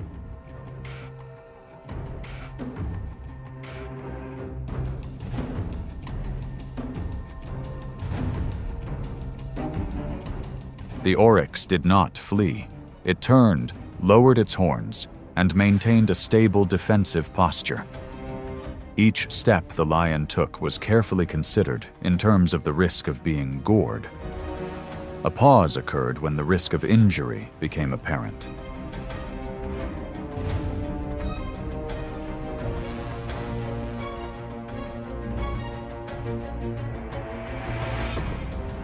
After a few seconds of confrontation, the lion slowed its pace and retreated. The oryx remained standing before slowly moving away. Not every hunt ends with a decisive blow. Some prey survive by forcing predators to give up.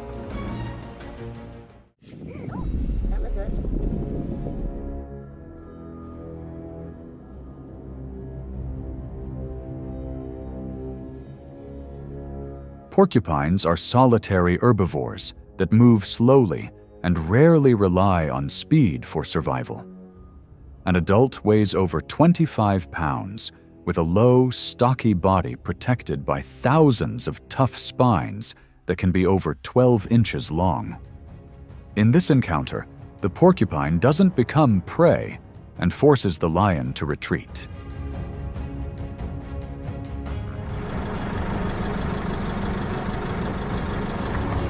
The lion approaches with obvious caution. It takes short strides, pausing to observe its opponent's reaction. There is no sudden lunge. Each time the distance narrows, the spines rise, creating an insurmountable boundary. As the porcupine retreats into the narrow gap between the bushes, the chance of a safe approach almost disappears. Any touch could result in a deep wound to the face or front legs. The lion considers for a few more seconds before slowing down. the hunt ends before it truly begins. In nature, effective defense doesn't require active pursuit. When the risks outweigh the benefits, the predator must accept He's defeat. looking at that guy in the car.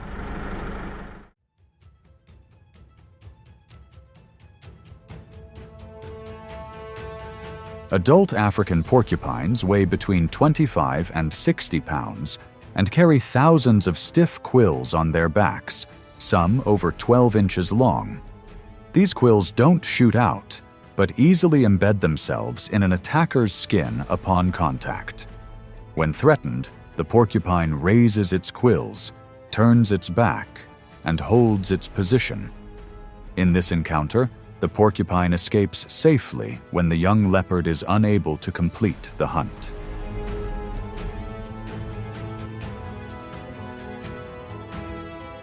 The young leopard approaches from behind with the confidence of youth. It lowers its body and accelerates in the final few steps to quickly subdue its prey before it can turn. The distance narrows to just a few feet. The lunge is decisive.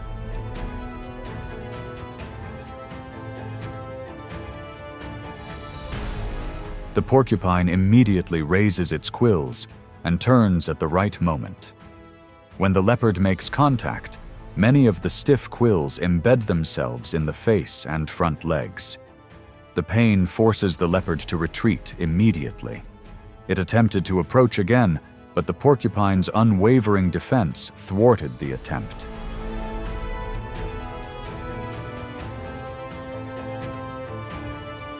After a few minutes of deliberation, the leopard cub ceased its attack. The porcupine slowly moved away from the area without turning to flee. For many predators, porcupines are a high-risk prey. If the injury affects its ability to hunt in the future, the cost would outweigh the immediate benefit.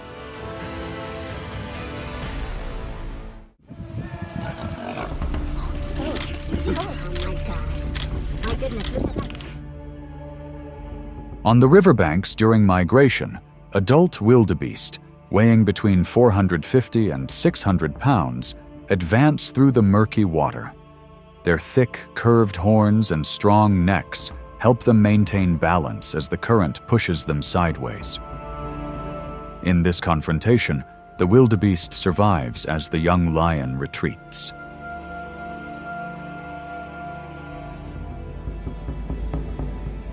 Hiding near the water's edge, the young lion waits for the moment its prey subtly separates from the group. As the wildebeest steps ashore, it accelerates and lunges from behind. The distance quickly narrows to just a few feet. The initial advantage belongs to the ambusher.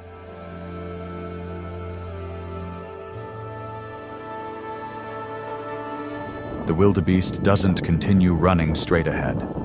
It suddenly turns, lowers its head, and moves in the opposite direction.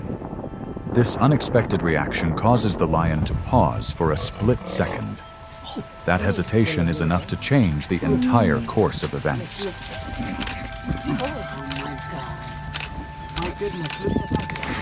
The young lion, inexperienced in a direct counterattack, chooses to retreat. It stops when it perceives the risk of injury. The river is a high-risk environment, but it also keeps prey highly alert. Not all prey choose to run. A timely reaction can reverse a seemingly successful hunt.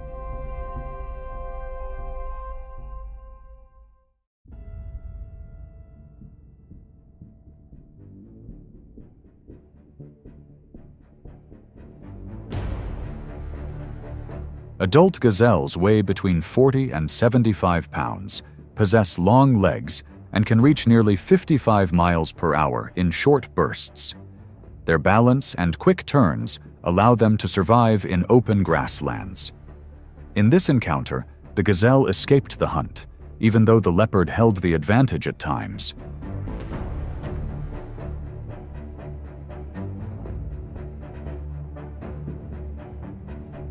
In the low grassland, two male gazelles were locked in a tense battle. From a safe distance, the leopard patiently observed and waited for its prey to tire. When one individual slowed down after the collision, the leopard suddenly lunged and brought its target down in an instant. The first few seconds unfolded exactly as planned.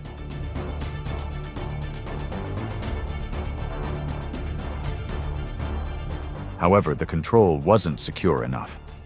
The gazelle quickly broke free and accelerated away from the hold. Once the prey regained its rhythm, the opportunity was almost lost, as the leopard relied on a perfect finishing move in the first moment.